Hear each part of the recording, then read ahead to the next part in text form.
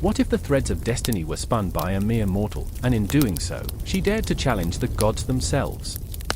Arachne, the girl with hands like lightning and a tongue sharper than a serpent's fang, sat at her loom, her heart pumping to the rhythm of rebellion. She wove tapestries that sang of God's failings, each thread a dagger aimed at Olympus, each pattern a scandal that would make even Zeus squirm. Can you feel it?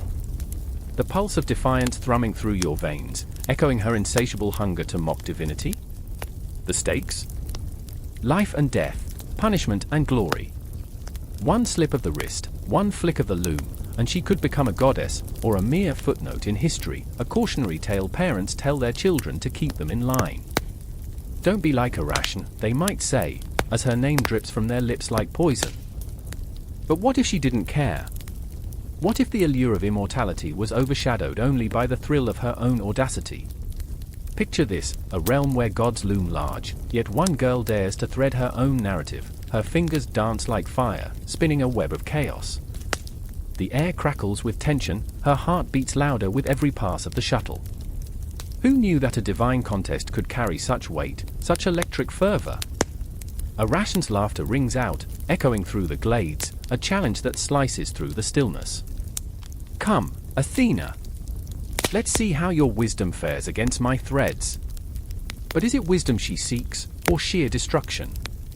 The gods watch, cloaked in their divine stupor, sipping ambrosia while their henchmen, those lesser divinities, gather to witness this audacious spectacle.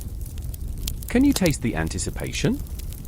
The bitterness of divine jealousy swirling in the air, thick enough to choke even the mightiest of Olympians? As her loom whirs like a tempest, Arachne's tapestries reveal truths that could shatter Olympus. She stitches together betrayals, lusts, and feuds, weaving a narrative so rich it could drown the very heavens. The onlookers gasp, riveted by the sheer audacity of her artistry. But in this game, one question looms larger than all: when does pride tip into hubris? Arachne, with her fiery spirit, stands on this precipice, one misstep from glory or annihilation. What happens when a mortal challenges divinity? What price must be paid for the audacity to outshine the gods? The loom creaks under the weight of her ambition, the threads twist and turn, and with each pass, the fabric of fate shifts. Can you feel it? The storm brewing, the shadows lengthening, the outcome hanging by a single thread? Arachne is spinning her fate, and every twist of her loom unravels a deeper, darker mystery. Will her laughter echo throughout eternity, or will it be silenced, snuffed out like a candle in a tempest? The web of intrigue tightens, ensnaring you in a dance of suspense that craves resolution. The challenge is set. The gods watch. And the world is about to change forever, if only one girl can hold her ground. The loom stood in the corner like a spectre, its threads taut, whispering secrets as the sun slanted through the window, casting long shadows that danced upon the walls. I remember the air, a shroud of tension, thick enough to slice through. My heart pounded, a frantic drum echoing the fear that called in my stomach like a viper, waiting and watching. Arachne, her hands trembling, gripped the shuttle like a lifeline, eyes wide, reflecting the dim glow of the coals, and in that moment, time stuttered, a cruel trickster uncertain of its next move. "Do you think I'm mad?" she asked, her voice barely a breath, raw vulnerability lacing her words. Each syllable hung in the air, a challenge, a plea. Her fingers danced over the threads, a lover's caress, but they betrayed her, angst embroidered into the fabric of her craft. She was a weaver, yes, but more than that, she was a dreamer. And dreams, as we know, are dangerous things. I remember my own reflection in the glass, haunted, disillusioned. I was not the hero of this tale, I was an observer, caught in the web of their turmoil. My name is not important, but my presence is. I stood alongside Arachne, breathing the same air, sharing the same dread of the coming storm. "Why do you care?" I pressed, the edge of my voice cutting through the silence. "You have talent. They envy you for it." My words tumbled out, a futile attempt to anchor her, but she was already adrift, spiraling into the void. "They envy me, yes. But they will soon learn what envy truly costs," Arachne whispered, her gaze distant, as if peering through the very fabric of reality itself. I shuddered, a chill snaking its way down my spine. Her fingers moved with a grace that belied the turmoil within, each stitch a heartbeat, each pattern a pulse of defiance against the gods who would see her brought low. In the shadow of the loom, there was another, a figure draped in darkness, his presence like smoke, slipping through the cracks of our world. Lydon, the village blacksmith, a man whose shoulders bore the weight of the world, appeared at the edge of the threshold. I could see the strain etched into his features, a mix of love and desperation. He cared deeply for Arachne, yet his heart was chained, a prisoner of duty.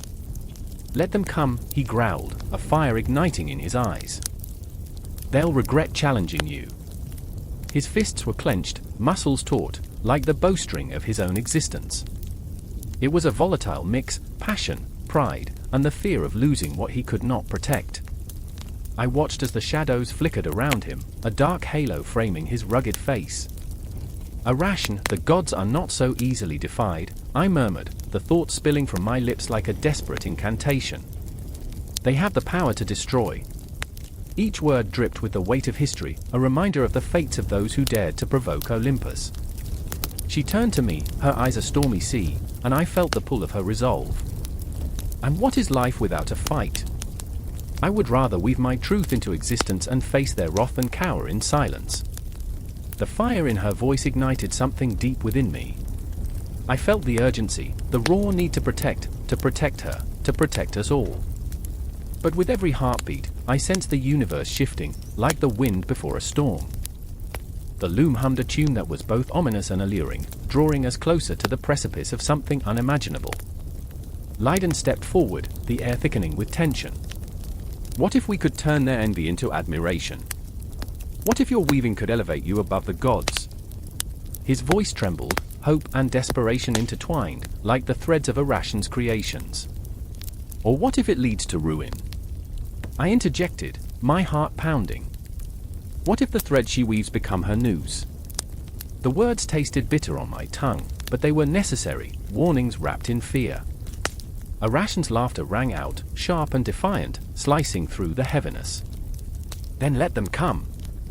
I will weave the heavens into my tapestry. I will not hide like a rat in the shadows." Her hands flew over the loom, each movement fueled by an ancient power that shimmered beneath the surface, illuminating the very air around her.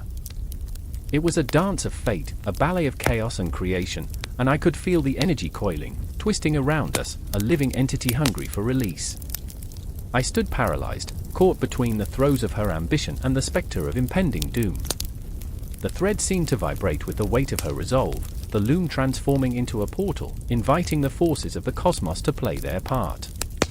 Lydon stepped into the circle of light, breathing heavily, the shadows clinging to him like a shroud. "You speak of admiration, but admiration can curdle into hatred. The gods will not simply stand by as you challenge their authority. They will strike." His voice was a low rumble, a warning wrapped in love. "But what if I am the storm?" Arachne countered, her eyes aflame, carving out her destiny in the fabric of night. "What if I am the very thing they fear?" And with that proclamation, silence fell, a heavy, palpable stillness that enveloped us like a funeral shroud. The loom quaked, vibrating with the energy of her ambition, and I felt the air shift again, the world holding its breath, teetering on the edge of catastrophe. I remember the feel of time stretching, bending, twisting into knots. The loom, the shadows, the fierce light of determination in Arachne's eyes, it all collided, an explosion of passion and peril, and we stood as witnesses, held captive by the inevitability of what was to come. There would be no retreat, no escape from the threads already woven into our fate. In that moment, as the loom hummed its haunting melody, I knew we were caught in a web spun from desire and ambition, a tale that would echo through time, a testament to the insatiable hunger for greatness. And the echoes of our choices would resonate in the hearts of those who dared to dream, whether for glory or despair. So we stood there, three lost souls, united by threads of fate, teetering on the brink of destiny, as the world around us held its breath, waiting for the moment the storm would break. The loom whispered, the shadows danced, and I felt the fabric of reality shift, forever changed.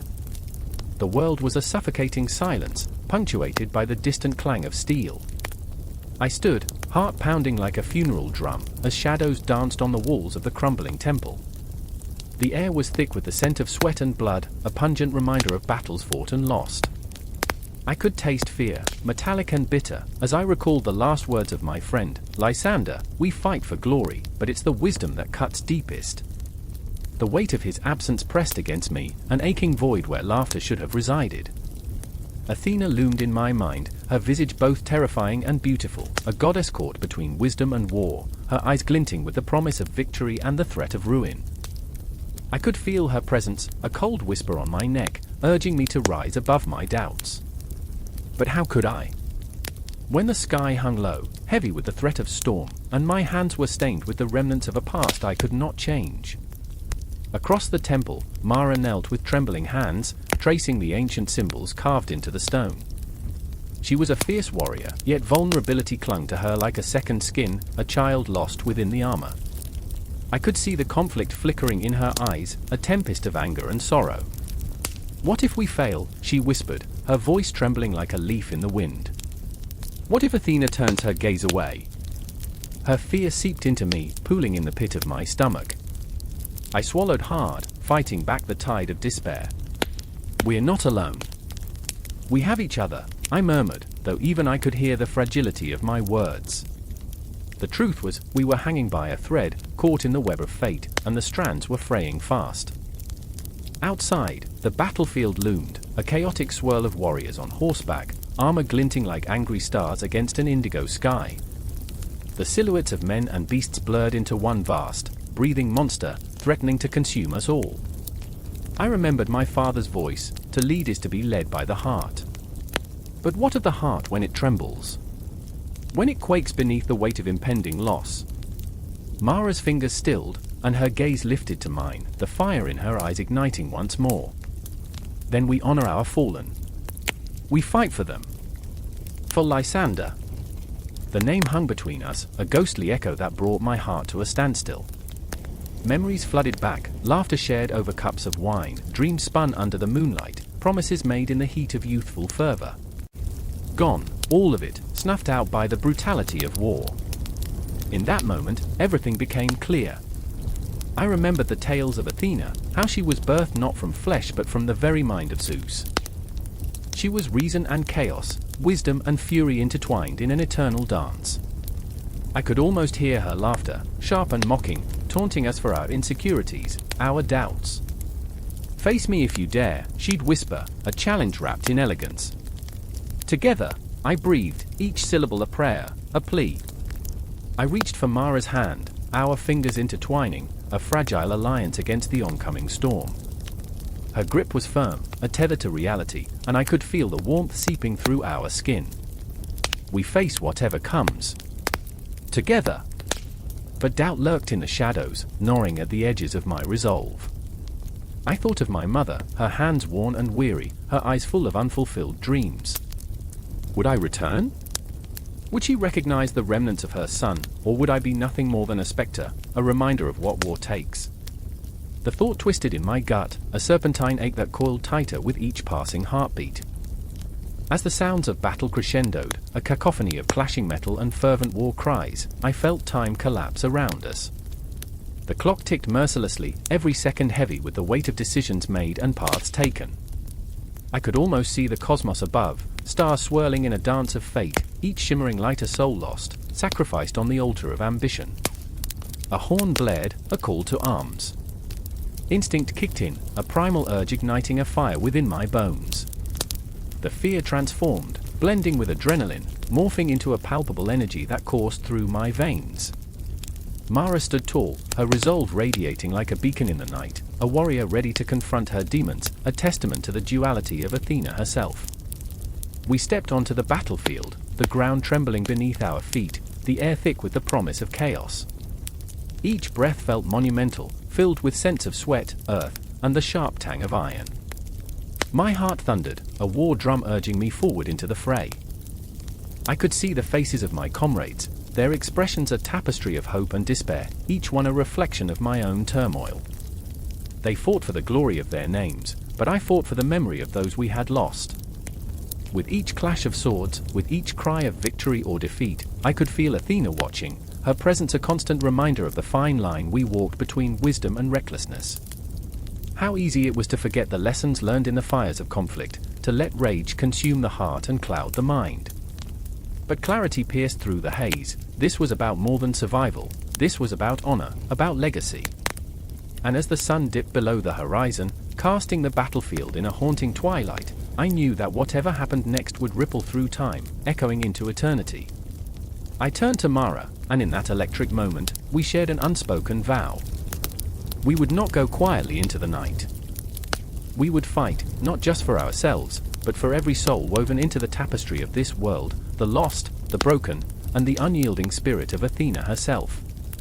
The moment was upon us, and the shadows of war stretched long, promising both ruin and revelation.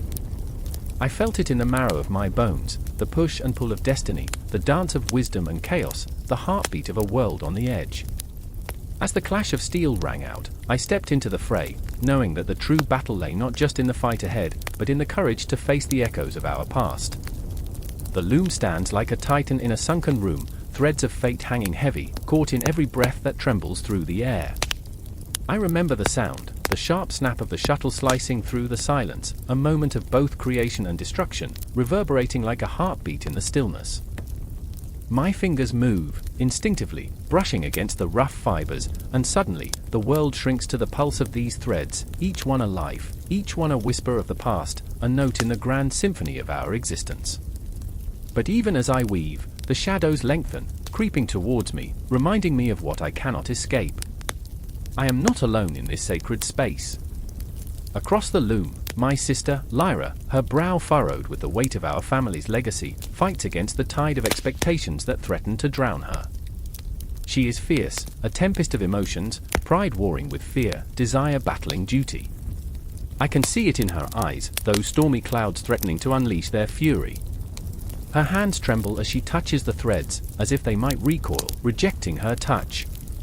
"We must finish before nightfall," she says, her voice taut, each word a crack in the dam holding back her frustration. But how do we weave a future when the fabric of our lives feels so frayed? I remember the stories Grandma used to tell us, tales spun like the finest silk, of women who had crafted destinies with their hands. Weaving is not just a craft, she would say, her voice a lullaby laced with ancient wisdom. It is the very essence of our souls, binding us to the cosmos. And yet, here we are, two daughters of a dying lineage, trapped in a struggle that feels as eternal as the stars. My own heart races, the weight of expectation pressing down on me, the need to prove myself clawing at my insides like a wild beast. Then there's Thaddeus, a childhood friend whose laughter used to fill the rooms with light, now reduced to a ghost haunting the edges of my thoughts. Once, he was the sun, illuminating the dark corners of my dreams. Now, he's the shadow lurking there, a reminder of promises unfulfilled. I catch a glimpse of him in the doorway, his figure framed by the fading light, a silhouette of longing and anguish. "We can't keep doing this, Arachne," he whispers, the name falling from his lips like a broken promise. "You're losing yourself to this madness." Madness. The word stings, but I know it's not wrong. We are all mad in this place, trapped in a cycle of creation and destruction, spinning threads that will never truly bind us to the future we yearn for. "What do you think this is?" I shoot back, anger lacing my words. "Some game?" These threads are our lives. I want to scream at him, to shake him into understanding the weight of destiny that clings to us like a shroud. But even as I feel the anger swell within me, I see the sadness in his eyes, the helplessness of being unable to save someone who doesn't want to be saved. The loom groans beneath the tension, a sound that mingles with the whispers of the past. I remember Grandma's tales turning dark, the way the threads had woven together fates that could not be undone. "Beware the curse of the weaver," she would caution. "For every creation, there is a sacrifice." The chill creeps in, wrapping its icy fingers around my spine. I glance at Lyra, whose hands now move with a desperation I can't ignore. "What if we're not strong enough?" she asks, her voice barely a whisper, as if the question itself could shatter everything.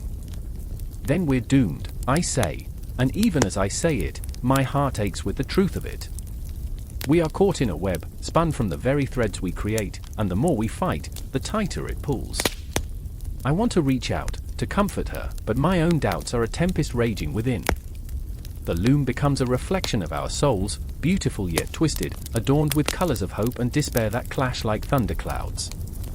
Suddenly, the room shifts, shadows dancing as the last rays of sunlight bleed from the sky. The loom's rhythm becomes frantic, a race against time. We have to finish. Lyra's voice cuts through the mounting chaos, and her eyes blaze with an intensity that sears through the air. I feel the pull, the urgency of her words wrapping around us, binding us tighter than the very threads we weave. My heart pounds, echoing the frantic beat of the loom, and I wonder, can we find salvation in this chaos? Thaddeus steps closer, a silent plea etched on his face. Ariadne, he says, and the way he says my name feels like a lifeline thrown into turbulent waters. You don't have to bear this alone. But the truth looms larger than any thread. We are all alone in our battles, even when surrounded by those we love. I turn away, afraid of the vulnerability that threatens to spill over, afraid of the truth that sits heavy in my chest. As I press on, each stitch echoes with the weight of dreams unfulfilled, of promises made and broken. The loom is not just wood and string, it is an altar of our existence, each thread a testament to our struggles, woven together into a tapestry of pain and beauty. I can almost hear the voices of the women before us, filling the air with their songs of sorrow and triumph, urging us forward. But as night descends, a shroud blankets our fervor, and a sense of foreboding slithers through the shadows. I catch glimpses of ghosts in the corners of my vision, memories flickering like dying embers. Time stretches and contracts, and I find myself lost in the weave, ensnared in a fabric that pulses with the weight of our legacy. What if we can't finish this? Lyra asks, her eyes wide and haunted. What if we fail? For a moment, the question hangs heavy, a dark star in an endless sky. But I can't answer. Instead, I reach for the threads, feeling the cool texture glide through my fingers, a reminder that creation is a dance of light and darkness. The loom beckons. It knows. We must move forward, even if the path is obscured by shadows. And in that moment, as we weave together in silence, the world outside fades away, leaving only the loom and the whispers of our hearts. The shadows grow longer, but so does our resolve. We are bound to this craft, to each other, and as the clock ticks ominously in the distance, we realize the night is just beginning, and with it, the true artistry of our lives is about to unfold. The loom rattled, a metallic grating that echoed in the dim cellar, a desperate cry mingling with the sharp scent of wool. Arachne felt the vibrations dance through her fingertips, raw and electric, as if the threads themselves were alive, thrumming with the pulse of creation. In that moment, the world outside ceased to exist, the sun-drenched fields, the laughter of children at play. It was just her, the loom, and the fragile strands that whispered promises of beauty and despair. I remember the day I nearly lost it all. The words slipped from her lips, hushed but heavy, borne on the weight of her longing. In the back of her mind, shadows flickered, judgmental eyes, the scorn of those who thought her nothing more than a girl with a fool's dream. Across the room, her father's silhouette loomed like a spectre, hunched over, ravaged by time and toil. You waste your life, Arachne. He spat the words like venom, and each syllable gnawed at her heart. She looked away, refusing to let the tears spill over, refusing to give him that satisfaction. You'll never be more than a servant to the gods, a plaything for their amusement. But deep inside, a fire burned brighter than any disdain. She breathed in and out, steadying herself. I'll show you, she whispered to the shadows, her voice quivering with defiance. I'll show you. Outside, the village buzzed with life, but within these four walls, Arachne was the queen of her own domain. The yarn spun around her fingers, a kaleidoscope of colors, each hue a memory, golden sunsets, midnight skies, the laughter of friends long lost. She wove not just fabric but her very soul, each thread a confessional, every pattern a language only she could speak. And then there was Erisichthon, the boy with stormy eyes who had once dared to dream beside her. He had been her confidant, her muse, an echo of hope in the darkness. Arachne, he had whispered, fingers stained with ink, we can change the world with our art.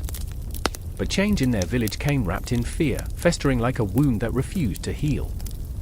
Now, he stood outside that very door, a ghost of memory, haunted by secrets they once shared. Arachne, his voice wavered, tinged with urgency. They're talking about you. They say you challenge the gods with your art. She laughed, the sound almost manic, as if she were unspooling sanity with every note. And what of it? What is art if not a challenge? What is life if not a rebellion against the mundane? Life can be cruel. His words hung in the air, a warning clothed in tenderness. You know what happened to the last one who dared. You could beat her like them. Arachne's heart raced, the pulse of fear drumming in her ears. She recalled the stories, the artisans who had danced too close to divinity only to be met with a swift, merciless end. Let them come, she said, the fire igniting within her once more. I'll face them, I'll weave the truth into my work. I will not be silenced. The loom clattered again, a feral rhythm that matched her heartbeat, and she turned back to her masterpiece, a tapestry that bore the weight of dreams and nightmares alike. It shimmered in the dim light, each thread a testament to her ambition, her pain, and an insatiable hunger for recognition. But even as she wove, doubt crept in, whispering insidiously. What if I fail? What if my ambition leads to ruin? The shadows of her father and Arachne merged, their voices a chorus of doubt. Art is a gamble, a wild dance with fate, she countered, but the words felt hollow, like echoes fading into the night. And I am not afraid. Day faded into night, and the loom became her only companion. With every pass of the shuttle, the threads intertwined like destinies, fragile yet fierce. The glow of the lantern flickered, an unstable heartbeat in the dark. And then she saw it, a glow beyond the cellar, the village square lit up like a beacon of life. Her heart raced. They were gathering, the townsfolk, their faces illuminated in flickering shadows, and she sensed the weight of their gazes, the anticipation thick enough to cut. She allowed herself a moment of fear, a moment of doubt. What would they say about her work? Would it be the culmination of her dreams or the end of her spirit? But the cracks of doubt were mended with resolve. Arachne stepped into the night, her tapestry draped over her shoulders like armor. She felt the threads pulse against her skin, a response to the energy that thrummed in the air. Look! A voice shouted, cutting through the murmurs. The weaver comes. The crowd parted, eyes wide, mouths agape. She felt their judgment, their curiosity, their fear, and a jolt of exhilaration surged through her. Here she was, a girl who had dared to dream, standing against the cosmic scales of fate. In that moment, she was not just Arachne, she was a force of nature, a tempest brewing on the horizon of destiny. The crowd swelled, a tangle of emotions, hope, envy, admiration. She raised her head high, her heart pounding to the rhythm of a story yet untold. I am Arachne, daughter of the loom, and tonight I weave not just for myself, but for every voice that has been silenced. And as she spoke, the stars above twinkled in response, a celestial audience to her declaration. But even in the shimmering beauty of the night, a dark shadow loomed, an omen that hung heavy in the air, whispering of divine wrath. In that split second, as the moon bathed the world in silver, Arachne felt the delicate threads of her fate tighten, the tension coiling around her like an impending storm. She could not turn back, she would not turn back. The loom, the village, Arachne, they were all part of a grand tapestry that was about to unravel in ways she could never have imagined. She stood on the precipice of greatness and the brink of destruction, unaware that her rise to fame would be woven with threads of agony and ecstasy, love and loss, and a fate that would forever alter the course of her life. I will not be silenced, she vowed, her voice echoing into the night, a ghost of determination that would haunt her every step forward. The loom rattled once more, and she could feel the cosmos shifting, the very fabric of her existence woven into the tapestry of the universe, waiting to reveal its next chapter. The weave of a loom sang softly in the dim light of a solitary workshop, the rhythmic clatter punctuated by the rustle of an unseen tension that lay heavy in the air. Arachne stood, her fingers dancing over threads like a sorceress conjuring spells, a tapestry stretching before her, an intricate portrayal of gods and mortals, a world she spun with perfect precision. The colors pulsed with life, scarlet passion, azure despair, and a sickly green that whispered of envy. Yet, the very essence of her craft crackled with hubris, a pride that swelled within her chest like an impending storm, dark clouds brewing on the horizon of her ambition. "I remember," she whispered, a mantra against the burning ache of desire. "I remember when the gods were just stories, when I could laugh in their faces." Her eyes flickered to the open doorway, where shadows gathered like a storm, and for a fleeting moment, she saw them, deities cloaked in whispers, their laughter mingling with the wind. "What do they know of my art?" she challenged, her voice a low growl. "What do they know of my genius?" But the shadows danced back, leaving only silence, a deep void that echoed with the weight of her recklessness. The loom stilled, caught in a breathless anticipation, as if even the fabric itself felt the tremor of her defiance. Across the village, in the heart of a bustling tavern, a man named Lycus sat hunched under the weight of his drink, the bitter taste of wine a stark contrast to the sweetness of dreams dashed. He raised the cup to his lips, watching the world through bleary eyes, memories crashing like waves against the shore of his mind. "I remember," he mumbled, "the tales of Arachne, the girl who dared to challenge the gods. She wove stories, and with each thread, she unraveled the very fabric of fate." His heart ached with a longing, a yearning for the vibrancy she spun into existence, the vibrancy he had sacrificed at the altar of practicality. But practicality was a dull blade, it cut no deeper than skin. Lycus envied Arachne her fire, even as he feared its burn. "Why must you drink away your dreams?" her voice interrupted, slicing through his haze. It was Demetra, a woman of wild curls and laughter like music, who thrived in the vibrant chaos of existence. She leaned against the bar, her eyes sparkling with mischief. "You and Arachne, both lost in your obsessions. You drown while she dances with the gods. What a tragic comedy." "Tragic indeed," he muttered, the weight of her words pressing down like a vice. "I could never be what she is. I'm but a shadow." The truth twisted like a knife in his gut. He wanted to spit defiance, to rise from this stool and claim a piece of the sun, but the spark of Arachne's brilliance only deepened the chasm of his despair. In that workshop, the loom shuddered under Arachne's hands, a storm of emotions weaving through her heart. "I'll show them," she vowed, her voice thick with determination. "I'll craft something so exquisite, so profound, even the gods will tremble." Each thread she pulled felt like a declaration, a promise to herself, a truth that wouldn't be silenced. But the air thickened with an omen, a distant rumble that echoed in her bones. Shadows crept closer, the whispers of the gods curling like smoke around her, taunting her ambition. "They're watching," a voice crooned from within the darkness, seductive and sinister. "They're waiting for you to fail." Arachne shivered, her resolve faltering for a heartbeat before she laughed, a sound that rang hollow in the stillness. "What do they know of failure?" she retorted, the bravado faltering beneath the weight of an uncertain fate. "They're just jealous." A flicker of doubt crossed her mind, just a moment of reckoning, but she pushed it aside, swallowed by the hunger for validation that gnawed at her insides. "I'll show them," she repeated softly, more to herself than anyone else. Lycus stumbled out of the tavern, the cool night air biting against his skin, the stars twinkling like distant echoes of forgotten dreams. "Arachne, you fool," he murmured as he walked toward her workshop, drawn by an invisible thread of fate. "What have you set in motion?" He entered the dim space, the loom's shadowy outline stark against the flickering candlelight. She stood there, a goddess in her own right, weaving a tapestry that was more than mere art. It was a challenge, a battle cry against the heavens.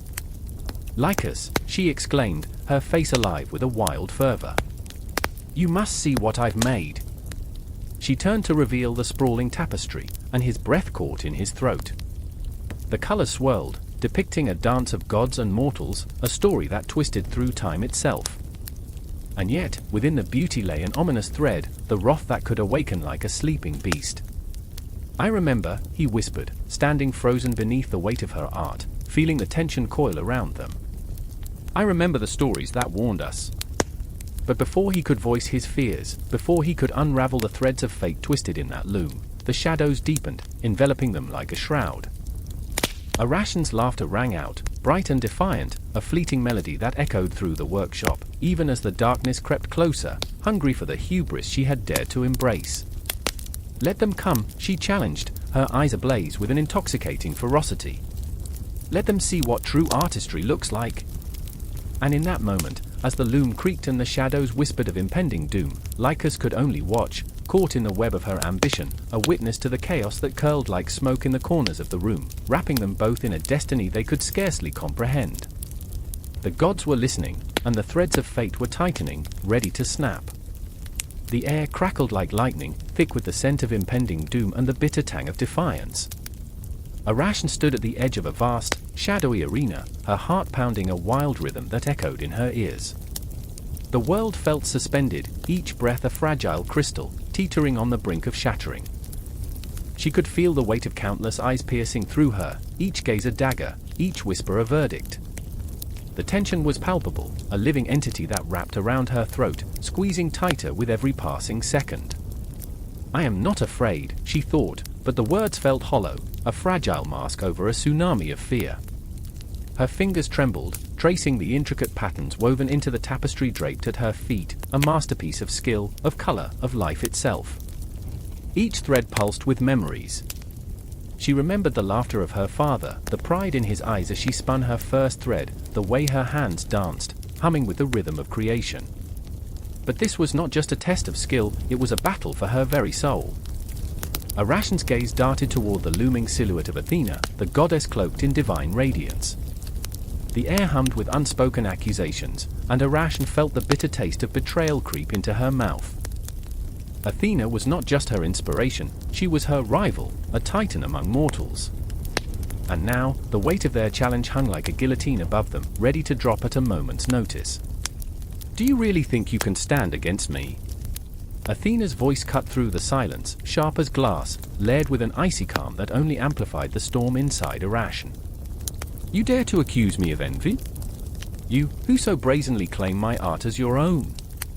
Arachne's heart raced as fury ignited within her. "Envy," she shouted, her voice rising above the murmurs, the gasps. "You may wear the mantle of a goddess, but who taught you the threads of our craft? Who spun the very fabric of creation?" The arena trembled, shadows of doubt flickering in the goddess's eyes. Arachne took a step forward, her voice not just a challenge, but a battle cry. "I am not your puppet, Athena. I am the weaver of my fate." Each word was a strand of silk, woven into a tapestry of truth. She could feel the collective breath of the crowd, a wave of disbelief and admiration. Arachne's heart soared with the rush of rebellion, daring to unfurl against the divine. But beneath it all lay a tremor of fear, whispering of the consequences that loomed like dark clouds ready to unleash a storm. Athena's expression shifted, a storm brewing behind her calm facade, a celestial anger that could rip the very heavens apart. "You think you can challenge the gods? You have no idea what lies beyond your mortal dreams." Arachne felt a chill slide down her spine, the air around them thickening with foreboding. A sense of dread coiled tightly around her heart, squeezing until it hurt. "Everything I am, I have created from my own hands. Is that not worthy of the gods? Is it not an art worth celebrating? Art." Athena's laughter was a sharp blade, cutting through the tension. "Art is to honor the divine, not to mock it. You have spun your tale too close to the sun." The goddess's voice dropped to a deadly whisper, "and I will not let you walk away unscathed." Time felt suspended, a ghostly specter that lingered in the oppressive silence. Arachne's thoughts spiraled, memories flashing before her eyes like a torrential storm. Moments of joy faded to shadows, every brush of a thread now a reminder of the price she could pay for her insolence. She had dreamed of accolades, of glory, but in this moment, all she felt was the crushing weight of reality. The air shimmered, charged with energy as Athena raised her hands, the cosmos swirling around her like a tempest unleashed. "You think your art can rival the divine? Let us see, then. We shall weave, and the threads of fate will decide." Arachne's heart skipped. The challenge, the very essence of their confrontation hung between them, raw and electrifying. The weight of it was unbearable, her fingers itching to grasp her loom. "Fine," she spat out, the fire within her roaring to life. "Let the threads speak, let our hands move as they will. But know this, Athena, I will not back down. If I fall, I will fall as a mortal. Not as a shadow of your brilliance." With those words, a pact was sealed, the air thick with unyielding resolve. Arachne's heart pounded, defiance surging through her veins, but lurking beneath was a pulse of anxiety that refused to fade. The very fabric of her existence hinged on this moment, an entanglement of fate that twisted and turned like the thread she so adored. Athena's eyes gleamed, the storm within her brewing to an ominous crescendo. "Then let us begin." The loom appeared, a monstrous frame that towered over them, its wood etched with the whispers of countless artists lost to time. Arachne felt the cool resolution wash over her, a flood of memories surfacing. She remembered her mother's hands, how they had once shown her the delicate art of weaving, the tales spun from threads that sang with life. This was how she found solace, her sanctuary amidst the chaos. But that sanctuary now felt like a cage with bars of fear, and she was the prisoner. As they began to weave, the world faded, reduced to the rhythm of bone and muscle, each thread a heartbeat, each tug a breath. Arachne poured her soul into her work, wove her dreams, her laughter, her pain into patterns that shimmered with raw emotion. The loom sang, and for a moment, she felt a connection to everything and everyone, past, present, future. But Athena was relentless, her strokes powerful and deliberate, a tempest of divine creation. Each thread she spun was a reminder of the heights Arachne might never reach, and doubt gnawed at the edges of her determination. I remember standing alone, surrounded by shadows, Arachne whispered to herself, fighting the creeping despair, but I also remember the light. Tension hung in the air, thick as night. The audience watched with bated breath, the ground beneath them trembling with the weight of the moment. Time twisted, stretched like the threads they wove, and every heartbeat echoed the truth. The challenge was not just for supremacy, it was a battle for identity, for the very essence of what it meant to be an artist, a mortal, a dreamer. As the last thread fell into place, silence swallowed the arena whole. The outcome loomed, a dark spectre waiting to reveal its face, and Arachne's heart raced, a wild animal caught in a hunter's snare. And in that moment, she understood. This was not merely about winning or losing. This was about the fight within, the tangled emotions, the fear of creation, the love of art that dared to stand against eternity itself. The loom quivered under the weight of their creations, shadows deepening, tensions rising. In that breathless silence before the storm, Arachne felt the gravity of her words, her challenge crystallizing into something more profound, a truth that would resonate far beyond the confines of their confrontation. The threads had woven a reality that could never be unraveled, and she stood, ready to face whatever came next. The loom vibrated, a taut string that felt like the edge of a blade, as Lila pulled on the thread, each movement a chaotic dance with destiny. She could hear the thrum of the market outside, the shouts of vendors mingling with the laughter of children, but inside this dim, shadowy workshop, a different world spun, one woven with desperation, need, and the unrelenting pulse of competition. The air was thick with the scent of wool, of sweat, of something that felt dangerously close to fear. I remember the first time I felt it, the moment my heart turned to stone, a chill creeping up my spine. The competition wasn't just about weaving. It was survival, a battle fought not with swords but with threads, not in the clamor of war but in the quiet desperation of the night. Lila's fingers were raw, calloused, yet they danced over the loom with a grace born from sheer determination. Across the room, the shadows shifted. There was Mara, the rival, her eyes bright with cunning, a storm brewing behind them. I could see it, the way she traced her fingers over her own loom, a predator watching its prey. She had a way of bending the rules that made every stitch seem like a taunt, a challenge, the very essence of competition. I remember how it felt to be in her presence, a mix of admiration and dread, like standing on the precipice of a dizzying height. "Are you ready to lose?" Mara's voice sliced through the air, silk-laced with venom. Her smile was a crescent moon, beautiful, yet dangerous, ready to eclipse whatever light Lila had managed to weave into her life. Lila didn't reply. Instead, she focused, threading the colorful yarn through the eye of the needle, each twist of her hands a prayer, a hope cloaked in the certainty of defeat. The clock hung on the wall, a silent sentinel ticking down the seconds. Thud. Thud. Thud. Time dripped like honey, slow and sticky, thick with tension. I could feel every heartbeat, the rhythm of ambition and fear pulsing through the air. Lila glanced at the clock, her resolve wavering for just a fraction of a moment, and I could sense the weight of her memories pressing down on her. The moment she lost her family support, the moment they turned away, leaving her with nothing but the threads and the loom. Every stitch is a choice, I remember Mara whispering, a ghost in my ear, taunting and teasing, like the specters of our pasts. Choose wisely, Lila, or your dreams will unravel before your eyes. As Lila wove, each thread became a soldier, a defender in her personal war.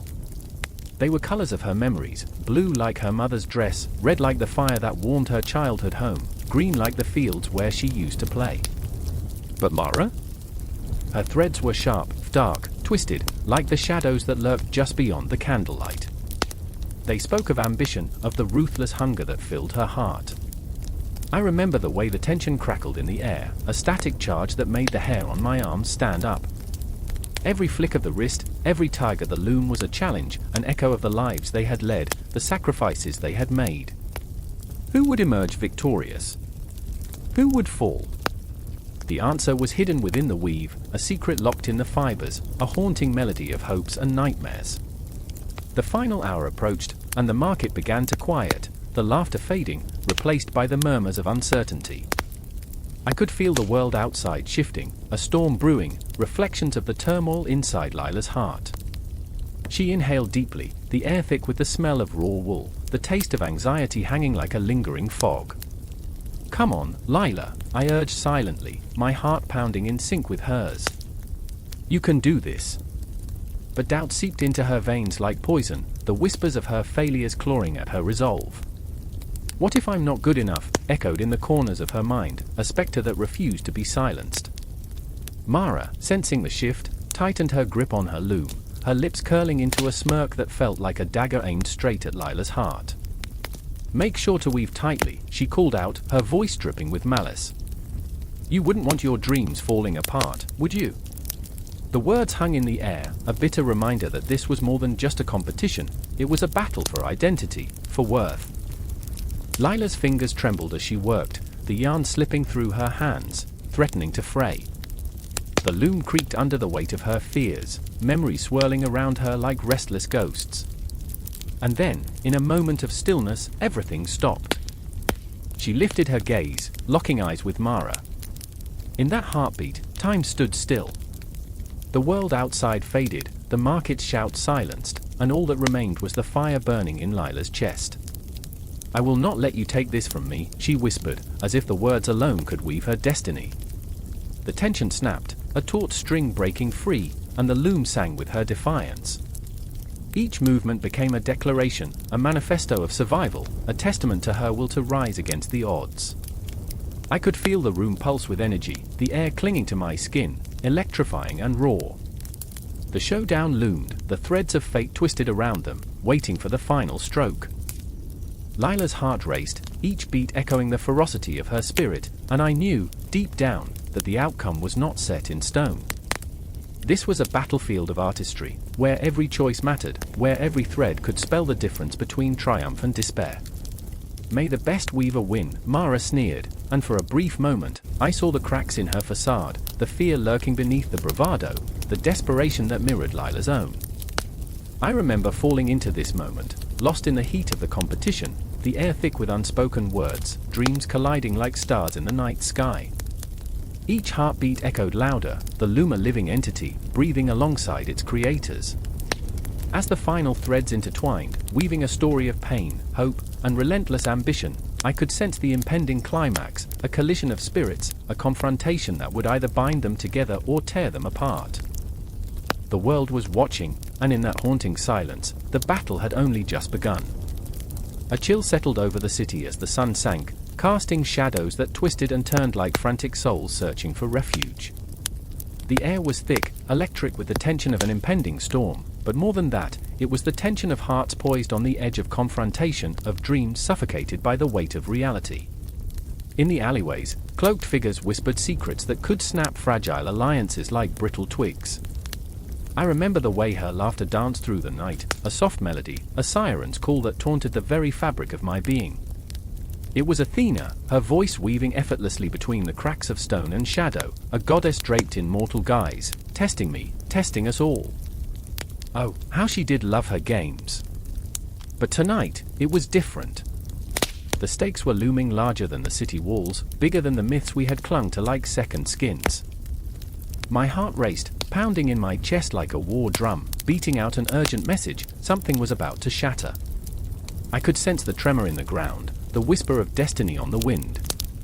Why do you hide behind that mask?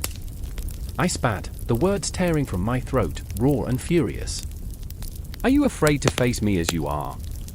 My eyes darted around, seeking the familiar glimmer of her divine spark, but all I found was a reflection of my own doubt, haunting and relentless. She emerged from the shadows, a figure cloaked in the guise of a mortal woman, the flicker of her brilliance barely contained. Oh, but you misunderstand, she replied, voice dripping with mischievous intent. This isn't about fear, it's about understanding. You see, power is not merely a thing to grasp. It's a dance, an intricate tapestry woven with threads of choice and consequence. Her words felt like a blade, cutting through the fog of my confusion. Each syllable was a reminder of my own inadequacies, the growing chasm between us. I had always been the underdog, the one who would strive and claw, but never quite reach the height she effortlessly soared to. I watched as her smile sharpened, dangerous as glass, and something deep within me shifted, a thunderous wave of emotion cresting and crashing. Why must you test me? I demanded, my voice trembling with the weight of 1,000 unshed tears. I know what it is to lose. I know what it is to feel your breath against my neck, reminding me that I am not enough. The silence that wrapped around us felt heavy, as if the universe itself held its breath, waiting for the inevitable. In that moment, her eyes glimmered with an ancient wisdom, the kind that sees beyond the veil of the present. And yet, here you stand. You fight, even when the odds are against you. Isn't that a story worth telling? But I had no patience for her riddles. Not now. The pulse of anger throbbed in my veins as memories crashed like waves, each one a reminder of my fragility. I remembered the scent of burnt offerings, the echoes of laughter that faded into hollow silence. I remembered the unyielding void when hope slipped through my fingers like sand. Stories. I laughed, bitter and harsh. You speak of stories while I stand here, a fool in your game. What good are tales when I am but a shadow of your brilliance? She took a step closer, the light of her form flickering like a candle caught in a gust. You are not a shadow, you are the flicker of fire waiting to ignite. But you must embrace your darkness to find your light. The word struck me, hard and unyielding. In that moment, everything shifted. I felt the darkness within me stir, the old scars and wounds throbbing as if demanding to be acknowledged. How many times had I allowed fear to govern my choices? How many times had I cowered in the corners, afraid to step into the arena? Show me, then, I whispered, my voice cracking under the weight of vulnerability. Show me what it means to be truly fearless. Athena's laughter rang out, a haunting melody that echoed off the cobblestones, a promise wrapped in danger. You want to play? Then let us dance, my dear rival. Let the world watch as we twirl amidst the chaos. And just like that, the world tilted. The shadows lengthened, twisting and writhing around us, and I felt the pulse of the earth synchronize with the rhythm of my heart. In that dance, my senses heightened, the taste of iron filled my mouth as the air thickened with tension. I felt alive, alive in a way that threatened to shatter the fragile mask I wore. The city became a canvas, painted with desperation and hope, each heartbeat a brushstroke of raw emotion. Remember, she whispered, the challenge woven into the very fabric of her words. In every rivalry lies a truth waiting to be unveiled. In every confrontation, a lesson etched in the stars. As we began our dance, the moon hung overhead, an impassive witness to our turmoil. The echoes of our movements reverberated through the night, a symphony of ambition and fear, heartbreak and triumph, a kaleidoscope of emotion spilling onto the cobblestones. I lost myself in the rhythm, each twirl magnifying the weight of what it meant to be human, to be flawed and yet yearning for something greater. My heart was a drum, pounding out a primal beat, the echoes of our struggle reverberating through the shadows, chasing the ghosts of all that could have been. The world around us blurred, the lines between goddess and rival fading. In this embrace of chaos, I felt the stirrings of something more profound than victory, an understanding that perhaps beneath the surface, we were not so different after all. And as the night deepened, and the stars bore witness to our fierce ballet, I knew that this moment would echo through time, a whispered reminder of the battles we fight within ourselves, the masks we wear, and the courage it takes to confront our own shadows. So, we danced, two souls intertwined in a furious embrace, defying the darkness that threatened to consume us, knowing that the true test had only just begun. The air crackled with potential, and I could feel it in my bones. The night was alive, and we were its heartbeat. The moon hung low, a sickly yellow eye watching over the world below, as the air crackled with tension. It was the night of the challenge, where fate would be wrenched from the shadows, and whispers of fear danced like phantoms among the villagers. I stood at the edge of the town square, breath shallow, heart pounding, a drum in the stillness. The scent of damp earth mixed with dread, the kind that clings to your skin, making every hair stand on end. Arachne stood before us, sculpted from defiance and pride, her eyes burning with an otherworldly fire. She was unyielding, the embodiment of determination wrapped in a cloak of cobwebs and starlit rage. In that moment, I saw her not just as a woman, but as a force of nature, a storm brewing, ready to unleash its fury. I could feel it, we all could. She raised her hands, fingers stretching like the branches of an ancient tree, and with each breath, she wove her declaration into the fabric of the night. I accept the challenge. The word screamed through the silence, slicing the air like a knife. It wasn't just a proclamation, it was a battle cry, echoing in the hearts of those who dared to listen. I caught a glimpse of her resolve, the glimmering threads of ambition that danced around her like serpents.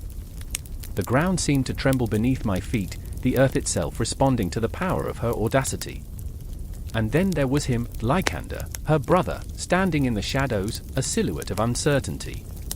I saw his eyes, flickering with worry, like candle flames in a drafty room.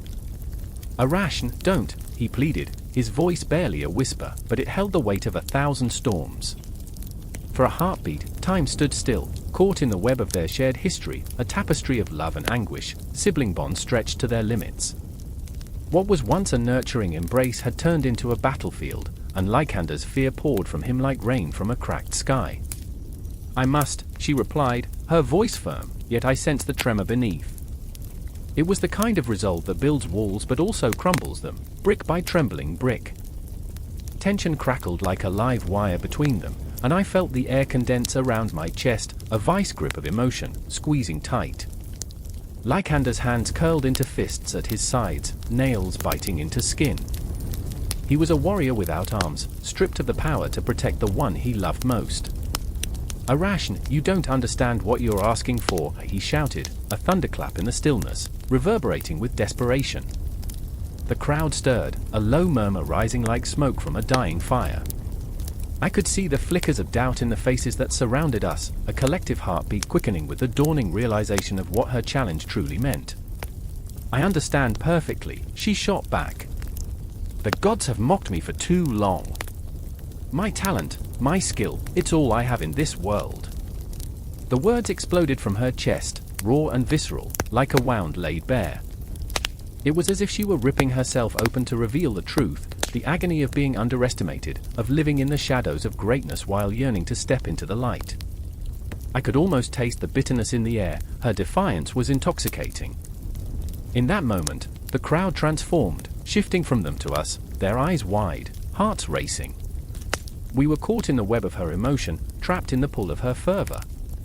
"I will show them all. I will spin my destiny, thread by thread, and nothing will stop me." And then, like a spell woven from the deepest fears and the brightest desires, the silence shattered. The gods above stirred, their laughter ringing out like thunder, and I felt the earth tremble beneath the weight of their judgment. Arachne stood defiant, unyielding, even as the darkness crept closer, like shadows flickering at the edges of our vision. Her declaration was a beacon, a lighthouse amid a storm, calling forth the winds of fate. But there was fear too, a gnawing pit in my own stomach, a voice whispering that perhaps she was inviting doom into her life. "What price will you pay, Arachne?" It was my voice, torn from the recesses of my heart, a warning veiled in concern. Her gaze flickered to mine, and for a moment, I caught a glimpse of vulnerability beneath the armor of her resolve. "I would pay any price for my freedom," she declared, eyes ablaze with fury, but I saw the cracks in her facade, the tremor of uncertainty that lingered beneath the surface. Lycander's shoulders slumped, the weight of his sister's ambition crashing down on him like an avalanche. "You're not just risking yourself, you're risking everything we've built, everything we are." His voice broke, a river of emotion spilling forth, love, anger, fear, and the bitter stench of impending loss. "I remember," Arachne whispered softly, as if the memories were ghosts she could not shake. "I remember the nights we spun dreams under the stars, weaving our laughter into the fabric of the universe. I remember how it felt to be seen, to be celebrated." The passion in her words vibrated in the air, a taut string waiting to snap. "But what if the gods do not care?" Lycander's voice trembled, a quaking leaf in a storm. "What if they tear you apart?" Her jaw clenched, and I felt the chill of inevitability creep over me. Time seemed to hang suspended, a pendulum swinging in slow motion, leading us irrevocably toward something unimaginable. The world around us faded, leaving only the three of us, a triangle of tension, fate intertwined in every breath we took. "I've already felt the weight of their disdain," she replied, her voice steady, almost serene. "I would rather fight than surrender to a life of shadows." And in that moment, something shifted. The darkness that had threatened to engulf her morphed into a cloak of strength, and her arms unfurled wide, embracing the challenge like a lover's kiss. I felt it, that haunting echo of destiny, reverberating through the very marrow of my bones. This was not just a choice, it was a collision of worlds, a reckoning of hearts. The crowd held its breath, a single entity, a heartbeat suspended in time. I could almost hear the ticking clock, each second counting down to an inevitable moment of truth. The air thrummed with energy, a palpable force, and I knew none of us could turn back now. And so, as the moon continued its eerie vigil, the challenge was set, and the stage was ours to claim. Each heartbeat was a drum, each breath a prayer, and the night whispered promises of glory and despair, intertwining like the threads of Arachne's loom. No matter what came next, this moment would stretch into eternity, a thread spun into the fabric of our destinies, binding us forever in the web of fate. The air was thick with anticipation, a tangible weight pressing down, as if the very fabric of reality held its breath. Beneath the flickering candlelight, shadows danced on the cold stone walls, mocking the fragile hopes fluttering in the chests of those gathered. I stood there, pulse racing, heart pounding against my ribs, every second stretching into eternity. This was not merely preparation, this was the precipice of desperation, where dreams teetered on the edge of madness, and every heartbeat echoed the unyielding clamor of fate. "Are you sure about this?" Lena's voice, raw and quivering, wove through the air like smoke. Her eyes, wide and haunted, bore into me, searching for solace. She was the heart of our ragged band, the one who believed in light even when darkness engulfed us. Yet here, with the clock ticking down, her faith felt like a fragile thread in a storm, and I could almost hear it straining. I didn't answer immediately. Instead, I turned to the table, cluttered with tools, a haphazard collection of blades, ropes, and potions, each item a whisper of the impending chaos. The knife glinted ominously in the dim light, its edge sharp enough to cut through flesh and spirit alike. There was something beautifully sinister about it, its presence both a promise and a threat. I remember the last time, I finally said, my voice barely above a whisper. "We weren't ready." A shiver crawled up my spine, memories flooding back unbidden. The crack of wood, the shout that tore through the night, the helplessness that gnawed at us. We had been naive, and in our arrogance, we had lost everything. Those ghosts still lingered, their faces twisted in grief, begging to be avenged. "Stop it," Lena interrupted, shaking her head, as if to cast away the shadows. "We can't let the past bind us." Her determination was a flicker in the void, a candle fighting against an oncoming storm. But I felt the weight of history pressing down on us, each second a reminder that we were but players in a cruel game written long before our time. Tom, silent until now, shifted uneasily. He was the skeptic among us, the one who valued logic over emotion. His hands trembled as he fiddled with the rope, knotting and re-knotting, the rhythm a desperate mantra. "Logic doesn't work in the dark," he muttered, almost to himself. But if we do this right, his voice trailed off, leaving an echo of uncertainty hanging in the air. Right. I snapped, the bitterness rising like bile in my throat. What is right anymore? What if we're just feeding the beast? The words tasted like ash on my tongue, a reality I wished were not true. The beast. The very thought coiled tightly around my insides, a serpent ready to strike, its fangs glistening with malice. Lena stepped closer, her warmth a balm against my fraying nerves. We have to try, she insisted, her voice steady yet edged with desperation. If we don't confront it now, it will consume everything we care about. The earnestness in her gaze made it hard to breathe, but I could see the flicker of doubt behind her resolve. We were all scared, we all felt the pull of hopelessness. As we prepared, an uneasy silence enveloped us, punctuated only by the sound of our hurried breaths, growing louder in the stillness. We were three souls standing on the brink of oblivion, armed with nothing but our fears and a ragged hope. I could feel the weight of the preparations pressing down on us, each item a harbinger of what lay ahead, a collection of dreams and nightmares intertwined. Do you think we'll survive? Tom's voice was a whisper, too fragile to bear the weight of the question. For a moment, I saw the boy he once was, a dreamer, untainted by the thorns of reality. It broke my heart to know that we were all just echoes of who we had been, now fueled by desperation. I remember, I said, my voice steady despite the tremor beneath, how we found joy in the simplest things.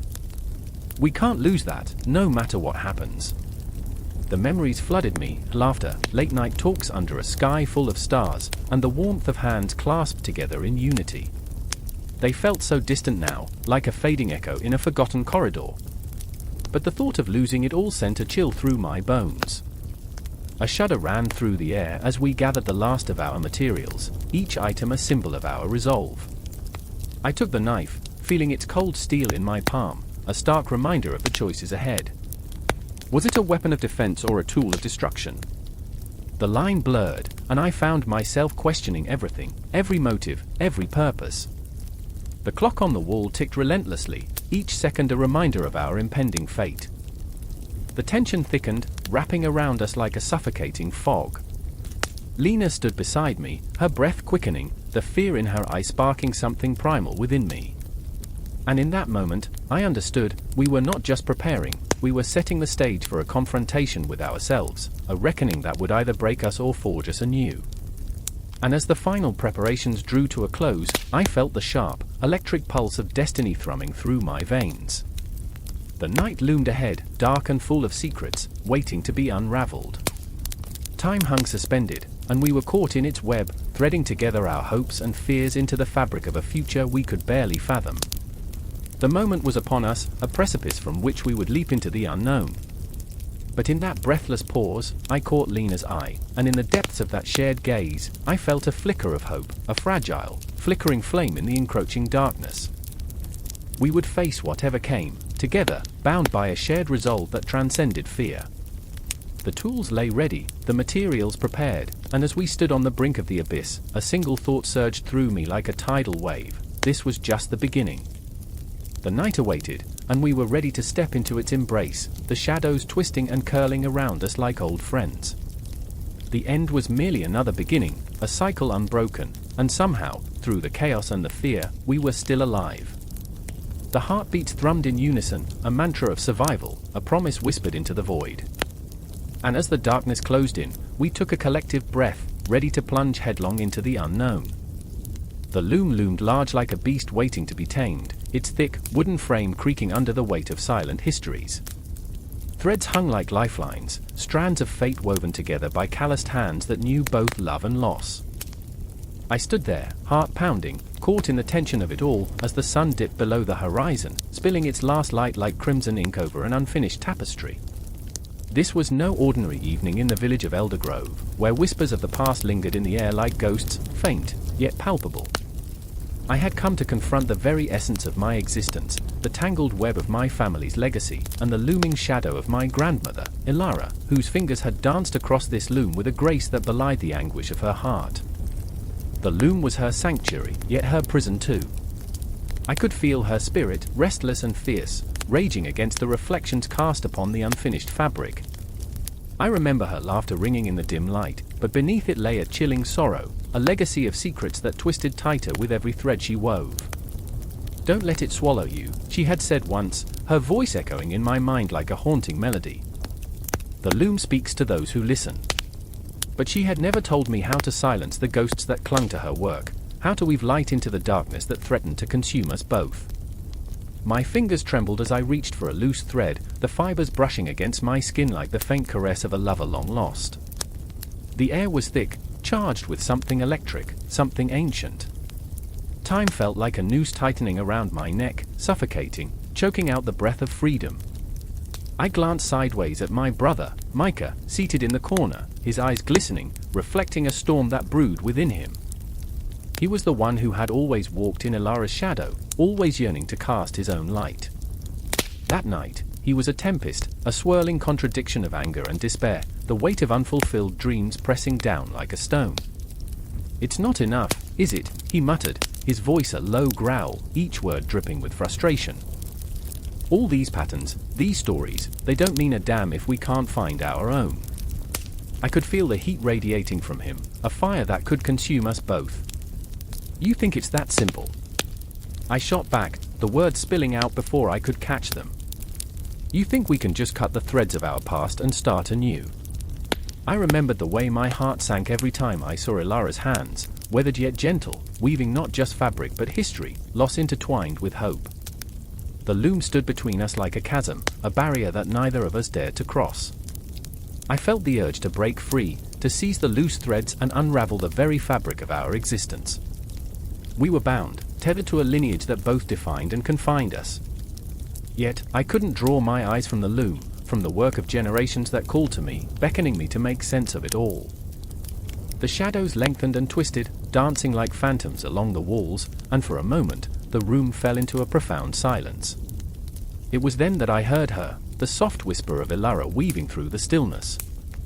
Her essence wrapped around us, pulling us closer, reminding us of the love plastered within the fibers, but also of the pain that had given rise to them. "Embrace the chaos," she seemed to say, her spirit swirling in the dim light. "Find beauty in the imperfections." Micah's fingers clenched into fists, knuckles white against the dark wood of his chair, as if he were trying to crush the very essence of our heritage. I could see the flicker of something deep within him, a fear mingled with anger, igniting a flame that threatened to scorch the very loom that had held us together. "This isn't our story, is it?" he challenged, eyes blazing. "We're just echoes, remnants of a past we didn't choose." A heartbeat passed. I felt the weight of his words pressing down on me, like a shroud of despair. What if he was right? What if the threads of our lives were fraying, unraveling into a void from which there could be no return? "Do you want to be free?" I asked, my voice trembling on the edge of uncertainty. The room pulsed with tension, each breath thick with the weight of possibility. He met my gaze, the storm inside him raging. "More than anything," he whispered, the words like a prayer, fragile yet potent. "But I don't know how to live without her guidance, without this loom." Inside me, I felt the flicker of an idea taking root, a fragile thread that could lead us both to a new beginning, or unravel everything we had ever known. I stepped closer, feeling the warmth of his body radiating against the chill of the evening air. "Maybe it's time we weave our own story," I urged, the words spilling forth like the threads from the spindle. "Not the one she created, but one that belongs to us." The loom stood silent, watching, waiting. I could hear the echoes of the past, the weight of sorrow, and the hope that lingered. I reached out, brushing my fingers against the fabric, a tapestry of dreams and fears, of history and possibility, intertwined like our very souls. Suddenly, an intense energy crackled between us, igniting a spark that sent shivers racing down my spine. "Together?" Micah asked, the vulnerability in his voice cutting through the darkness like a beacon of light. "Yes, together," I breathed, the tension transforming into something electric, something alive. Our hands met on the loom, fingers intertwining, bound by the very threads that had once threatened to ensnare us.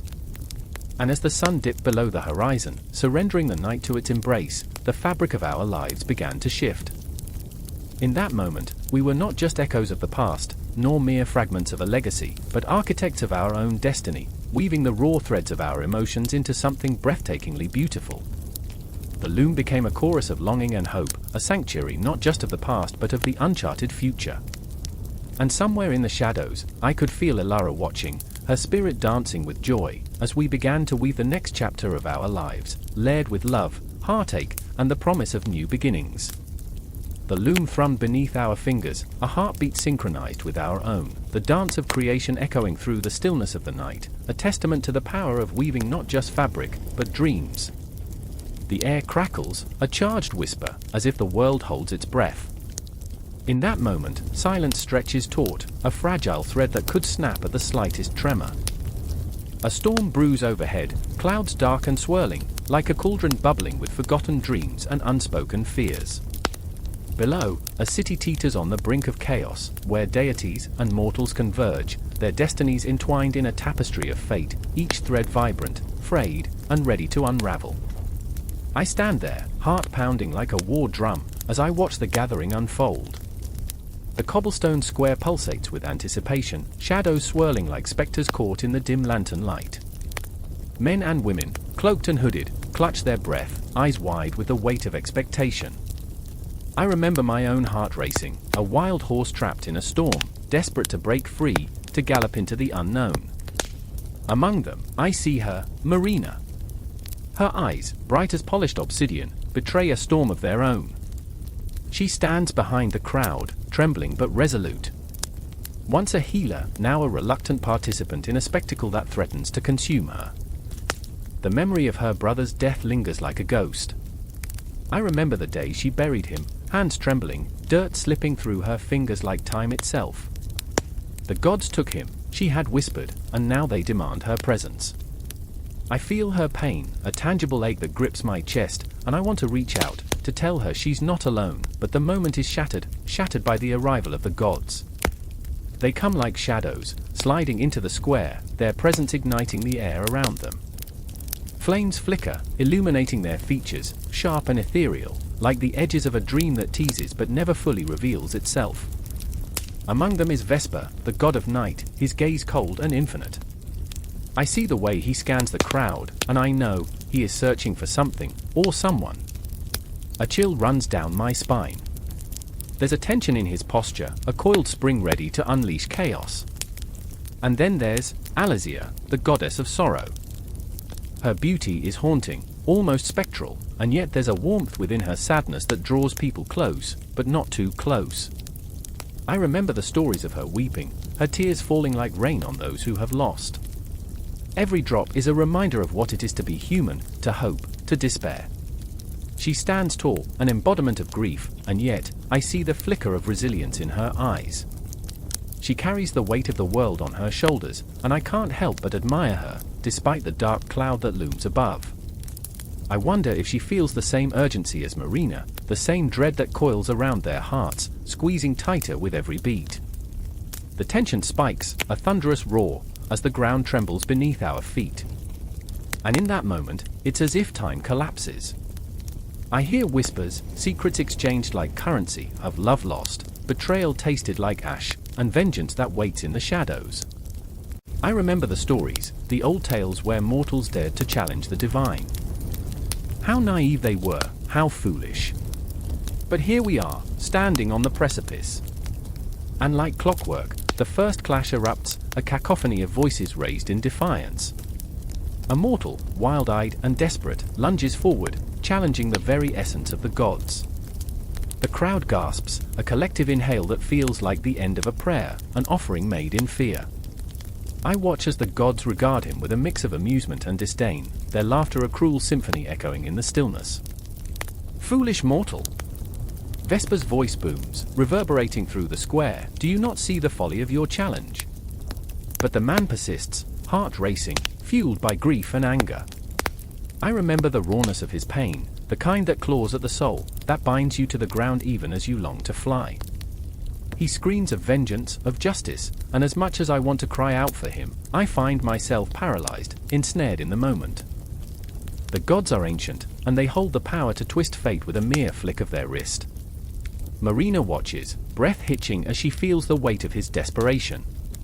The fear washes over her, a tidal wave threatening to drown her resolve.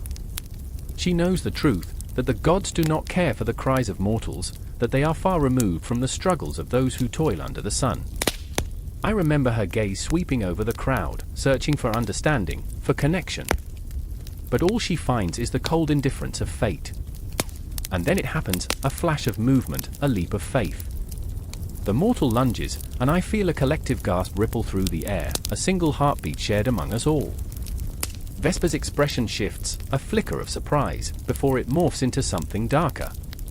The flick of a wrist, a cruel smirk, and suddenly the world tilts on its axis. Time stretches, and in that heartbeat, I see everything, the flickering of flames, the fear on Marina's face, the sorrow etched on Alazia's features. My heart races, every pulse a reminder of fragility, of the thin line we all walk, between despair and hope, life and death, love and vengeance. The energy in the square ignites, a storm of emotions colliding, each one sharper than the last. And then, just as suddenly, silence envelops us again, thick and suffocating. The gods stand unflinching, while mortals quake beneath their gaze. I remember the feeling of smallness in that moment, like a tiny sapling swaying before an unforgiving wind. The dance of deities and mortals has begun, and the stakes have never been higher. In the distance, I hear a clock ticking, a reminder that time is slipping away. I know that this is only the beginning, a fragile thread woven into the fabric of something far larger. The gathering of deities and mortals is only the prelude to the storm that approaches, and I can feel it in my bones, a promise of chaos, of passion, of heartbreak.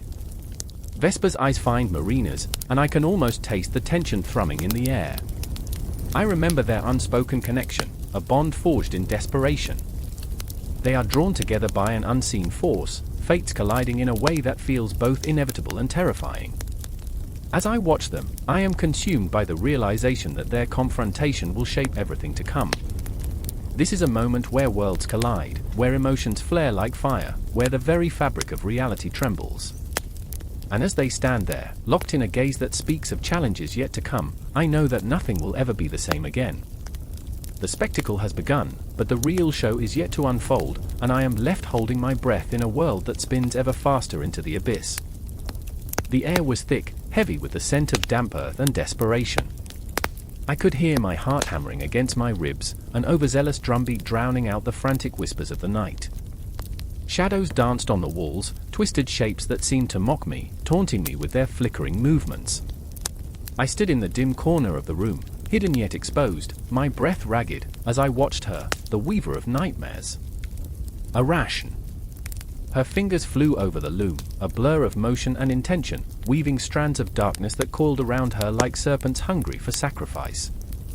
Every thread she pulled sang a haunting melody, a symphony of sorrow that resonated in my bones. I wanted to scream, to shout that this was madness, but my voice caught in my throat, bound by her artistry, entranced yet terrified. "Do you see it?" she asked, her voice low, draped in velvet shadows. I could see the spark in her eyes, a flicker of obsession that ignited the air around us. "Do you see the truth of my work?" "The truth? What truth?" I shot a fleeting glance at the tapestry unfurling behind her, rich color swirling into a chaotic dance. A mosaic of pain and glory. I could almost hear the gasps of those who had fallen beneath her needle, their stories woven into her masterpiece. And yet, I trembled, not just from fear but from an inexplicable longing, a need to understand. Arachne was not merely a weaver, she was an oracle, a harbinger of misfortune. But here, in this room, she was a woman consumed. Lost, perhaps, but still fiercely alive. My own heart ached with the weight of her desperation, a mirror to my own turmoil. I remembered the day I first met her, the laughter that danced between us like fireflies on a summer eve, the way her voice felt like honey, sweet and dangerous. I had thought she was the answer to my own unraveling. But now, I felt the chill of realization tightening around my chest. "What are you doing, Arachne?" I whispered, the words trembling on the edge of a knife. "You can't keep doing this." She laughed, a sound that cut through the silence like a blade. "You think I choose this?" This power, this madness? They come to me, begging to be immortalized in thread, to have their anguish immortalized. But it is a curse, not a gift. I watched as she pulled another thread, the color of blood, and with it, a scream echoed, a ghostly wail that resonated through the very fabric of the room. My skin prickled, I was ensnared in her world, an unwilling witness to the horrors she spun. I turned to the corner, where the shadows thickened, hiding secrets that burned in my soul. And then he appeared. The third in this twisted dance, Eris, the man whose heart I had once cradled in my hands, now a spectre of regret. I had left him behind, torn between my love for him and my fear of being consumed by his darkness. But there he was, his eyes hollow, filled with the weight of his own choices. "Arachne," he said, his voice pulled from the depths of despair. "You can't trap us in your web." She turned, anger flaring in her eyes like a wildfire consuming the night. "And what will you do, Eris? Flee again? You think you can escape your fate? I weave the truth, you cannot deny it." The tension crackled, electric, as our three lives collided. I felt my heart in my throat, a wild beat echoing the conflict that churned within us. Arachne's fingers paused, trembling over the loom, as if grasping the threads of our fates. I remembered a time when we laughed carelessly, ignorant of this darkness looming ahead. I remembered the moments when Eris held my face in his hands, whispering promises that felt eternal. But the tapestry was unraveling. "Do you understand?" I implored, my voice a fragile thread. "We are more than your creation, Arachne. We are not just stories," her laughter returned, cruel and melodic. "But you are. You are all stories, woven into this world, bound by the choices you make. You think you can escape? Look around you." The wall shivered, and I felt the weight of her words bearing down on us, a cosmic force pulling at the threads of our existence. I glanced at the tapestry again, and what I saw sent chills racing down my spine, our pain, our love, our betrayal, all entwined in a horrifying beauty that glowed with intensity. Each stitch burned against my skin, and I felt my heart break anew with every revelation. I felt trapped in her web, yet the world beyond felt just as suffocating. I wanted to reach out, to touch the fabric of her creation, to understand why it thrummed with such raw emotion. Arachne was both creator and destroyer, a deity of anguish and artistry. And as the shadows tightened around us, I realized that we were not mere pawns. We were the very essence of her masterpiece, each of us a thread woven into the fabric of her life, a living tapestry that screamed to be understood. Every heartbeat echoed with the rhythm of our intertwined destinies. "Help us, Arachne.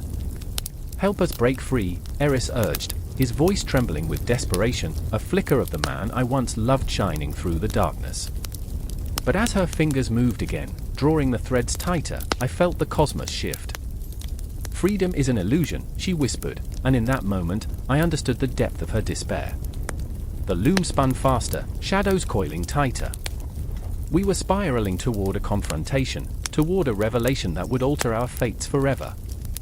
Every fiber of my being screamed for release, yet I was anchored here, within this moment, a raw, flickering heartbeat in the vast abyss of time. And as Arachne's laughter echoed in the corners of my mind, I felt the weight of history crush down upon us, the inevitability of our choices wrapping around us like the finest silk. And then, with a final stroke of her hand, I saw it, the tapestry unfurling in all its horrific glory. A masterpiece born from pain, a reflection of our lives spun into a web that could never be untangled. I held my breath, waiting for the storm to break, for the confrontation that would bind us forever. The night was heavy with silence, the kind that presses down on your chest, each breath a laborious reminder of fragility. In the heart of the city, where shadows danced like phantoms, a woman stood at the edge of the precipice, a mere breath between her and the abyss that called her name. Athena! Her name echoed through the corridors of her mind, yet she felt as distant from it as the stars, a deity wrapped in the shrouds of mortal doubt. Around her, the world spun in a kaleidoscope of chaos. The streets, slick with rain, mirrored the turmoil within her. Each drop seemed to whisper secrets of her past, of choices made and paths untaken. But tonight, she needed clarity. She needed the spark that ignited a fire within her soul. I remember the first time I wove a tapestry, she muttered, the words escaping her like a long-held breath. The threads unraveled in my hands, a mess of colors and emotions, each one a fragment of my heart. Yes, she had poured herself into that creation, stitched together the pain of lost love, the joy of fleeting moments, the sorrow of solitude. And now, standing on this precipice, she felt the fabric of her existence fray once more. Beside her, Thaddeus, his brow furrowed with an intensity that matched the storm cloud swirling above, reached for her hand. "You can't let it end like this. We still have a chance." His voice trembled, not from fear but from a desperate urgency that pulsed in the air between them. His eyes, dark and stormy, mirrored the maelstrom of emotion swirling in her own heart. She wanted to believe him, she wanted to grasp that lifeline he offered, but doubt curled around her like a serpent, squeezing tighter with each passing second. "I thought I could create something beautiful," she admitted, the rawness of her voice cutting through the night. "But every time I try, it falls apart. Just like us." The words felt like daggers, slicing through whatever fragile hope remained. She tried to look away, but the truth was an anchor, dragging her deeper into the depths of despair. Thaddeus clenched his jaw, frustration flickering in his eyes. "We can't keep letting the past dictate our future, Athena. Look at the world around us. It's a tapestry of chaos, yet it thrives in its imperfections. You've seen it, felt it. Beauty is born from brokenness." As he spoke, shadows swirled around them, weaving their own tale. The city breathed, pulsating with life, the laughter of children echoing in alleyways, the distant wail of sirens, the murmur of lovers beneath flickering streetlights. Yet, for Athena, the vibrancy felt muted, dulled by her own insecurities. She could see the colors, the vibrancy, but it was as if they were a separate entity, one she couldn't touch, couldn't grasp. "I remember the warmth of the sun, the laughter of my friends," she whispered, almost to herself. "But it feels like a dream, a cruel mirage that vanishes when I reach for it." The memories flooded back, bittersweet and haunting. The faces of those lost, laughter mingled with tears, a cacophony of moments stitched into the fabric of her being. "Then let's create new memories," Thaddeus said, his resolve unyielding. "Not just for us, but for this city. For the people who look to you, Athena. You are more than your past failures."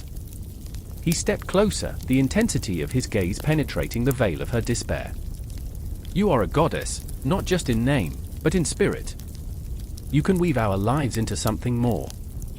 His words hung between them like a fragile thread, and for a moment, she felt as though she could reach out and grasp it. But the weight of expectation loomed large, a ghost that whispered doubts and regrets. "What if I fail again? What if I can't create anything worth saving?" Anxiety clawed at her, a petulant child demanding attention. "Then we fail together," he replied, a fierce determination igniting in his eyes. "But we won't know unless we try." The storm above them crackled, a fierce reminder of the power that lay just beyond their grasp. Thunder rumbled like the growl of an ancient beast, a portent of the chaos yet to come. Athena's heart clutched at the idea of failure, of stepping into the unknown. But within that fear flickered a tiny flame of defiance. "I remember the stories of the ancients, how they faced their monsters head-on," she said, her voice steadying, even as her insides churned. "Perhaps it's time I stop running." The wind howled, wrapping around them, a chorus of voices urging her forward. She could feel the weight of the city on her shoulders, its pulse quickening as if urging her to move.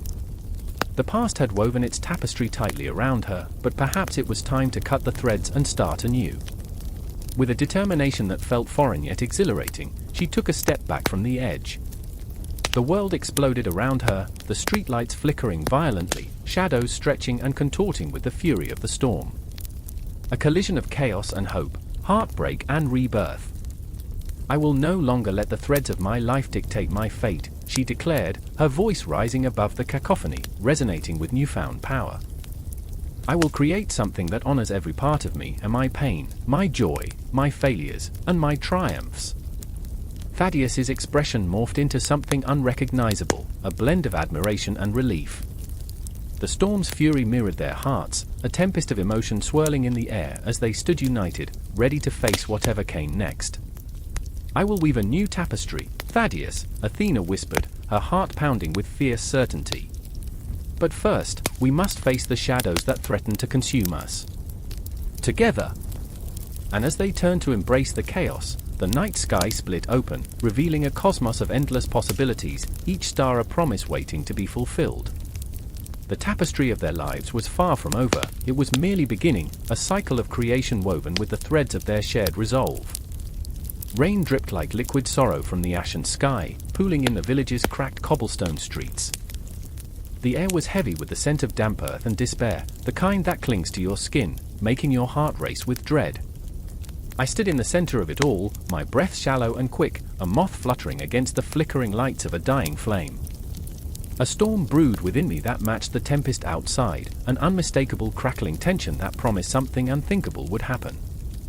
Meris was there, too, her eyes wide, caught somewhere between hope and unyielding fear. "They're coming," she whispered, the words barely escaping her lips, quivering like leaves in the wind. I could see the shadows crawling up her arms, creeping toward her heart, gnawing at her resolve.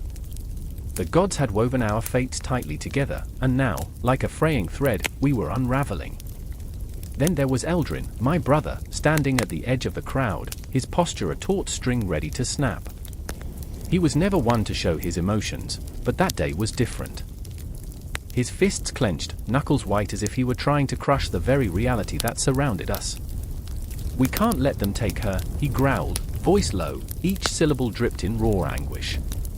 There was a flare of desperation in his eyes, a spark that could ignite the world if left unchecked. I remember the day we stumbled upon the ancient temple, the forbidden whispers of the gods echoing in our minds. The air had been thick with the scent of burnt offerings, and the shadows had danced like trapped souls in the flickering torchlight. "You think we can change our destinies?" I had asked, half laughing, half pleading. Meris had answered with that haunting smile, the one that told me she believed in miracles, in magic. How naive we were to think we could weave our own stories, to think we could pull the strings of fate without consequence. And now, standing in that storm, we were faced with the very embodiment of our hubris, the enforcers of the gods, cloaked figures gliding through the streets like whispers of death. They thrived on fear, it was the nectar that fueled their power, and I could feel the fear wrapping around my heart like a vice, squeezing tighter with each passing moment. "Meris," I said, my voice barely above a murmur, "if they take you," but the thought was too horrible to finish, an ice-cold blade piercing through my chest. Her gaze held mine, and in that silent exchange, I understood the weight of our bond. Every shared laughter, every tear spilt in the darkness, every fleeting moment of joy that had painted our lives. We were tethered together, yet the very gods who had blessed us sought to tear us apart. Eldrin took a step forward, his body a shield against the gathering storm. "We'll fight." "We'll," but the words fell flat, the breath of optimism dying on the edge of his cracked lips. He had always been the brave one, the protector. But now, I saw the flicker of doubt in his eyes, the certainty that we were but mere pawns in a game far greater than ourselves. The thunder rumbled, a growl of the heavens, and I could sense the power surging in the air, a chaotic symphony of impending doom. I closed my eyes, wishing I could close my ears to the murmurs of the past, to the ghosts of our ancestors who had dared to confront the gods before us. They had suffered, and I could feel their pain pouring into me like a dark tide, suffocating, unrelenting. "I remember," I whispered, clutching Meris's hand. "I remember the stories. How they warned us. How they spoke of the weaving. The weavings, stories of betrayal and sacrifice, of love lost and curses cast. Each thread intertwined with the next, fated to echo through eternity. Wasn't that what the gods had done to us? We were the woven tapestry of their designs, colorful yet grotesque, a reflection of their whims. I could almost hear them laughing, their voices a cacophony of mockery ringing in my ears. Meris squeezed my hand tighter, as if trying to anchor me to this realm.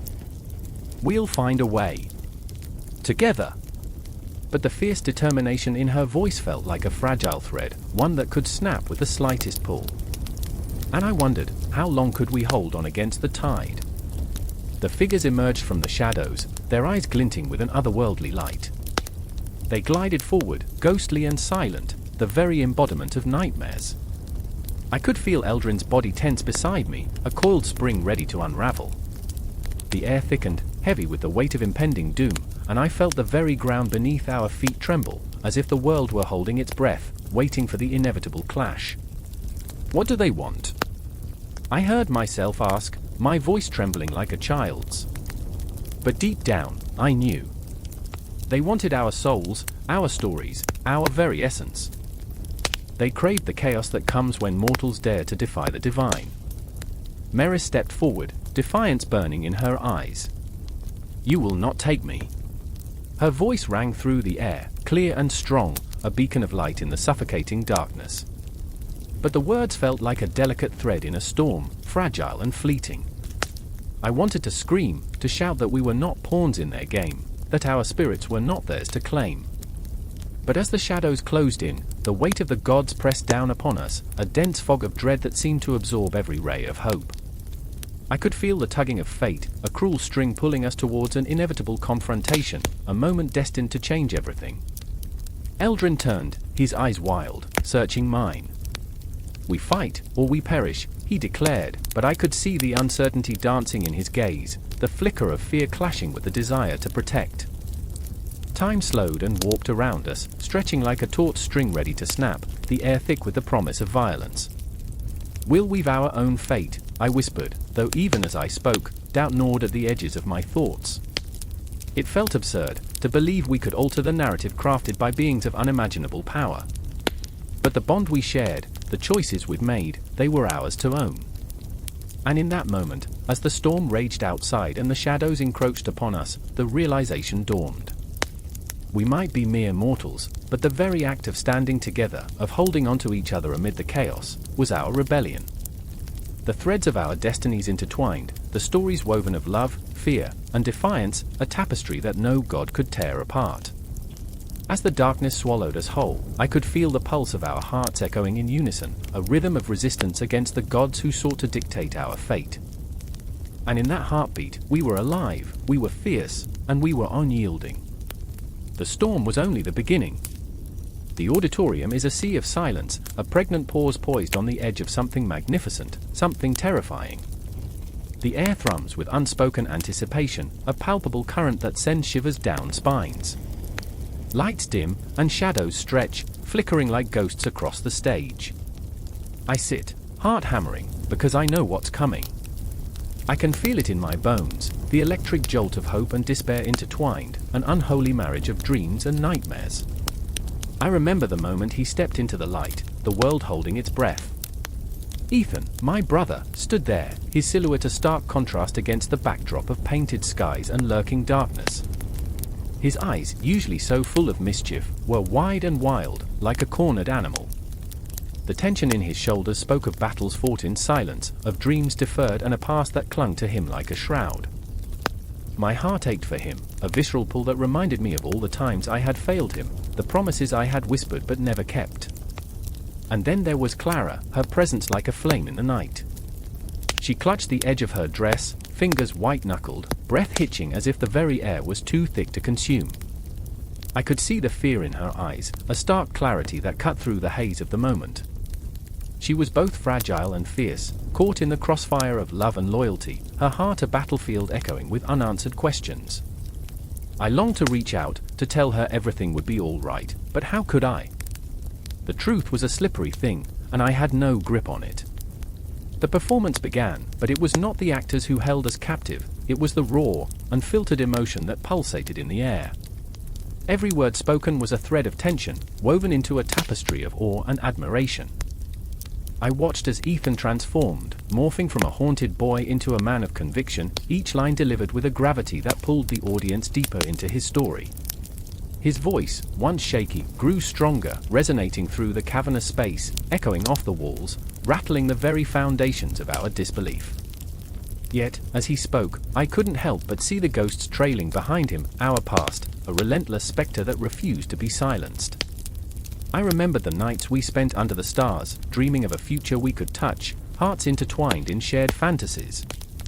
But dreams are malleable, slipping through fingers like sand, and now we were here, at the precipice of something monumental, both beautiful and terrifying. Clara's reaction was a storm, each tempestuous glance she cast at Ethan revealing the depths of her feelings, love mixed with a bittersweet longing, a desperate wish that fate had been kinder to them. She was a mirror reflecting the agony of unfulfilled wishes, and I felt the weight of her silent cries, the ache of desperation clawing at my own heart.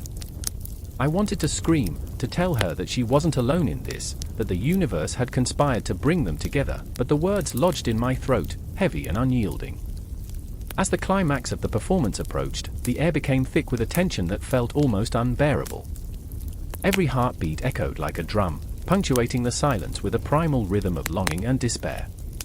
Ethan's voice rose, a clarion call that shattered the stillness, each syllable striking like lightning, illuminating the darkness of doubt. The audience was entranced, and I could see it in their faces, the awe, the admiration, the absolute surrender to the gravity of what unfolded before them. In that moment, I felt time suspend, the seconds stretching into infinity. I was both an observer and a participant, lost in the kaleidoscope of emotion swirling around us. I glanced at Clara, who had tears streaming down her cheeks, a cascade of raw emotion that mirrored my own. I wanted to reach across the aisle, to hold her hand, to remind her that in this shared experience, we were more than mere spectators. We were witnesses to something profound, something that transcended the stage and seeped into our very souls. Ethan's words reverberated through the hall like thunder, crashing against our hearts, demanding attention, demanding feeling. I could see the way his vulnerability stripped him bare, exposing the wounds that had never fully healed. It was in that vulnerability that we found connection, a reminder that beneath the surface, we all carry our own burdens, our own shadows. The audience leaned forward, collectively holding their breath, hearts racing in unison with the rhythm of his confession. "Can you feel it?" he implored, voice cracking, the weight of our choices, the echoes of our past. Each word was a knife, sharp and unforgiving, slicing through the facade of normalcy we often clung to. I wanted to scream, to shout back that yes, we felt it. The weight was suffocating, a relentless tide threatening to pull us under. But instead, I sat in silence, a prisoner of my own emotions. Clara's eyes locked onto Ethan's, and in that gaze, an unspoken pact was forged, a promise to confront the demons that had haunted them both. The air crackled with possibility, the tension building to a fever pitch, each heartbeat a countdown to an inevitable climax. I was on the edge of my seat, breathless, teetering on the brink of revelation. And just when it seemed we would plunge into the depths of despair, there it was, a moment of connection that united us all, an overwhelming surge of admiration for the truth laid bare before us. I caught a glimpse of the audience, their faces illuminated by the spotlight, reflecting awe and reverence, hearts beating as one. Were we all not just flawed humans, dancing on the edges of our fears and hopes? The stage dimmed, but the echoes of their story lingered, wrapping around us like a shroud. I could feel the unbroken thread of emotion, a silent promise that the tale didn't end here. Instead, it spiraled outwards, weaving through time and memory, building toward an eternity of possibilities. The performance was not just a moment in time, it was a reflection of our own lives, our struggles and triumphs etched into the very fabric of our beings. As the curtain fell, the applause erupted, a tidal wave of sound that washed over us, drowning in appreciation and admiration. I felt it rise within me, an uncontrollable surge, and I joined in, clapping, shouting, as if to break the suffocating silence surrounding our shared experience. In that moment, each heartbeat echoed with the promise of connection, the unbreakable bond that tethered us to one another, to the world beyond the stage. And as I looked around, I knew we would carry this moment with us, a memory etched into our souls, a reminder that in the face of chaos and uncertainty, we could find awe and admiration, not just in others, but in ourselves, in our flawed, chaotic humanity. The clock struck midnight, its booming chime echoing through the empty streets like a haunting lullaby, each reverberation sending shivers down the spine of the city. Shadows danced in the flickering candlelight of the tavern, where laughter and sorrow tangled like smoke in the air, but for Ilara, the laughter felt like a distant storm, rumbling far away. She stood at the threshold of the door, heart pounding, breath caught in her throat, as if the very act of stepping inside would sever the fragile thread of her reality. The town square was stripped bare, the cobblestones glistening with the remnants of yesterday's rain, each droplet a shard of shattered memory. I remember, she whispered to herself, clasping the pendant around her neck, the cool metal grounding her against the swell of impending chaos. I remember when the weight of the world was just a feather. But that weight, now, was a boulder pressing down on her chest, suffocating her, and the shadows whispered secrets she couldn't ignore. They beckoned her deeper into despair, weaving tales of betrayal and lost promises, tales that threatened to unravel her. Across the room, Yarok sat nursing a cup of mead, his fingers tracing the rim like a penance for sins not yet confessed. His mind was a battlefield, thoughts colliding like soldiers in a war of guilt and ambition. I should have told her, he muttered, but the words were swallowed by the din around him. But what good would it have done? Each sip of mead was a bitter reminder of his cowardice, each swallowed gulp a ghost that haunted him relentlessly. He remembered the night they'd fought, the way her eyes had glimmered with both fury and fear. Elara, I swear, he thought, but promises were as fragile as the glass before him, ready to shatter at the slightest touch. And in the far corner, cloaked in shadow, a figure loomed, Meriel, the seer, her eyes like twin moons reflecting the sorrow of foreboding. She had seen the threads of fate intertwining, the tapestry of time unraveling, and it terrified her. They'll never understand, she murmured, her voice a ghostly echo. She could feel the weight of their futures pressing down upon her, a shroud of despair that enveloped them all. The weavings speak in riddles, and I am but a humble servant trying to read the impossible. The air crackled with tension, the unspoken words hanging thick, a fog of despair wrapping around them. Outside, the moon shone down, cold and uncaring, a silent witness to their agony. Elara stepped further into the tavern, her heart racing like a caged bird desperate for escape. She could sense Yarok's gaze upon her, burning through the haze of her turmoil. What did he do? She wanted to scream, to demand answers, but the words were lodged in her throat like shards of glass. The memories crashed over her, one by one. She remembered their laughter echoing through the fields, the wildflowers dancing in the wind. We were invincible then, weren't we, she thought, bitterness curling in her stomach. But time had a way of biting back, and innocence was a fragile thing, easily shattered by the reality of betrayal. Yarok's eyes softened as he watched her, pain etched on his face. Elara, he said, voice thick with emotion, barely a whisper over the cacophony. You have to believe me, I never meant to hurt you. But the words fell flat, their weight lost in the air, as if they were nothing more than ashes drifting away. Meriel raised her hands, the light catching the glimmering threads of fate that danced around her fingers, a tapestry woven with both hope and despair. It's time to judge the weavings, she declared, her voice a low rumble that shook the very foundations of the tavern. To see what is meant to be and what can be unraveled. The room fell silent, the laughter dying like a flame extinguished by an unforgiving wind. Elara's heart raced, a wild drumbeat in her chest, anticipation and dread colliding like thunderclouds. What does that mean? She asked, breathless, her eyes darting to Yarok, searching for answers in the depths of his soul. It's a test, Yarok replied, his brow furrowed with concern. A judgment of our choices.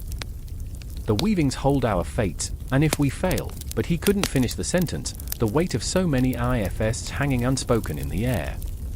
Elara swallowed hard, the fear gnawing at her insides. What if we've already failed? The question hung between them, heavy and suffocating. What if we're beyond saving? We're not beyond saving, Yarok insisted, but the conviction in his tone wavered. He reached for her, fingertips brushing against her palm, a spark igniting the air between them, but they both knew it was a fragile thing, barely held together by the threads of hope. Meriel's voice broke through the silence, urging them forward. It is in the judgment of your hearts that the weavings will reveal their truths. You must confront your fears, your regrets, and your love. The words were a blade, cutting through the fog of uncertainty, exposing the raw wounds they had buried beneath layers of denial. The ground trembled beneath them, a reminder that fate was a fickle mistress, and in that moment, a breath hung in the air, heavy with consequence. Every heartbeat pulsed with urgency, and Elara felt the pull of the weavings, their tendrils wrapping tighter around her heart. She stood at the edge of a precipice, teetering between despair and hope, each choice leading her further into the abyss, yet the light flickered faintly in the distance.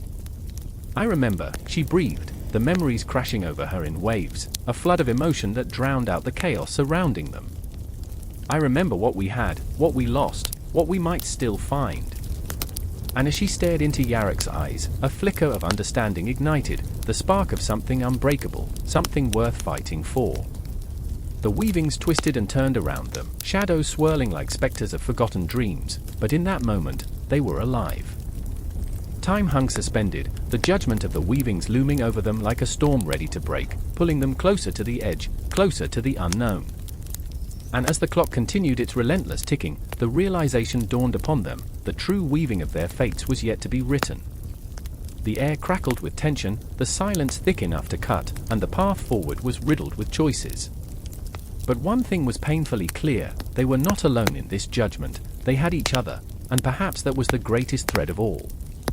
With hearts racing, they stepped deeper into the unknown, their futures entwined in a tapestry yet to be fully revealed, the weavings whispering promises of redemption, heartbreak, and a flicker of hope. The night was far from over, and with it, the chilling intensity of their confrontation awaited, just beyond the veil of uncertainty. The loom shuddered, a creature writhing in agony. Threads of gold, silver, and shadow tumbled together, a chaos of colors that mirrored the storm brewing in Arachne's chest. She stood before it, transfixed, fingers trembling with an unholy mixture of dread and ecstasy, each strand a heartbeat, a scream, an echo of her defiance. Here, in this moment, she was both creator and monster. I remember the first time I touched the loom, she murmured to herself, the words slipping like smoke into the night. I was a child, a mere whisper in a world of thunder. There was a time when laughter was her melody, an innocent tune carried on the backs of gentle winds. But now? Now, laughter felt like a curse, a mocking ghost that taunted her from the depths of her own hubris. Arachne's fingers danced across the threads like a spider navigating her web, weaving patterns that spoke of triumph and torment, her triumph, her torment. In the background, the air crackled with tension, a palpable energy that made the hair on her arms stand erect. Across the dimly lit workshop, the figure of Athena loomed, a goddess, a titan, a storm incarnate. Arachne's mentor turned rival, the embodiment of wisdom and punishment, stood at the threshold, an oak tree against the tempest. You think yourself greater than the gods? Her voice was a whisper laced with thunder, a warning etched in the very air. Your arrogance blinds you, child. Arrogance. The word hung between them, a bridge forged in fire. Arachne's heart raced, each thud a declaration of defiance. I am not a child anymore, she spat, the words sharp as glass. I am the weaver of fate, the architect of my own destiny. She knew this was blasphemy, knew that the gods didn't take kindly to mortals who dared to stand taller than the mountains, but the thrill of rebellion coursed through her veins like poison, sweet, intoxicating poison. Behind her, the loom pulsed, a living thing, its rhythm rising to an ominous crescendo. Arachne's vision blurred, colors swirling and merging like the memories of a nightmare. She could see the tapestry unfurling in her mind, threads of truth interwoven with threads of deceit. Look, she cried, her voice cracking with passion. Look at what I create! A truth you cannot deny. The fabric unfurled before her eyes, scenes of gods quarreling, mortals weeping, a tableau of life and death. Athena stepped closer, the shadows clinging to her like an old cloak. You think these images depict your truth? Her eyes glinted with an ancient wisdom, a darkness that made even the bravest hearts quiver. You weave lies into the fabric of reality. Arachne's laughter rang out, a sound so wild it sent shivers down Arachne's spine, a siren's call echoing through the void. Lies?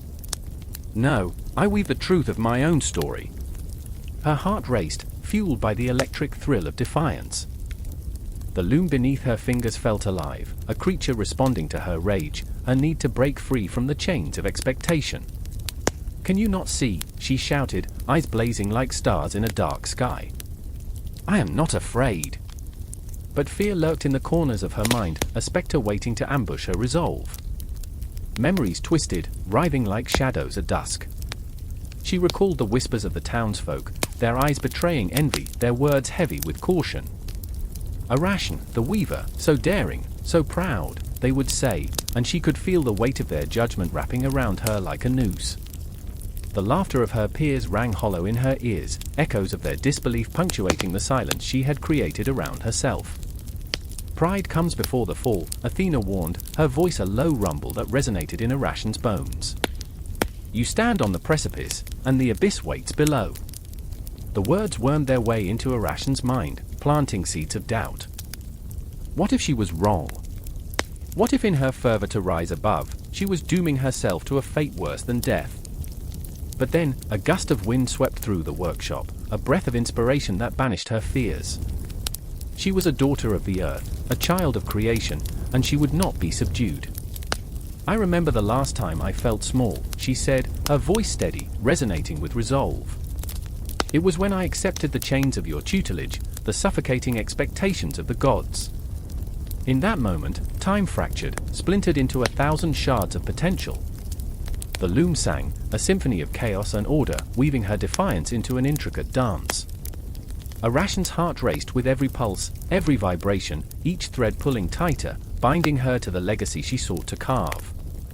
Athena's gaze grew fierce, ethereal fire igniting within her core. You will pay for this hubris, Arachne. You will learn the price of your arrogance. The word struck like a bolt from the heavens, icy fingers creeping up Arachne's spine. They coursed through her, wrapping around her heart, squeezing until she could hardly breathe. Yet, in that moment of impending doom, she felt something shift deep within, a primal urge to stand her ground, to scream into the face of fate itself. I remember, she said, her voice a whisper cutting through the tempest, the day I decided to weave my own story. And as she prepared to confront the wrath of the divine, the loom whirred to life, thread spiraling into a storm that mirrored her soul's chaos, illuminating the darkness with the brilliance of her fury. The air crackled with electric tension, a moment stretched thin between creation and destruction, a heartbeat suspended in time. In that workshop, a battle ignited, not just of threads, but of wills, of destinies hanging in the balance. The confrontation loomed larger than life, a tempest ready to swallow them both whole. As Arachne faced Athena, she felt the weight of history pressing down upon her, the spectre of all those who had dared to challenge the gods before her tracing the lines of her fate. And amid the storm, as shadows danced and the loom spun out its tail, Arachne's defiance shimmered bright, a beacon piercing the night, a fleeting spark that held the promise of something greater, something darker.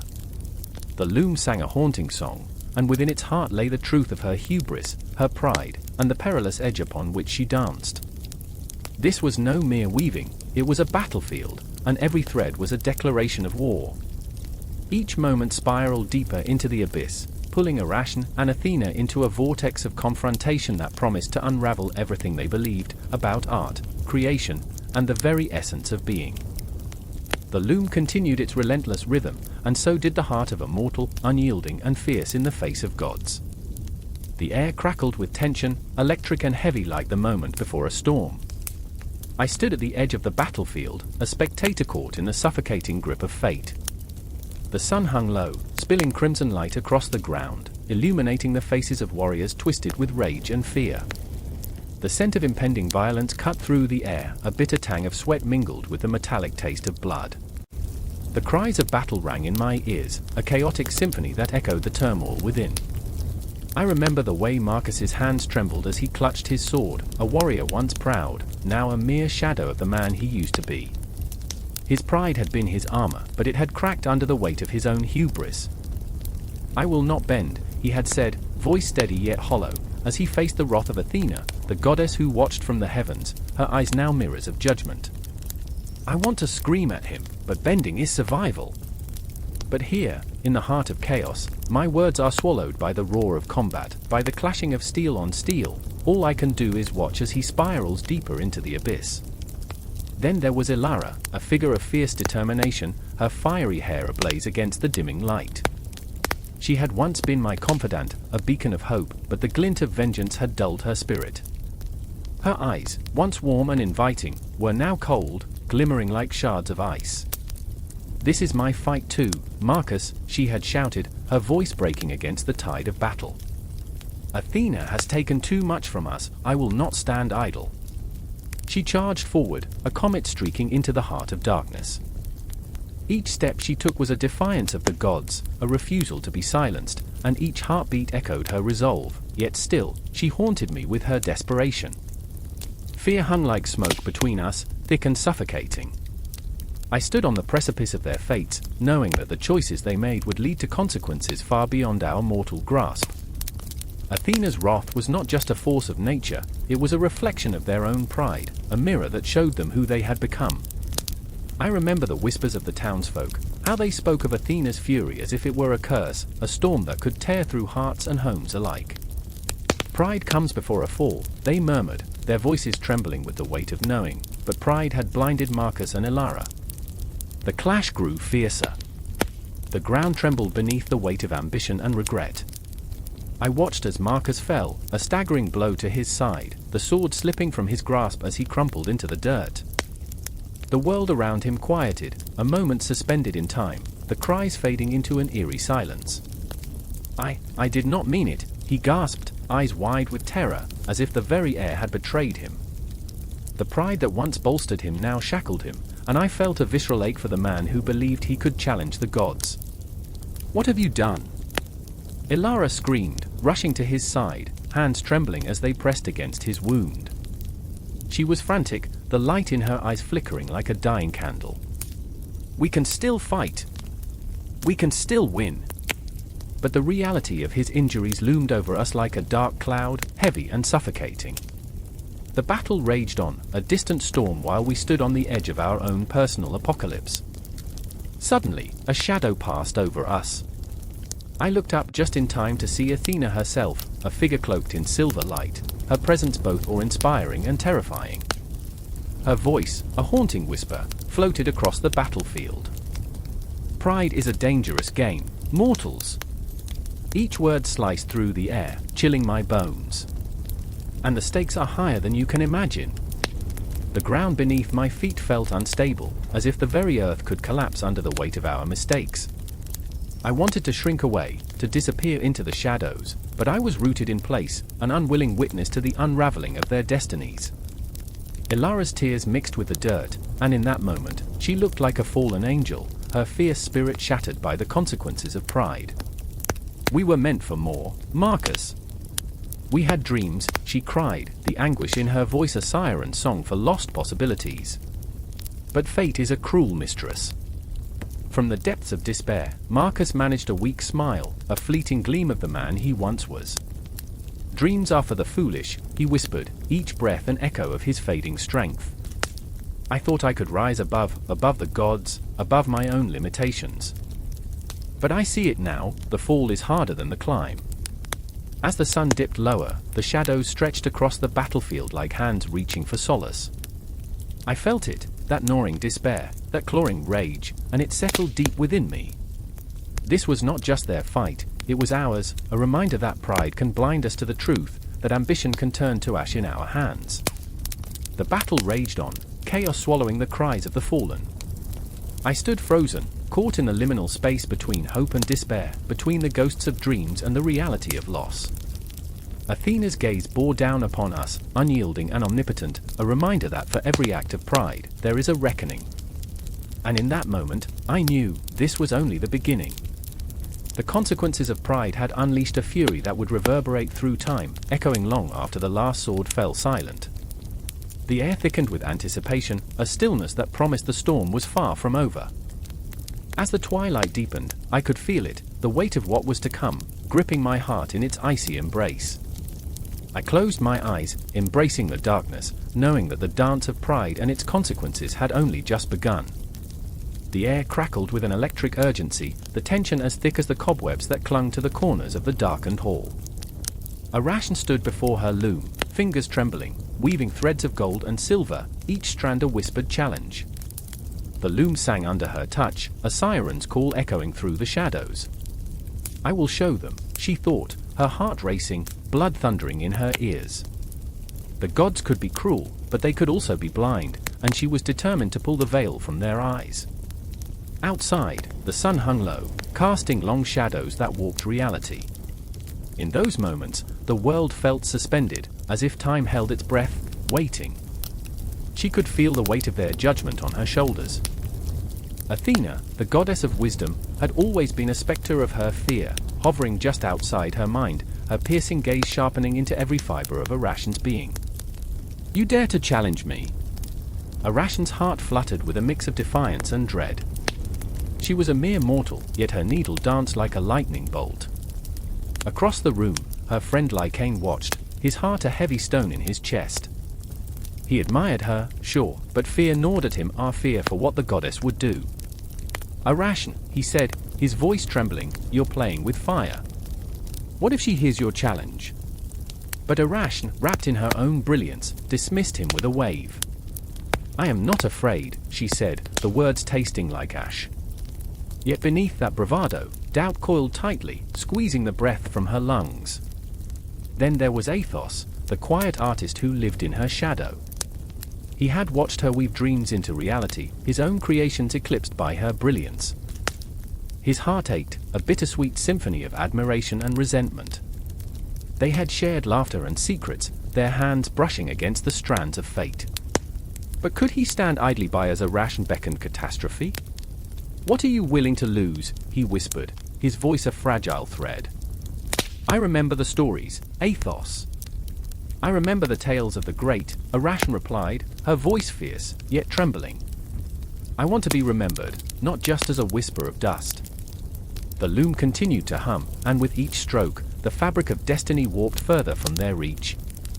Athena's arrival was like thunder splitting the air.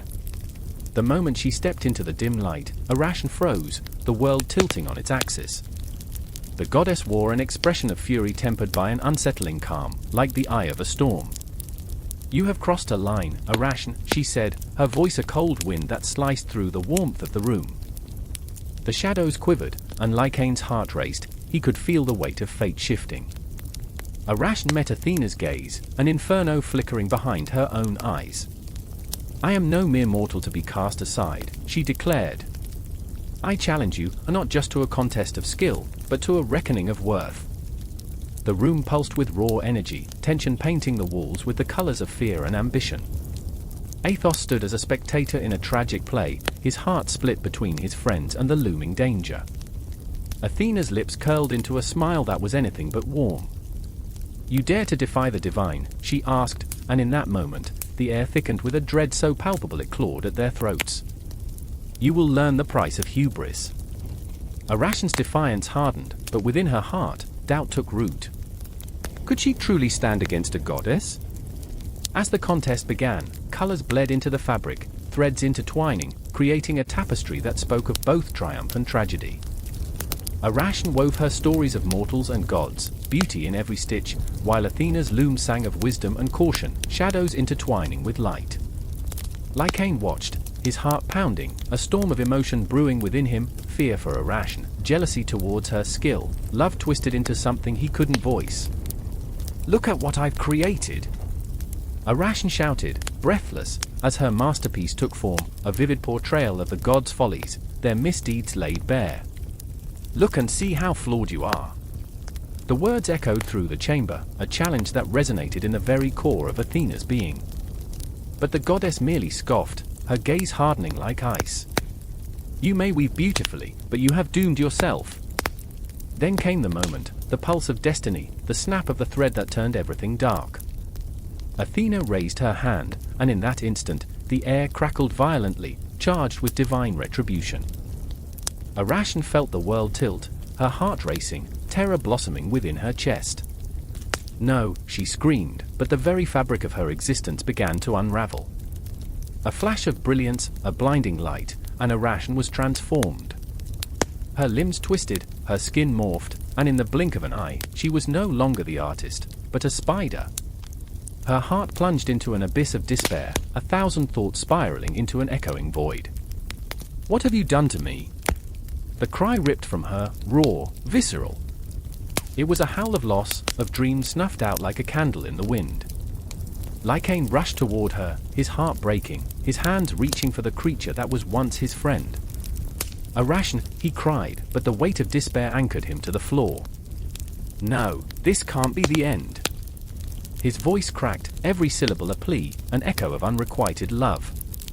Athos stood frozen, tears stinging his eyes as he watched the transformation unfold. "We are nothing but fragile threads in this tapestry," he whispered bitterly, "but this is a nightmare." Arachne spun in her newfound form, weaving a web that caught the light, every glimmer a reminder of what she had lost. She wasn't just a spider, she was the embodiment of raw ambition, of dreams shattered by divine wrath. The loom that had once brought her glory now trapped her in an intricate prison of silk and shadows.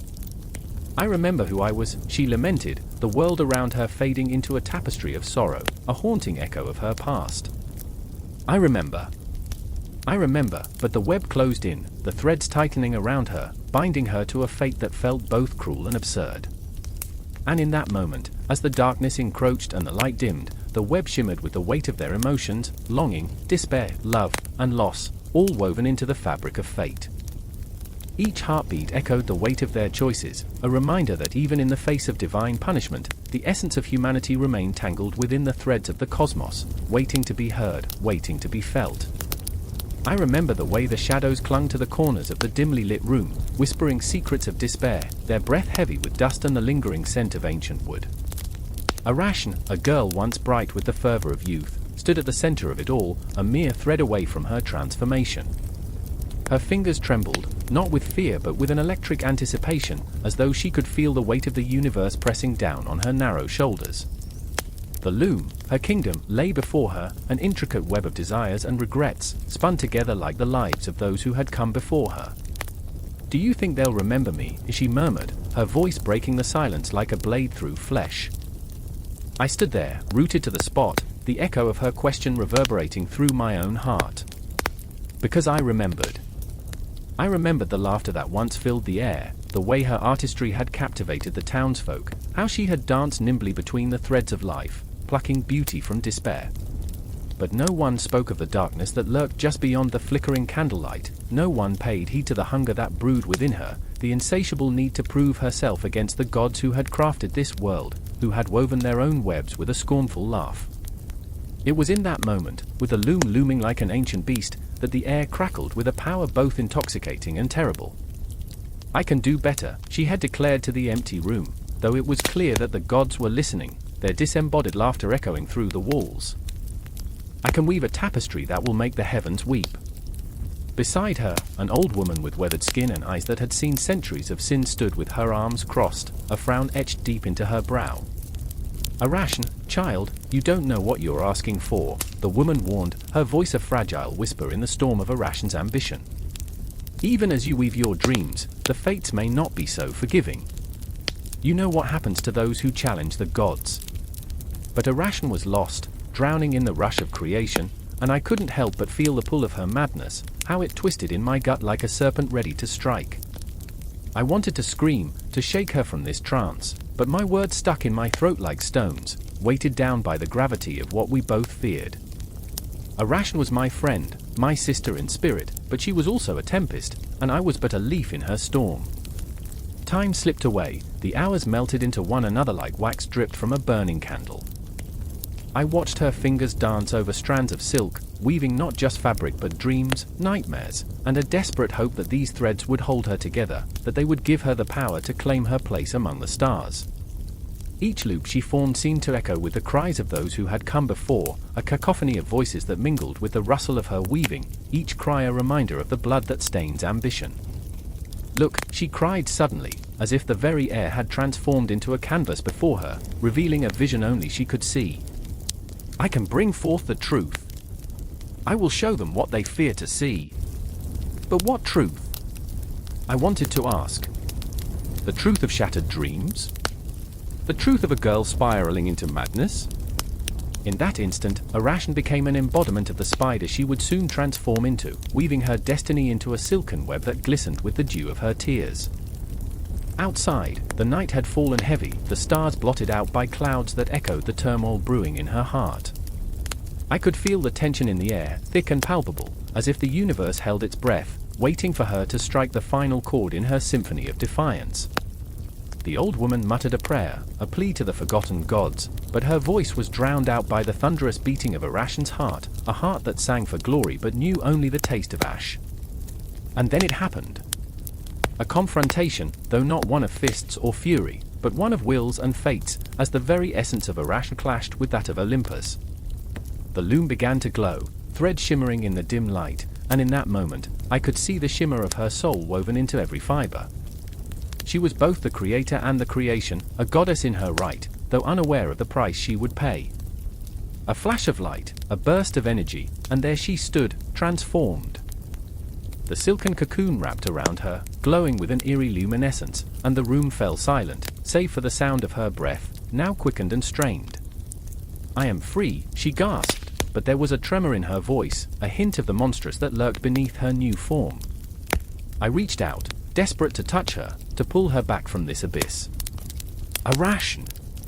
I cried, my voice cracking, but she merely turned her gaze toward the shadows, her eyes reflecting a darkness deeper than night itself. "This is what I've always wanted," she said, her voice low and haunting, as if it were no longer her own. "Is it?" I whispered, the question slipping into the air like a tendril of smoke. Because I remembered the joy she once felt, the simple happiness of a brush against a canvas, of laughter shared with friends, of life unblemished by ambition. The gods had woven their own tales of hubris, but at what cost? Her laughter, now, was the sound of shattered glass. "They will remember me," she declared, her voice echoing within the walls, a ghost of her former self. "They will tremble at my name." But the truth settled cold in the pit of my stomach, a chilling realization that began to unravel the threads of my understanding. Bound to this new existence, Arachne had become the very thing she wished to conquer, a prisoner trapped in a web of her own making. In that moment, time abandoned me, leaving only the piercing cry of a girl lost in her own creation, a tapestry woven with dreams now fraying at the edges. The air around us thickened, her form pulsing with a dark energy, each heartbeat a reminder of the price of defiance, a cycle set in motion that would never cease. I stood frozen, a witness to the transformation, the beauty and horror intertwined, as she embraced the shadows. This was the beginning, and I could only watch as the web tightened around her, as the story continued to unfold, a story woven from the threads of fate, spinning into the darkness. The air was thick with smoke, swirling like dark spirits whispering secrets from the depths of a dying world. I stood at the edge of the crumbling cliff, heart pounding, breath held tight in my chest. Below me, the city burned. Flames licked the sky, a vivid sunset of rage and despair. Each crackle sent shocks of reverberation through my bones, a reminder of what was. I could almost hear the cries, the desperate wails of mothers searching for their children, the frantic shouts of men trying to salvage what little remained. Beauty and destruction collided like thunder, both magnificent and horrific. I remember the last time I saw Elena. Her laughter had been like music, pure, free. Now, her absence was a brutal weight, a chasm too wide to bridge. We were supposed to create a life together, to build something beautiful from the ashes of our past. But love is a fragile thing. It can bloom like wildflowers in the cracks of concrete or wilt under the suffocating weight of fear. "Gideon!" A voice, sharp, cutting through the haze of my thoughts. It was Marcus, eyes wide, frantic. He stumbled through the smoke, a wild animal trapped in a dying world, his hand stained with soot and blood. "They're coming. We have to move, now." I turned, feeling the gravity of his words sink in. The shadows of destruction were not just an external threat, they clawed at my insides, twisting my gut. I loved this city, even as it burned. I had fought for it, bleeding for every inch of its cracked pavement and faded murals. And yet, amidst the chaos, I could not shake the feeling that I was complicit in this violence. Every dream I dared to dream had felt like a choice between creation and annihilation, beauty and obliteration. "Where's Elena?" I demanded, my voice a rasp in the smoky air. The question hung between us, a fragile thread stretched to breaking. He hesitated, the truth flickering behind his eyes like a candle in a storm. "I don't know." No. I felt a surge of desperation clawing at my throat. "You have to know. She would never leave without Gideon." His voice broke, desperation morphing into urgency. "We can't save her if we're dead. We have to go." I could see the truth in his eyes, a reflection of the nightmare surrounding us. But Elena was a part of me, a piece of this chaotic puzzle. She was the light breaking through the storm, the beauty that whispered of a better world. And yet, as the shadows danced around us, I could feel their cold embrace tightening, suffocating, an unrelenting grip. Fine, I spat, rage mingling with fear.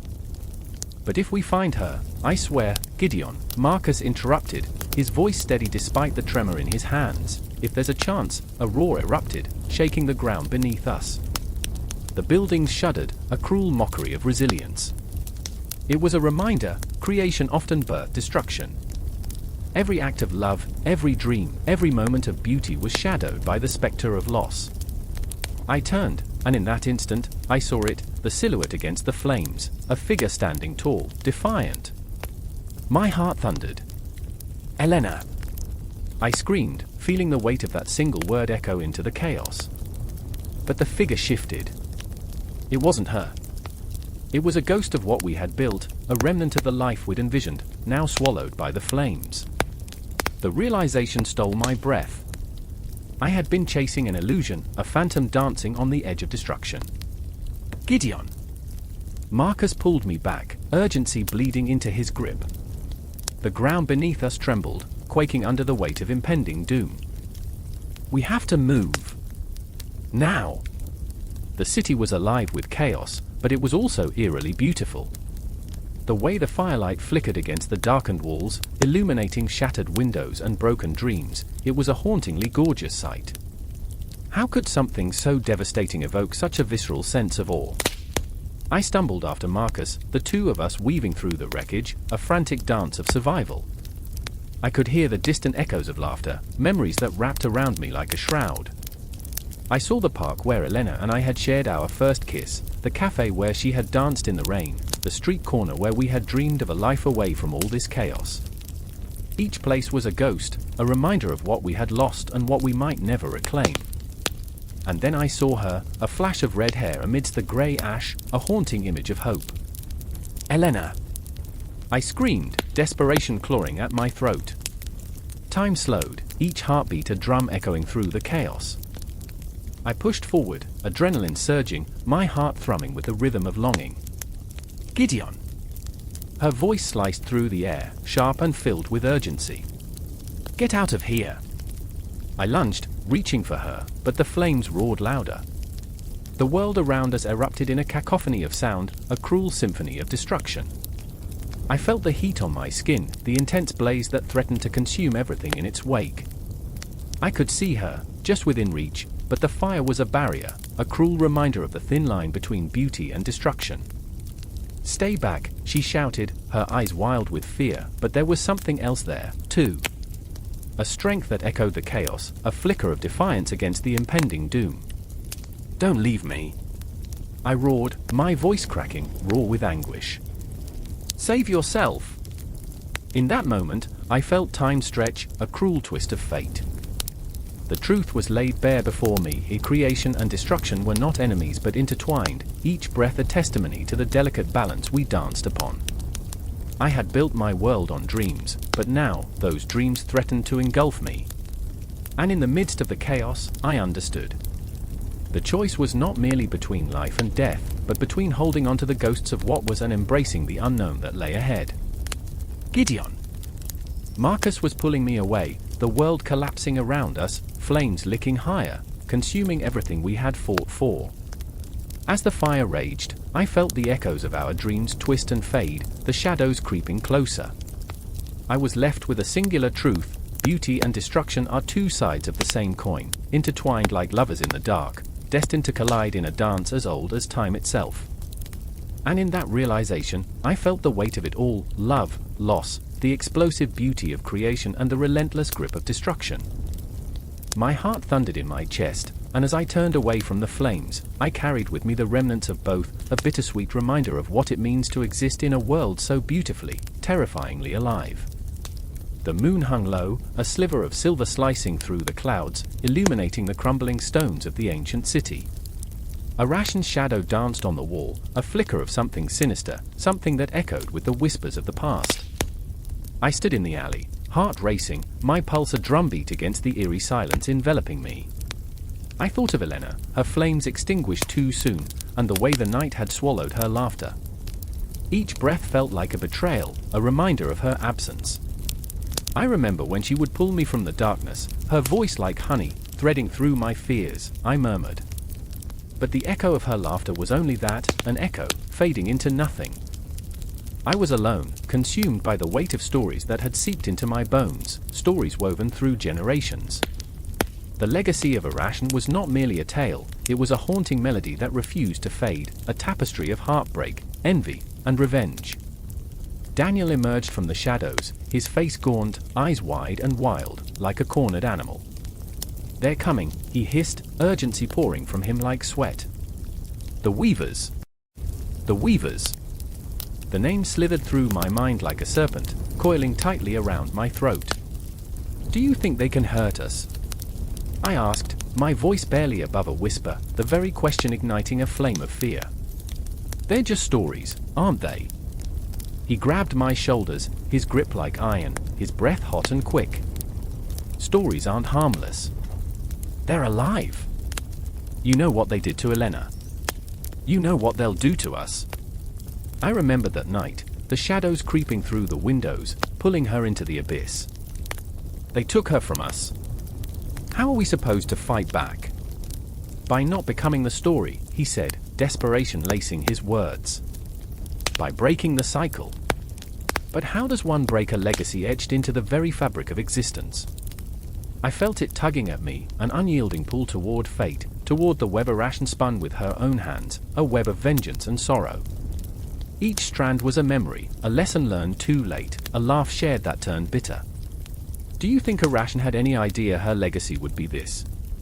I asked, trembling at the thought of that fateful weaving contest, a challenge that spiraled into tragedy, a woman turned into a spider, condemned to spin forever.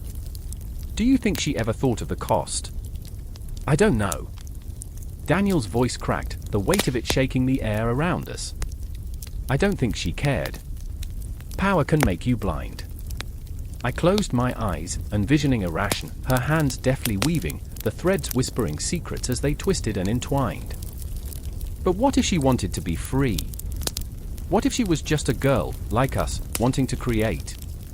"Freedom comes with a price," he said, his voice thick with emotion. "Just look at us. Look at what we've lost." And I did. I looked around, at the remnants of a city that had forgotten its own heartbeat, at the souls wandering like ghosts, haunted by choices made long ago. The wind gusted, a frigid breath that swept through the alley, and the shadows shifted, twisting into forms that loomed closer. I could almost hear the whispers of the weavers, their stories curling around us like smoke. "Are they here?" Daniel's eyes darted, panic fluttering like a trapped bird. "We have to go, now." I wanted to resist, wanted to stand firm against the encroaching darkness that felt all too familiar. But the weight of Elena's absence bore down on me, a constant reminder of the stakes. "What if we can't escape it?" I asked, fear spilling from my lips. "What if it finds us, no matter where we run?" He paused, the tension thick as a heavy fog. "Then we face it together. We have to rewrite the ending." I felt a surge of hope, bright and blinding. It flickered as I thought of the stories yet to be told, of the power we could wield if we dared to confront our legacy. "Do you really believe we can change it?" Daniel's grip tightened, his voice resolute. "We have to believe something." A pulse of adrenaline shot through me, igniting a fire that simmered just beneath the surface. "Then let's make our own story." But as we stepped into the open, the air thickened, and the shadows grew bolder, swirling around us. The weavers were closing in, and I felt their eyes on my back, hungry and relentless. "Do you remember?" I remember, her whisper echoed in my mind, a chant that rose and fell like the tide. Each word wrapped around my heart, a promise and a curse. The legacy of Arachne was alive, breathing, but it was not the end of our story, it was merely the beginning. In that moment of desperation, I looked at Daniel, and I saw not just fear but determination reflected back. Our stories were intertwined, woven together like threads in a tapestry, and perhaps, just perhaps, we could reshape the fabric of fate. With a final glance toward the looming shadows, we took a step forward, into the unknown, into the heart of the legacy that had haunted us for too long. My heartbeat echoed in my ears, a symphony of defiance and resolve, intertwining with the whispers of the weavers as we plunged into the darkness. And as the first threads of our new story began to weave, I felt the weight of the past behind us, but the future ahead shimmered with possibility. The shadows could not claim us, not if we stood together, not if we dared to redefine what it meant to be woven into the fabric of time. The night held its breath, the moonlight casting a faint glow on the path before us, a path ripe with stories yet to unfold, where every heartbeat echoed the truth: we were alive, and the legacy of Arachne would bend, but it would never break us. The air crackled with tension, hanging like a thick mist over the cobbled streets of Thebes, where shadows danced in the flickering light of the torches. A scream pierced the night, raw and desperate, a sound that clawed at the soul, echoing against the stone walls of the ancient city. I stumbled, heart racing, as I rounded the corner, breathless and wide-eyed. A figure lay crumpled on the ground, limbs twisted in a mockery of life. Blood pooled around her, reflecting the flames, shimmering like a deathly star under a sky that seemed to pulse with a heartbeat all its own. I remember her laughter, light and carefree, a melody that used to chase away my darkest thoughts. But that laughter was now silenced, a casualty of fate, unraveled by the merciless hands of the Moirai. They wove our lives with threads so fine, yet so strong, and I felt the weight of their gaze upon me. I could sense their fickle fingers pulling at the strings of our existence, entwining our fates with a cruel precision that made the heart tremble. Clotho, Lachesis, Atropos. The weavers, the rulers of destiny, threading chaos into the fabric of our lives. Across the square, I caught a glimpse of him, Damon, his eyes wide and hollow, brimming with unshed tears. His hands trembled, reaching for a truth that slipped like sand through his fingers. He had loved her fiercely, she was the sun that warmed his soul, a spark in the shadowy corners of his life. And now? Now, she lay lifeless, a victim of a tapestry woven beyond our comprehension. I could see the fury igniting in his chest, a tempest threatening to break free, desperate to confront the Moirai and demand justice. But how do you confront fate? How do you wrestle with the architects of your existence when every breath is a reminder of their cold indifference? Damon! I called, my voice barely a whisper, carried away by the night. He turned, his gaze locking onto mine, a storm of emotion swirling within, a blend of grief, rage, and an unbearable sense of betrayal. We need to go. We need to get out of here. He shook his head, a wild, feral gesture. Look at her. How can you expect me to leave her? His words hung heavy in the air, suffocating in their rawness, and I felt the piercing ache of his pain surging through my veins. I shuddered, the reality of our situation crashing over me like a tidal wave. The Moirai were not mere deities of myth, they were a living nightmare, lurking in the shadows, waiting to snip the threads of our lives with a smile that promised nothing but despair. I could almost hear their laughter, a haunting echo weaving through the fabric of my thoughts. You're a pawn, a fleeting moment in the grand design, they whispered, and the mere thought chilled my bones. Damon, listen to me. I pleaded, stepping closer, desperation clawing at my throat. If we stay, if we linger here, we'll be drawn into this chaos. We must honor her memory by living. His resolve faltered, just for a moment, and I glimpsed the boy he used to be lurking behind those haunted eyes. I remembered when we were children, running through fields of golden wheat, breathing in the sweet scent of summer, oblivious to the cruel hands of fate that loomed above us. The world had been a playground, an endless expanse of possibilities. But now? Now, it was a cage, a labyrinth of despair and disappointment, and the Moirai had replaced our dreams with nightmares. I can't leave her, he murmured, voice trembling like a fragile leaf in the wind. If I do, it's like she never existed. My heart ached, a relentless drum echoing in my ears. She lives on in us. In our memories. In the stories we tell. The shadows around us thickened, swirling like a storm, and for a fleeting moment, I thought I saw the Moirai watching, their eyes glinting with mischief, their mouths curled into sinister smiles. I felt the chill of their presence sinking into my bones, and I shivered. What if this is just the beginning? I whispered, fear creeping into my words. What if they decide you're next? He flinched, the weight of my words hitting him like a physical blow. The truth was undeniable. Fate had a way of turning the mundane into the monstrous, of twisting joy into despair. We were mere mortals, caught in the web they spun, at their mercy, and I felt the urge to scream, to rebel against the cruel unfairness of it all. But what good would it do? The Moirai were relentless, their laughter echoing in the recesses of my mind, an unending reminder of our fragility. Come with me, I urged, reaching out, fingers brushing against his arm, grounding him in the chaos swirling around us.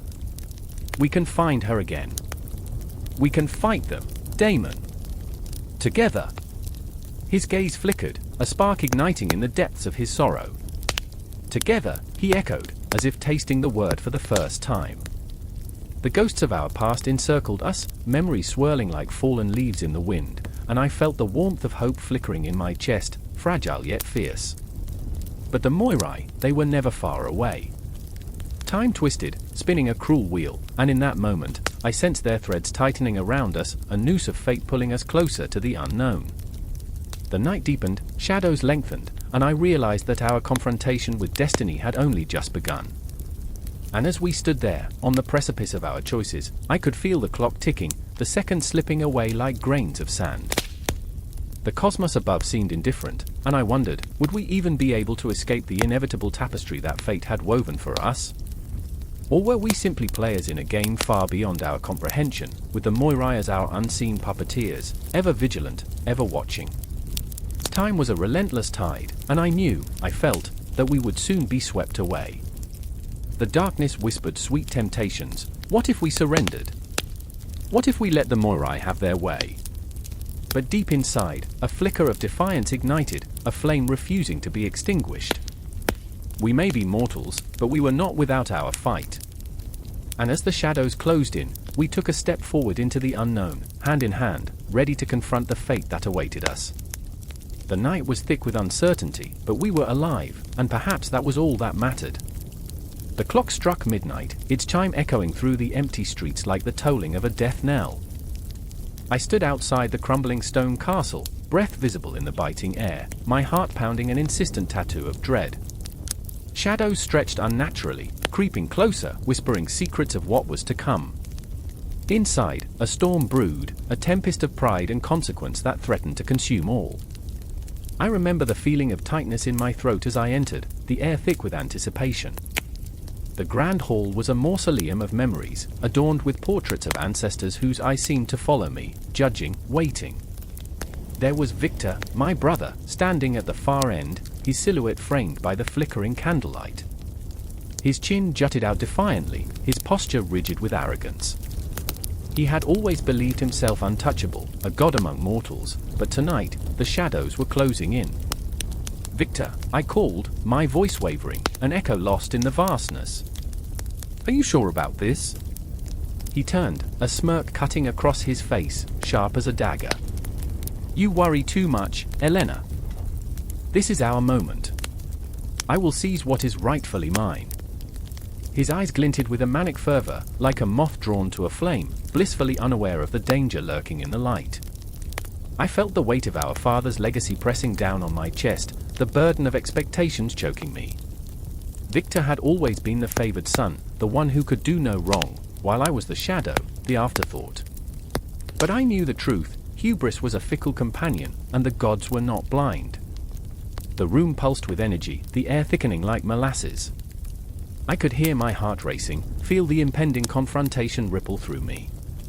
I remembered the stories whispered in the dark corners of the castle, of kings who fell from grace, of fortunes lost to pride. My breath quickened as the images flooded my mind, the ghosts of those who had dared to challenge fate. Victor, you must listen. This is madness. I pleaded, desperation creeping into my voice, but he waved me off, a dismissive flick of his wrist. Madness? No, sister. This is destiny. The arrogance in his tone sent chills down my spine, each word a nail in the coffin of reason. As the candles flickered, casting grotesque shadows on the walls, my thoughts raced. I saw the flicker of doubt in his eyes, the brief moment where reality flashed across his features, a fleeting glimpse of vulnerability that he quickly buried under layers of bravado. "Do you not see?" I pressed, stepping closer. "There are forces at play here that we cannot control. You cannot toy with fate." I grasped at his arm, my fingers trembling, but he shrugged me off, anger sparking in his gaze. "Fate," he sneered, bitterness curling his lips. "Fate is for the weak, Elena. I am the master of my own destiny." The room seemed to darken, the shadows thickening around him like a shroud. I felt a chill creep into my bones, an ancient warning echoing through the halls, a warning about the price of pride. Suddenly, the doors burst open, the wind howling through the hall, carrying with it a cacophony of mournful voices. The shadows writhed, and I felt a presence, a cold, suffocating dread that wrapped around me, tightening like a vice. Victor drew back, his bravado faltering as he took a step away from the encroaching darkness. "What is this?" he whispered, the bravado beginning to crumble, the reality of his hubris crashing upon him. But I knew it was too late. The arrogance that had propelled him forward now served as a beacon, luring the wrath of the divine. I remember the moment the shadows coalesced into a figure, the spectre of our father, eyes hollow, lips curled in sorrow. "You have forsaken your legacy, Victor," he intoned, each word heavy with the weight of judgment. "Pride has blinded you to the truth. You are but a man, and the gods will not allow such insolence to stand." The air crackled with tension, palpable and thick. I stood frozen, my heart racing, torn between fear and a strange sense of vindication. Victor's eyes widened, realization dawning, a raw, visceral fear that twisted his features into something unrecognizable. "No," he gasped, stepping back, but the shadows surged forward, hungrily, eagerly, a tide of retribution crashing down upon him. And I, helplessly tethered to the moment, could only watch as the consequence of his hubris unfurled. "Forgive me," he cried, the arrogance stripped away, leaving only a terrified boy. The shadows consumed him, swallowing his pleas until all that remained were echoes of regret, reverberating through the stone walls. My heart ached, torn between love for my brother and the justice of divine retribution. As the flickering candlelight dimmed, the presence receded, leaving behind a suffocating silence, punctuated only by the distant tolling of the clock, a reminder that time was slipping away, that moments of choice had led us to this precipice. I stood amidst the ruins of pride, feeling the remnants of our family's legacy settle like dust upon my shoulders. I remember the taste of salt on my lips, the bitterness of loss mingling with the sweetness of vindication. The castle seemed to breathe, the walls alive with history, the shadows whispering stories of those who had danced too close to the flame. Victor had reached for divinity, and in doing so, had sealed his fate. And yet, as I stood there, remnants of fear and sorrow weaving through me, I couldn't shake the feeling that the cycle was far from over. The shadows still lingered, waiting patiently, hungry for the next soul brave, or foolish, enough to challenge the divine. The price of hubris was steep, and the lesson was one that echoed through time, a warning for all who dared to tread such treacherous ground. I felt the weight of the moment pressing down, a silence heavy with possibility. The clock continued to tick, each second a reminder that the story was only just beginning, spiraling forward into the abyss. The darkness whispered, and with it, the haunting truth: hubris was a seduction, and retribution was the inevitable consequence, a promise written in the stars. The moon hung low, a voyeur caught in a moment too dark to bear. Shadows twisted beneath the gnarled olive trees, whispering secrets, beckoning. A chill crept through the air as I stood there, heart racing, pulse a frantic drum. The night was alive with the sounds of muffled chants, voices rising and falling with the rhythm of desperation and devotion. I could taste the fear on my lips, metallic and raw, mixing with the sweet scent of incense that curled and writhed in the air like a serpent, coiling tighter around my throat. I remembered the first time I'd heard of Arachne's cult. The tavern's fires flickered as old men spoke in hushed tones, their gnarled hands trembling with the weight of stories. "Arachne," they whispered, reverence dripping from their tongues. "Woe to those who defy the gods. Woe to those who weave threads sharper than fate." I'd laughed then, dismissing it as drunken superstition. But now, standing on the precipice of something far darker than I had imagined, the laughter felt like ashes in my mouth. Beside me, Cassia trembled, her hands fidgeting with the hem of her tunic. Her eyes were wide, reflecting the pale glow of the moon. She was beautiful in a fierce, unyielding way, but tonight, fear had stripped away her bravado, leaving only vulnerability. "What if they see us?" she hissed, glancing into the shadows as if expecting Arachne herself to emerge. Goddess or monster, it hardly mattered. I reached for her, the warmth of my palm against her cool skin grounding us both. "They won't," I whispered, though my heart faltered at the sound of my own voice. "Not if we stay hidden." The air thrummed with the weight of our choices, dark and intoxicating. We were intruders in a world we barely understood, caught between the love of our own lives and the fear of a deity whose finger spun fate from threads of despair. Then there was Leander, a boy of wild hair and wilder dreams. He had once spun tales that danced in my mind, the heroic, the tragic, the impossible. But tonight, those dreams echoed hollow. He stood further back, eyes darting with the nervous energy of a cornered animal. "We shouldn't be here," he muttered, his voice a fragile whisper lost in the wind. What if? I snapped, the rising tide of my own fears spilling over. What if we're too late? I could feel the desperation clawing its way up my throat, an insatiable hunger for answers. Arachne demands tribute, and without it, we'll be nothing more than threads in someone else's tapestry. This is our chance to reclaim our fate. Leander's gaze softened at my words, though uncertainty hung between us like a thick fog. "But at what cost?" he asked, and for a moment, the world stilled. The eerie silence wrapped around us, suffocating yet intoxicating, a moment caught in a web-spun of our own making.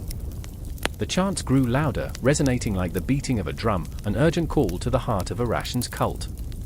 I could see them now, robed figures weaving in and out of the shadows, their movements fluid, almost serpentine. It was a dance of devotion that felt both beautiful and grotesque, a celebration of something ancient and primal. I could taste the intoxicating fear that coursed through the air, thick and heavy, and as much as I wanted to turn away, I was drawn closer. I remember, the words slipped from my lips like a mantra, each whisper echoing the past. I remember the stories of Arachne, the mortal who dared challenge the gods, who spun the finest threads of all, only to fall into shadow. My thoughts spiraled, a whirlpool of memories that twisted and turned, dragging us deeper into the cult's embrace. How art became a curse, how brilliance turned to chains. Cassie's breath was a shudder beside me. "We can't let fear bind us," she said, and I admired the fire in her eyes, even as doubt flickered behind them. "We must weave our own destiny." The night thickened around us, the dancers becoming more frantic as the moon climbed higher, illuminating the sacrificial altar bathed in moonlight, glistening like a wound. There, a tapestry shimmered, vibrant and alive. I felt drawn to it, the threads whispering promises of power and glory, yet the air was saturated with something more sinister, a warning of doom that danced just out of reach. It felt like a heartbeat, quickening, echoing a truth too terrifying to confront. And then, it happened. A cry pierced the air, raw and haunting, cutting through the cacophony of chants like a knife. The cultists froze, their faces masked in fear. I turned, heart hammering, and saw them emerging from the shadows, figures cloaked in darkness, their features obscured. My breath caught in my throat as the realization hit, these were not mere mortals. They were the embodiment of Arachne's wrath, and they were coming for us. Leander stumbled back, his voice rising in panic. "Run! We have to go!" But Cassia held fast, her gaze locked on the tapestry that shimmered before us. "No. We can't leave without understanding. We have to know what we're up against." The tension spun tighter, the moment stretched into eternity. I could feel the walls closing in, the shadows breathing, the very air charged with a power that could ignite the world. I was torn, caught between the desire for knowledge and the instinct to flee. My heart thudded cruelly against my ribs, as if it, too, wanted to escape. And then, in a heartbeat, everything changed.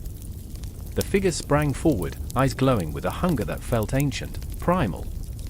I grasped Cassia's hand, pulling her back toward the edge of the clearing, while Leander's frantic cries echoed in the night. Time twisted, a cruel jester playing with our fate. Remember, remember, I thought, the chant wrapping around my mind, a promise and a plea. But the memories were slipping through my fingers like threads of silk, each one fraying, unraveling.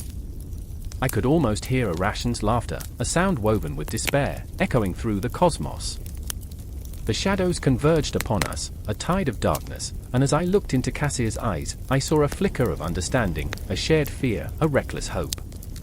I had entered this darkness seeking answers, but what I found instead was a mirror reflecting our deepest flaws, our desires twisted like the very threads we feared.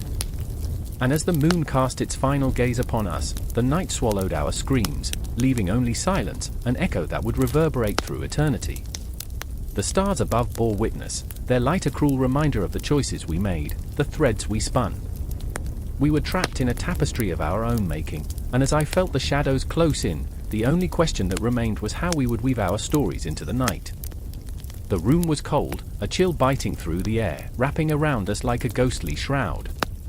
The only source of light flickered, a dying candle, its flame trembling as if it, too, sensed the weight of the moment. Shadows danced across the walls, contorting into grotesque shapes that twisted our hearts. I stood there, heart racing, pulse thundering like a war drum, fear gripping my throat. The tapestry hung before me, threads of vibrant colors woven together, each stitch a memory, each pattern a story. Arachne had spun a web of brilliance, but now it felt like a snare, tightening around our throats, echoing the agony of her curse. Elena's hands trembled beside me, her fingers curling into fists, knuckles white as if they were holding on to sanity. She wasn't just a bystander, she was a creator, a dreamer trapped in a world that mocked her. I could see it in her eyes, the flicker of hope and despair waging war, a battlefield of emotions raging behind her porcelain facade. She'd poured her soul into her work, just as Arachne had. But what happened when the world turned its back on you? When your artistry became your undoing? Look at it, she murmured, voice barely above a whisper, each word a fragile butterfly flitting through the heavy air. It's beautiful, isn't it? Her gaze was fixed on the tapestry, yet it felt like she was trying to convince herself more than me. But it's wrong. It's cursed. I reached out, tracing the contours of the woven scene, a celebration of life, of passion, yet beneath it lay a darkness that seeped through the threads like poison. I didn't want to admit it, but I understood the curse. I had faced it, felt its cold grip. The relentless pressure of expectation, the haunting whispers of inadequacy that gnawed at my thoughts like rats in the night. Arachne's story was our story, woven into the very fabric of our existence. Next to us, Julian shifted, his presence a storm, a tempest that brewed beneath the surface. He was a contradiction, fierce yet fragilized, a creator whose arrogance clashed with the vulnerability of his art. He'd once dared to challenge the gods, believing himself untouchable. Yet here he was, shattered like glass, struggling to reclaim the shards of his identity. We can't let it end like this, he growled, voice low and gravelly, a tumult of anguish swirling within him. We must fight for her memory. A flicker of defiance ignited within me. I wanted to believe him, wanted to join the rebellion against our own creative demise. But the air was thick with doubt, hanging heavy like a storm cloud ready to burst. And what if we fail? My voice trembled, wavering on the precipice of despair. What if we become like Arachne, lost and forgotten? Then we'll be lost together. His eyes locked onto mine, fierce and unwavering. In that moment, I saw the depth of his desperation, the longing to matter, to make an indelible mark on a world that often crushed dreams beneath its booted heel. Elena's laughter broke through the tension, a brittle sound that echoed across the dim room. Oh, how poetic, Julian! But don't you see? Arachne was punished for her pride. She was transformed into a spider, forever weaving her tales in the shadows. Is that what you want for us? To spin into oblivion. The weight of her words hung in the air, an unbreakable chain that bound us to our fears. My heart raced as I searched for the right words, the kind that could cut through the darkness like a beacon. But what if we don't just spin into oblivion? I said, the words spilling forth, raw and unfiltered. What if we use her story? What if we breathe life into the silence that has consumed her? We can reclaim her, honor her, let the world know she existed. Julian's gaze softened, and for a fleeting moment, I saw a glimmer of hope flickering in his eyes, a fragile flame that could either ignite the passion within us or extinguish under the weight of reality. Then we must create. The silence fell heavy, each heartbeat reverberating against the walls, a reminder of the urgency of our mission. I could feel Arachne's spirit lingering in the air, a whisper of encouragement mingling with our fears. As if she were watching, waiting to see if we would rise from the ashes of our own despair. Elena stepped forward, determination anchoring her stance, her voice steady, a clarion call cutting through our doubts. Let's make something that echoes through time. Something that shouts her name. The words resonated within me. I could see it, the vision swirling, colors exploding, each thread vibrant with emotion. We weren't just fighting for Arachne, we were fighting for ourselves, for our art, for every soul that had ever dared to dream. The candle flickered again, its light wavering, shadows stretching and yawning. The tapestry loomed larger, its vibrant colors bold against the encroaching darkness, a promise and a threat all at once. We were on the brink, teetering between creation and destruction, the echoes of the past intertwining with the feverish pulse of the present. My breath quickened, the enormity of the moment wrapping around us, a tapestry of emotions woven from the threads of our own lives, each heartbeat a promise to honor the legacy of Arachne. We would lend our voices to her haunting song, letting our artistry reverberate through the shadows, a defiance against the silence that sought to consume us. Together, we would rise, a chorus of souls shouting into the void, echoing through the unseen cosmos.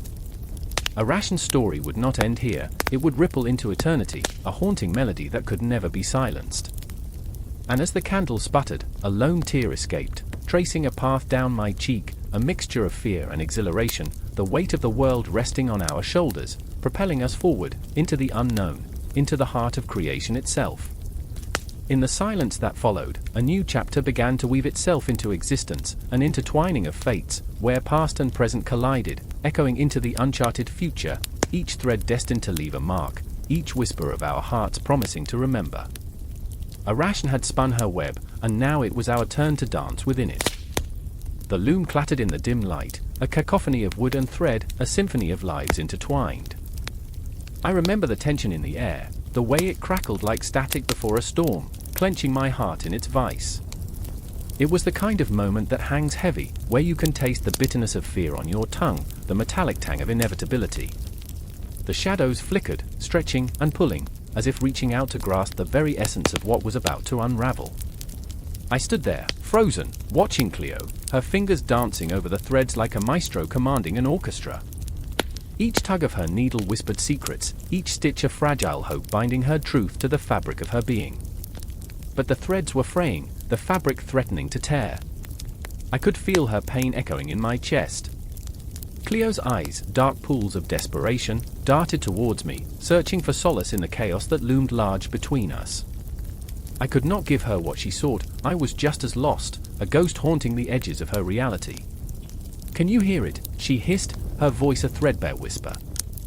"The whispers of the past? They're all around us, binding us, suffocating us." I wanted to tell her that it was just the wind, the rustling leaves outside, but I knew better. The air was thick with memories, each one a shard of glass embedded deep in our hearts. I remembered the stories, the myths that clung to our ancestors like a second skin, a tapestry woven with love, betrayal, and the relentless march of fate. Across the room, Lysander leaned against the wall, arms crossed, the very picture of defiance and despair. His brow furrowed, a tempest brewing behind those stormy eyes. Every second felt like an eternity as he struggled against the pull of history, the weight of names that echoed in his mind. "We can't keep weaving this web," he shouted suddenly, his voice cracking, shattering the fragile silence. "It's choking us. Don't you see?" I could feel the tension swirling like a maelstrom, each word a drop of oil on the fire raging between them. Cleo's needle paused mid-stitch, her breath hitching in her throat.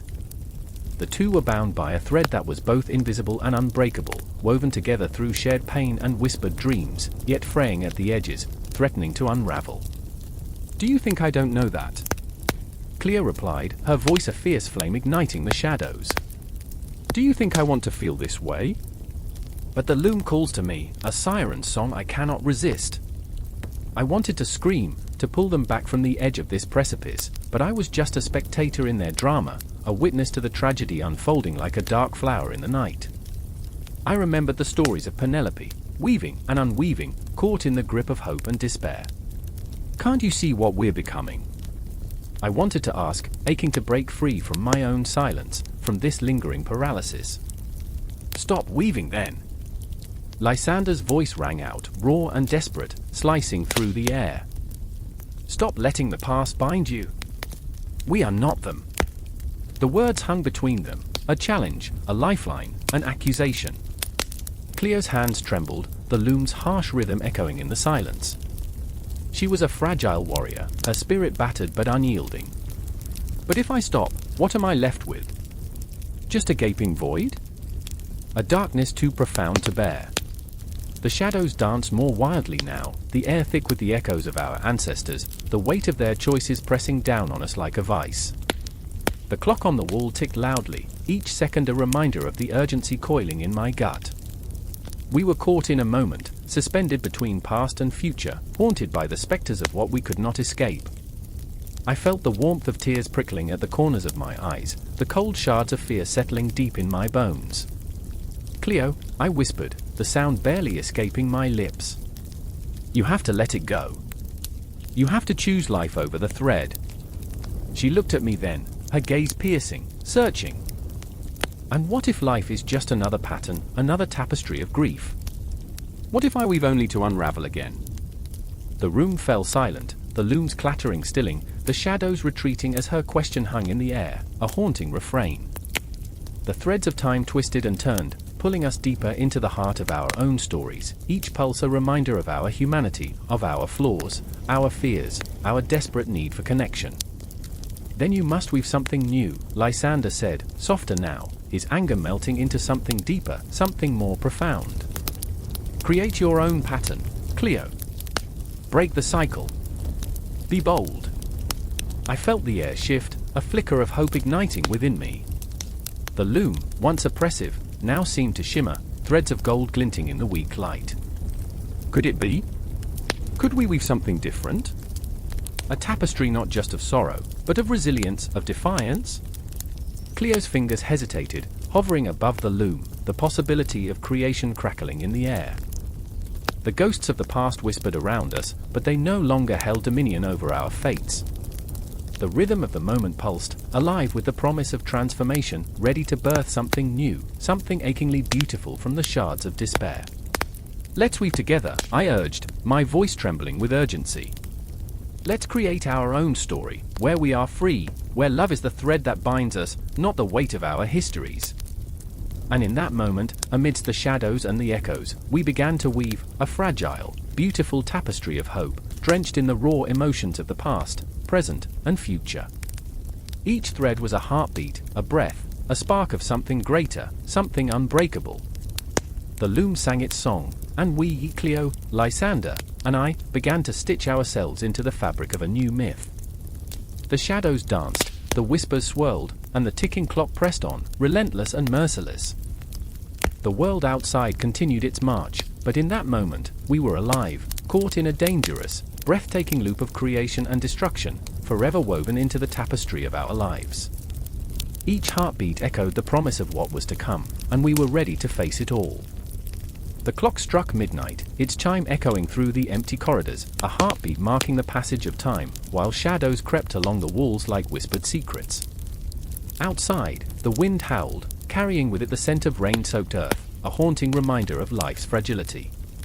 I stood there, caught in the web of my own making, strands of doubt and despair weaving tighter around my chest. I can't do this, I murmured, the words barely escaping my lips, heavy with fear. I could see her now, Arachne, the legendary weaver, the one who dared to challenge the gods. Her spirit clung to the air, palpable as the moisture in the atmosphere. I remembered her fierce determination, a double-edged sword cutting through the fabric of divine arrogance. But in that moment, I was less a challenger and more an echo of her tragic tale, a soul caught in the throes of a struggle that threatened to consume me whole. My fingers trembled as they brushed against the dusty loom, the wooden frame solid beneath my touch. It felt like a lifeline, tethering me to a reality that was slipping through my fingers. The threads lay scattered, waiting for me to weave them into something beautiful, something that could silence the cacophony in my mind. But I was paralyzed, scared of failure, scared of success. And then there was Marcus, my brother, standing in the doorway, framed by darkness like a ghost from my past. His eyes, usually vibrant with mischief, were now shadowed with concern. I could see the worry curling at the edges of his brow, lines of anxiety etched deep into his skin. "You're not Arachne, you know," he said softly, and his words pierced me like a dagger. "I know," I whispered, raw and exposed. "But I can't be a failure." The air grew thick with the weight of unspoken truths, the tension between us crackling like static electricity. He stepped closer, the floorboards creaking underfoot, a reminder that we were both tethered to this world, this struggle. "Failure isn't the end," Marcus said, voice steady, yet I could hear the tremor beneath it. "It's just a step toward something else. You have to trust yourself." His faith in me felt like a flickering candle in the suffocating darkness, a promise of warmth in a world that felt so cold. But trust was a fragile thing. I remembered the late nights spent staring at the ceiling, my mind racing through a maze of insecurities and doubts. What if I'm not good enough? I had asked him countless times, and each time, he had clung to hope like a lifeline, refusing to let go. Good enough for whom? He had retorted once, his frustration spilling over into genuine confusion. Do this for yourself. Just stop comparing your art to the gods. But how could I? The voices of ancient deities echoed in my mind, taunting and relentless. Arachne had woven tapestry so exquisite that the heavens themselves had turned green with envy. And here I was, fumbling with thread, terrified of unraveling into nothing. "I can't be a disappointment," I cried out, the words tearing from my throat. "I can't face everyone, the whispers, the pity. I can't." Marcus stepped forward, and I feared he would reach out to console me, but instead, he paused, as if weighing my turmoil against the weight of his own. "You think I don't know what it feels like to be afraid? To stand on the edge of everything and feel the pull of the abyss." His eyes burned with a mixture of anger and sadness, and in that moment, I saw the truth of our shared struggle, a reflection of Arachne's own hubris. The room felt like it was shrinking, the walls closing in as if the very space around us was tightening its grip. "You don't understand," I shouted, a wild desperation clawing at my insides. "I can't be another Arachne. I can't," but it wasn't just about her, was it? I could see it now, like a flicker of light in an oppressive darkness. It was about the weight of expectations, the suffocating pressure to be more than human, to weave magic with every stroke of my hand. I thought of the city outside, where dreams danced under the pale glow of street lamps, and shadows whispered of ambitions left unfulfilled. "Look around you," Marcus urged, gesturing wildly at the loom, the incomplete tapestry lying in disarray. "This is your story, not hers. You're not trapped.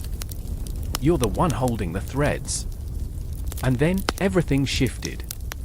The intensity of his words crashed over me like a wave, pulling me under and forcing me to confront my deepest fears. I watched as Arachne's spirit flickered before me, her defiance igniting a spark within my chest. I remembered her final moments, not as a cautionary tale, but as a reminder that struggle is not failure. It's the very essence of creation.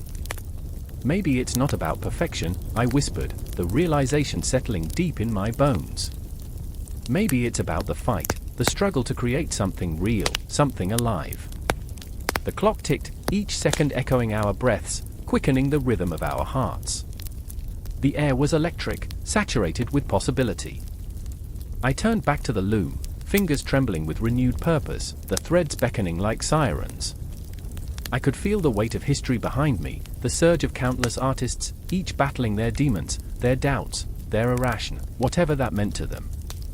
And as I began to weave, it felt like the universe aligned, the cosmic ballet of creation swirling around us, binding not just my fate, but Marcus's, too. We were two lost souls in a vast expanse, struggling against the current yet finding strength in each other. I remembered the stories, the myths, the whispered warnings of gods and mortals alike. But as I began to create, it was no longer fear that filled the air, it was defiance, rebellion, a fierce love for the very act of creation.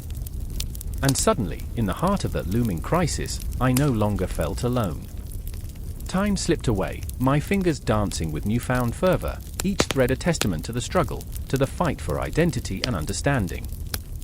And somewhere in the distance, I thought I could hear Arachne cheering us on, weaving her own spirit into the fabric of our stories. Let the gods watch, I thought, my heart racing with every stitch. The struggle was far from over, yet I felt the thrill of possibility surge within me, a reminder that every battle is a thread in the ever-unraveling tapestry of life. In that moment, as the midnight air swirled with electricity and shadows, I was ready to weave my own destiny. And the world outside, with its whispers and doubts, faded into a mere backdrop, as we stepped into the unknown, together, unafraid. The air crackled with electricity, as if the cosmos itself held its breath. I stood at the precipice of a moment, staring into the abyss where shadows whispered secrets. Beneath the flickering light of a single bulb, Arachne's loom spun not just threads but the very fabric of fate. I felt it in my bones, an energy, raw and unyielding, coursing through the room like a heartbeat echoing in the dark. Lily, my best friend and a modern-day artist, knelt before that loom, her hands trembling. Each thread she wove pulled at the scars buried deep inside her, memories clawing their way to the surface. "Why can't I get it right?" she murmured, frustration lacing her voice like poison. The loom groaned as if echoing her despair. I wanted to comfort her, but words hung in my throat, heavy as lead. I remember the first time she painted, colors exploding across the canvas, her spirit radiant. But like Arachne herself, she carried ambition and fear intertwined, a double helix of creativity and self-loathing. Arachne, the weaver of fate, was both our muse and our ghost. Modern culture had stripped her tale down to a few words, a cautionary whisper about hubris. Yet here we were, trapped in her web, grappling with our own grotesque interpretations. I watched Lily struggle, each failed attempt a dagger plunging deeper into her heart. I remember how I used to think ambition was a gentle guide, a soft hand on my back. Now it felt like a vice, squeezing the very life out of us. The clock on the wall ticked, an insistent reminder that time was slipping through our fingers like spun silk. I glanced at the shadows, flickering against the walls, as if they bore witness to our silent war. The city outside buzzed with the life we craved, a stark contrast to our struggle. But here, in this dimly lit room, the world faded, it was just us and the loom, a battlefield where dreams clashed with harsh reality. "Do you think she cursed the gods?" I asked, my voice barely above a whisper, as if speaking too loudly would shatter the fragile moment. Lily halted, her eyes narrowing, a storm brewing within. I could see the flicker of recognition, Arachne's fate had become our own. When she was transformed, did she feel relief or despair? I pressed, needing to understand her torment, her infamous defiance. "Maybe both," Lily replied, her voice a mere thread of sound. Maybe she felt free, but also trapped. Cursed, but gifted. And there it was, the crux of it all. The duality of existence, the push and pull of brilliance and madness. I felt it in every fiber of my being. I remember the nights when creativity flowed like a river, and others when it dried up, leaving only the parched earth of self-doubt. I wanted to scream, to rip the veil of silence that hung heavy over us. Arachne's tale wasn't just a myth, it was our reality, our struggle writ large across the tapestry of existence. Lily stood abruptly, the weight of her thoughts manifesting in a sudden surge of energy. "I need to finish this," she declared, voice trembling with conviction. I watched, breathless, as she approached the loom, hands poised like a conductor ready to unleash an orchestra of emotions. Her fingers danced over the threads, weaving memories of heartbreak, triumph, and the suffocating pressure of expectations. A tapestry of her own making, yet echoing Arachne's tragic legacy. With each pass of the shuttle, I felt the tension building, an electric current surging through the room. The shadows stretched and curled, as if alive, whispering promises and threats. I could see her frustration morphing into something darker, an obsession mingled with desperation. Would Arachne's spirit rise from the threads, her laughter mingling with Lily's tears? Or would she embody the weight of hundreds of years of pain, reminding us of our own fragile existence? Then came the moment, the climax of creation and chaos. Lily cried out, a sound that pierced the silence, raw and unrestrained. I remember. The words echoed, reverberating off the walls. I remember every time I felt less than. Every time I wanted to be someone else. Every time I doubted myself. I felt the air thicken with emotion, palpable and sharp. I was suffocating in the weight of her truth. The loom trembled as if responding to her confession, and with it, the room shifted. I was no longer just an observer, I was entwined in the fabric of her struggle. The threads glowed, radiating a haunting beauty, shimmering with the weight of every unfulfilled dream. I saw it all, the threads of Arachne's life, twisted with the echoes of our own. The horror of ambition, the beauty of creation, the unbearable weight of existence. As the final threads fell into place, the tension snapped like a taut wire, leaving a silence so profound, it felt sacred. I dared not breathe, fearing I would shatter the moment, the fragile spell we had woven together. I remember thinking how strange it was that something so beautiful could emerge from something so dark, how the patterns created had the power to bind and to release. In that eerie silence, I caught a glimpse of the tapestry, a haunting reflection of Arachne's anguish, intertwined with Lily's desires, a living testament to the struggle of all artists who dared to tread the thin line between creation and destruction. The loom stood still, a monument to our shared pain, our shared defiance. Lily turned to me, her eyes wild, reflecting the light of 1,000 stars. What if she was right, she whispered, a tremor in her voice. What if in the end, the gods only wanted us to create? What if we've been too afraid to embrace it? And I knew in that moment, we were echoing Arachne's legend, her tale not bound by time but alive, pulsating in the very air we breathed. The city waited outside, a distant roar, but here, in this room filled with the weight of dreams and nightmares, we stood on the threshold of something exquisite, something terrifying. I felt the clock tick once more, a reminder that our stories were woven together, threads of fate spiraling infinitely, a loop that would never truly end. The loom stood in the dimming light, shadows dancing across its weathered frame like the whispers of 1,000 forgotten voices. I remember the taste of fear, bitter and thick, clinging to the back of my throat as the threads trembled, quaking under the weight of expectation. The air crackled with electricity. Arachne's fingers flew, a blur of deft movement, weaving her destiny into a tapestry that shimmered with the colors of defiance. Faster, the voice shouted, a whip cracking through the tension. It was the voice of authority, of the gods, of men who sat atop pedestals, blind to the raw power beneath her fingertips. I remember the fear in her eyes, the burning embers of defiance flickering against the cold stone walls of her prison. Her mother had been a weaver too, but the legacy felt like a shroud, heavy and suffocating. "You're too good," her mother would say, her voice a haunting melody, "too good for this world." But worlds had crumbled before, and they would again. Arachne's heart raced as she threaded the needle through the fabric of her rebellion, each stitch a challenge to the divine. In the shadows, I saw her sister, Lise, clutching a small spool of thread as if it was a lifeline. She was quieter, a soft echo to Arachne's vibrant surge. Where Arachne was fire, Lise was the quiet dusk, holding her breath as if every exhale would shatter the delicate balance of their lives.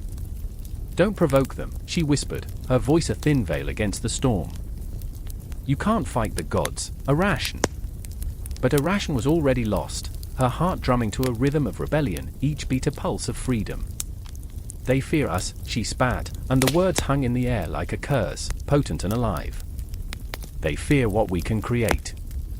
With every turn of the loom, the fabric began to reveal visions of men's hubris, of women shrouded in shadows, their stories untold. The thread sang as she wove, a cacophony of truths that echoed through the ages. "I remember the stories," she murmured, her voice swallowed by the tapestry she spun, the tales of the silenced. Her fingers bled, not from the harshness of the thread but from the weight of her sister's fears, the ghosts of 1,000 women who had come before them, shackled to the wheel of destiny. Lise pressed her lips together, a storm brewing behind her eyes. She wanted to scream, to pull Arachne back from the precipice, to remind her of the tales that ended in darkness. But all she could do was hold the spool, her own fingers trembling, unsure whether to weave alongside her sister or to unravel the thread and hide the truth.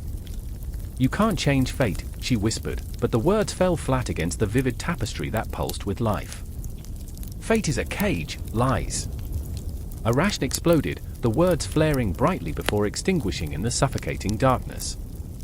"We were born to weave, to create. Why should we bow to some celestial pantheon that doesn't even see us?" The loom vibrated in response, a living thing, and I felt the air thrum with her passion, an energy that could ignite worlds. The fear twisted inside lies, a snake coiling around her heart. What if Arachne was right? What if they could reshape their universe, bend it to their will? But what then, she asked, her voice trembling, weaving her own thread of uncertainty into the air. What happens when the gods come for you? The question hung like a spectre, and I could feel Arachne stiffen, the fire in her eyes flickering. "Let them come," she replied, her voice steady, a quiet strength rising from within the chaos. "Let them come, and let me show them the power of my art." The loom groaned, a sound that echoed through the stones of the ancient hall, and the room pulsed with an energy I could not name. The threads twisted in an intricate dance, weaving together the pain, the joy, and the unyielding spirit of women who had fought for their voices. "I remember my mother," Arachne continued, her voice softer now, almost tender. "I remember her hands, calloused and strong, creating beauty amidst the ruins. And I could see it, the vibrant colors of her mother's tapestries, the stories of loss and love woven together in a breathtaking display. Each thread carried the weight of generations, and in that moment, I realized Arachne was not just weaving for herself. She was stitching together the very fabric of womanhood, a rebellion against silence, a tapestry meant to shatter the chains of history. But the shadows loomed large outside her sanctuary, whispers of the gods curling like smoke through the cracks. They would not remain idle. I could see them gathering, silhouettes against the dim light, eyes gleaming with malice. "You dare challenge us," a voice growled from the darkness, echoing through the chamber like the rumble of thunder. Arachne's heart pounded against her ribs, fear clashing with the fire of her spirit.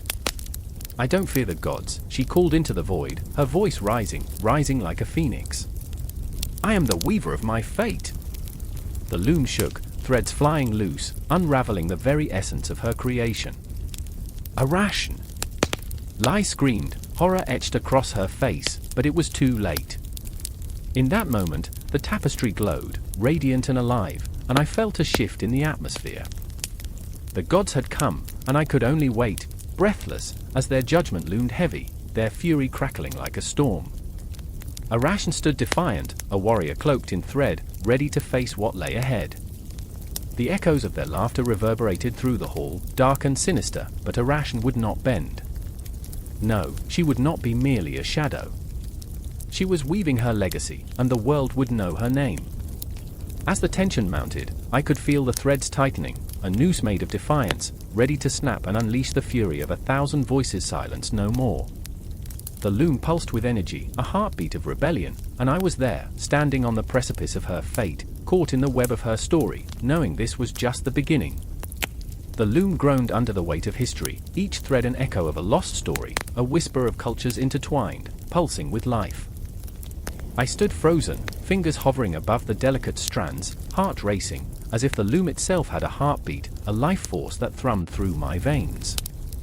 Shadows danced in the corners of the dimly lit workshop, flickering like the fleeting memories of those who came before me, and mothers stitching garments that warmed their children, fathers weaving blankets that shielded them from winter's cruel embrace. There was beauty in the chaos, a fabric of emotions that wrapped around my soul, squeezing tight. And then there was Celeste, her hands moving deftly, weaving a tapestry that seemed to breathe. Her brow furrowed in concentration, and I could see the desperation in her eyes, a fierce urgency that spoke louder than words. The threads, vibrant and dark, glinted with a history I could not fully grasp, yet felt in my bones. I remembered the stories she told, the ones of her grandmother, who wove dreams into every inch of fabric, only to have them unravel in the face of war. Each knot tied in sorrow, every pattern a memory lost in time. Celeste muttered under her breath as if coaxing the loom to remember. If only you could speak, she whispered, if only you could tell them. Across the room stood Malik, a sculptor lost in the haze of creation. His chisel clanged against marble, the sound sharp and visceral, as if he were battling his own demons. I could sense the ghosts of his ancestors swirling around him, their silent pleas reverberating through the stone. Each strike was a declaration, each chip of marble revealing the turmoil within. He looked up, catching my gaze, and for a moment, the weight of our shared history filled the air, a volcanic tension that threatened to erupt. I recalled the night we spoke of legacy, of how art was a vessel for pain and hope, how the world had forgotten the stories we carried, buried beneath layers of dust. Every piece I carve, he had said, voice low and rumbling, is a piece of me. A piece of us. But who will remember? Who will see? The ache in his words resonated in every fiber of my being. There was a moment of silence, a fragile truce woven between our artistry, when the air thickened with unspoken words, as if the loom and the marble held their breath in anticipation. The shadows crept closer, whispering secrets of cultures long gone, of an artistic legacy that pulsated through our veins. I could feel them, ancestors whose hands had also held the tools of creation, whose stories had been woven into the very fabric of our existence. And then it shattered. The door slammed open, shattering the stillness like glass. A figure emerged, a stranger, but not a stranger. His presence felt like a dark cloud, heavy with uncertainty. He wore the weight of 1,000 burdens, eyes wild and searching, as if he had clawed his way through nightmares to reach us. "They're coming," he gasped, breathless and frantic. "They want to erase our history. They want to steal our art." Time twisted, the world bending under the weight of his words. I felt my heart drop, a stone into the abyss, while Celeste's hands froze above the loom, and Malik's chisel fell to the ground, the sound echoing like a death knell. Erase us? Take away our stories? The very essence of who we were hung in the balance. The loom, once a sacred space, turned into a battleground for our collective identity. I took a step forward, heart racing, adrenaline coursing through my veins like fire. What do we do? My voice trembled, a delicate thread stretched taut. They're hunting down the artists, the dreamers, he said, urgency crackling in the air. They want to silence our voices. We can't let them. We must fight. Fight. The word exploded in my mind, a primal instinct igniting a spark within. I glanced at Celeste, her eyes reflecting the storm brewing in my chest. We were artists, yes, but we were also warriors of our legacies, defenders of our histories. Malik's hands clenched into fists, the marble dust swirling around him like ghosts, coming to life. I remember, he said, voice low but fierce as he picked up his chisel again. I remember the stories etched in stone. I remember the faces behind the art. And there it was, the tension, the raw emotion coiling around us like a serpent, threatening to strike. I felt the walls closing in, the shadows lengthening, as if the very air conspired against us. But we stood together, three souls intertwined in a tapestry of defiance. Celeste inhaled deeply, the air thick with the scent of wood and paint. Then we weave, she said, determination flickering in her eyes like a flame refusing to be snuffed out. We weave our stories into every thread, carve our truths into the stone, and make them remember. In that moment, time fractured, memories rushed in like waves crashing against a shore. I saw threads of twilight weaving through the air, felt the rhythm of our hearts beating as one. Dreams brushed against reality, and all that had been forgotten came roaring back, a symphony of emotion echoing in the silence. And just as the loom began to hum, vibrating with our shared pulse, the shadows began to close in. I could feel them creeping closer, a storm on the horizon, but we were ready. We were alive, our spirits ignited by the very essence of creation. Our artistic legacy, a tapestry woven through different cultures, could never be extinguished, not while we stood together, not while our hearts beat in defiance. And as the storm gathered outside, we took a collective breath, a heartbeat, a moment suspended in time, ready to confront the darkness. The loom called to us, the stone beckoned, and we would not falter. In that workshop, surrounded by the weight of history, we found our strength, our purpose, and together we would weave a legacy that could never be forgotten. I remember the moment the loom screeched in protest, strands of golden thread coiling like snakes around Arachne's fingers, her breath quickening with an intoxicating panic. She stood there, surrounded by shadows, her heart a drumbeat of daring defiance. The air was electric, crackling with tension as she challenged the gods themselves. Her eyes, wide with ambition, flickered like flames eager to consume. A tapestry of stories, of lives twisted and turned into art, unfolded behind her, a surreal landscape of gods and mortals, desire and despair, woven together in a tapestry that threatened to unravel the very fabric of the world. I remember the first time I saw her weaving, the way her hands danced over the loom, the threads slipping seamlessly, as if they were extensions of her own being. There was something hauntingly beautiful about her artistry, a raw intensity that made the onlookers hold their breath. But beauty often walks hand in hand with envy, doesn't it? The whispers crept in like a creeping fog, thick and suffocating, murmuring tales of her hubris. She thinks she's better than the gods, they hissed, venom lacing their words. And in that pregnant silence, Arachne's laughter rang out like a bell tolling in the dark, a sound that dared the heavens to respond. But they did. Oh, how they did!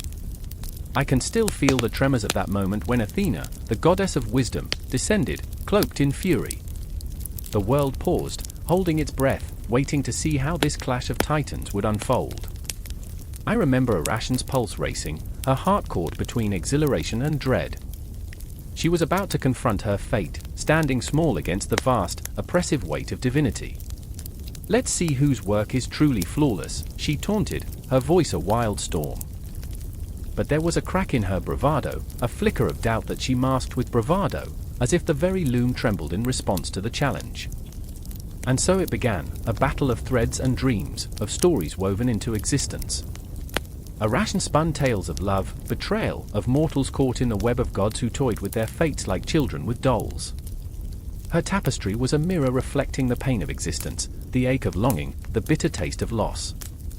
Each stroke was a scream, a whisper, a haunting melody that left the audience breathless, even as envy burned in their eyes. But Athena's tapestry was a masterwork of gods, of glory and vengeance, a reminder of the power that loomed above Arachne. I felt the tension thicken, suffocating, wrapping around us like a noose. Arachne's fingers trembled, the weight of her ambition suddenly as heavy as the world itself. I remember the moment the threads of fate tangled, binding her in a spell of her own making, a fate darker than she'd ever imagined.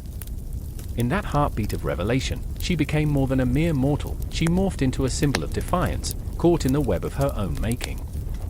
Arachne, the woman who dared to challenge the divine, to hold her ground against the tide of eternity. But what is a hero without their flaws?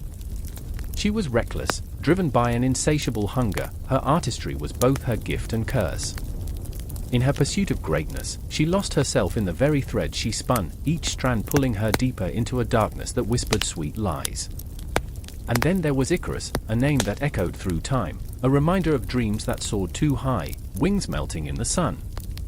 He watched Arachne, captivated, his heart a chaotic symphony of admiration and fear. "What are you doing?" he would whisper, as he dared to touch the edges of her tapestry, the texture sparking electric between them. His own dreams were encased in wax, brittle and fragile, the weight of his father's ambition resting heavy on his shoulders. "You're playing with fire," he warned, his voice barely a breath above the loom's haunting song. Yet, in Arachne's eyes, he saw the wild abandon of a creature unchained, and he longed to join her in that reckless dance.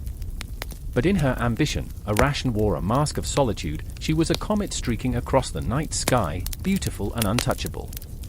"I'm not afraid of the gods," she declared, and each word reverberated like a death knell. Icarus felt the chill creeping in, the fear of the inevitable truth, a reminder that even the brightest stars fall.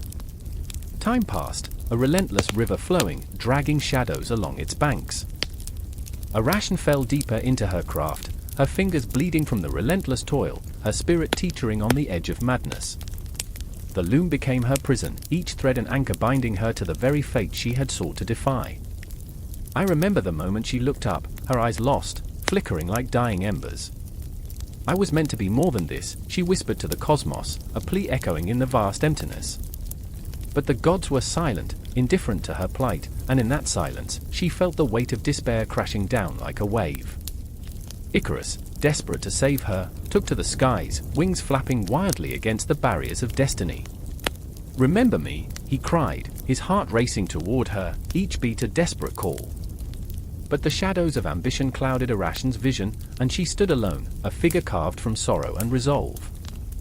And as she wove the final threads into her tapestry, the weight of her choices coiled around her like a serpent, squeezing the last breath from her defiance. I felt the world shatter in that moment, the looms clattering to the ground, the threads snapping like fragile dreams.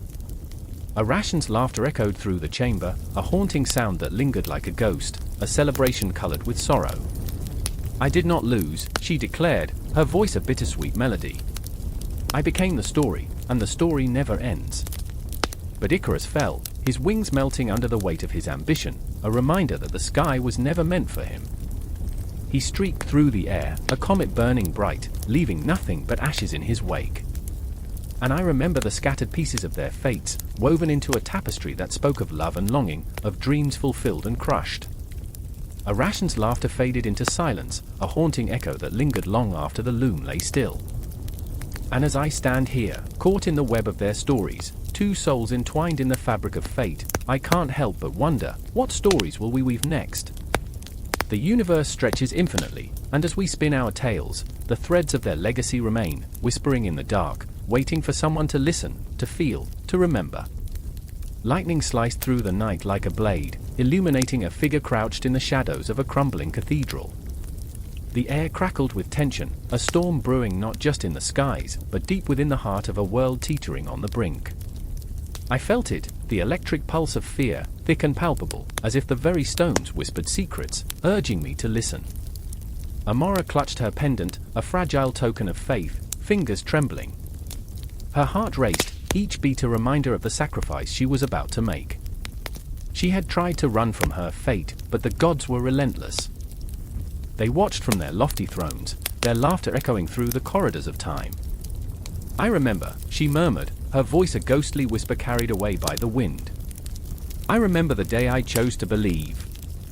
Across the dimly lit hall, Elias stood frozen, grappling with despair. His heart ached, not just for Amora, but for the world they lived in, where mortal lives were mere playthings for divine beings. The clash of gods and mortals unfolded like an absurd play, and he was but an unwilling actor in a tragedy that felt all too real. "What is the point?" he shouted into the void, the words reverberating with a raw intensity. "What is the point of worship when they only bring suffering?" But beneath his cynicism lay a wound, deep and festering, betrayal churned in his gut like poison. He remembered the day his sister had prayed for life, only to be met with death. The gods had turned a deaf ear, their silence deafening. "I remember," he choked, feeling the weight of memories wrap around him like chains. "I remember the screams, the prayers that fell unanswered." The storm outside surged, rain pounding against the shattered stained glass, each droplet a lamentation for lost hope. It was in this chaos that they stood, two souls caught in a cosmic web, straining against the forces that sought to bind them. Their hearts beat in sync, a fragile rhythm amidst the turmoil. "Amora!" Elias's voice cut through the tempest, a plea, a demand, "Don't do this." He could see the determination etched across her face, a mask of resolve that both thrilled and terrified him. She had always been stronger than him, a blazing fire against his flickering light. "You can't bargain with gods who don't care." "I have to try," she cried out, defiance radiating from her very being. "If there's a chance, even the smallest flicker of hope, I will seize it." Her eye sparkled with a fierce light, an artistry of desperation that painted the shadows around her. She was a warrior, battling demons far greater than any mere mortal could fathom. But as she stepped forward, the darkness shifted, as if reacting to her courage. An unseen force tugged at her soul, a sinister reminder that gods demand payment. The cathedral trembled, ancient stones groaning under the weight of their impending fate. And in that moment, a chilling realization coursed through me: every act of bravery comes with a price, a debt to be collected. Elias's mind raced, the thoughts colliding like thunderclaps in his head.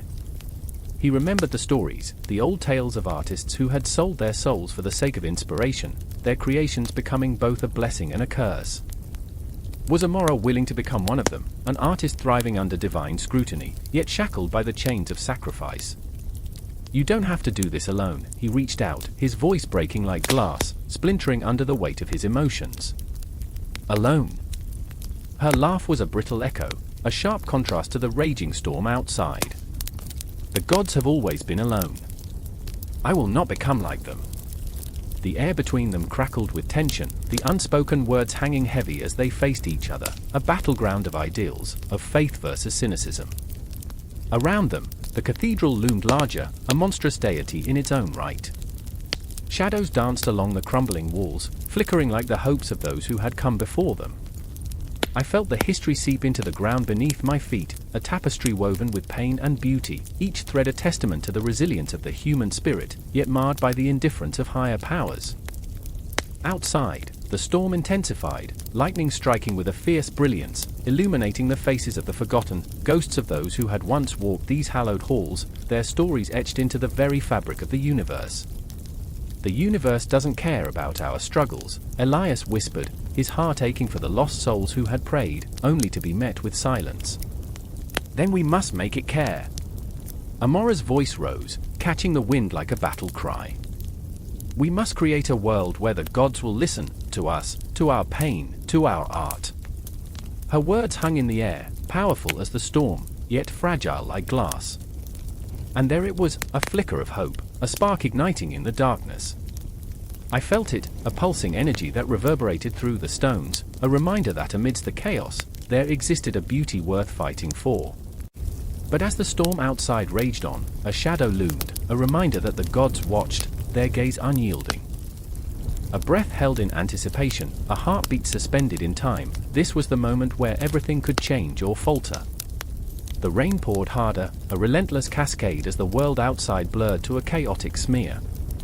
In that cacophony, the cathedral breathed, alive and ancient, a witness to the clash of gods and mortals, artistry spilling onto the ground like blood, a vivid reminder of reality, raw and unfiltered.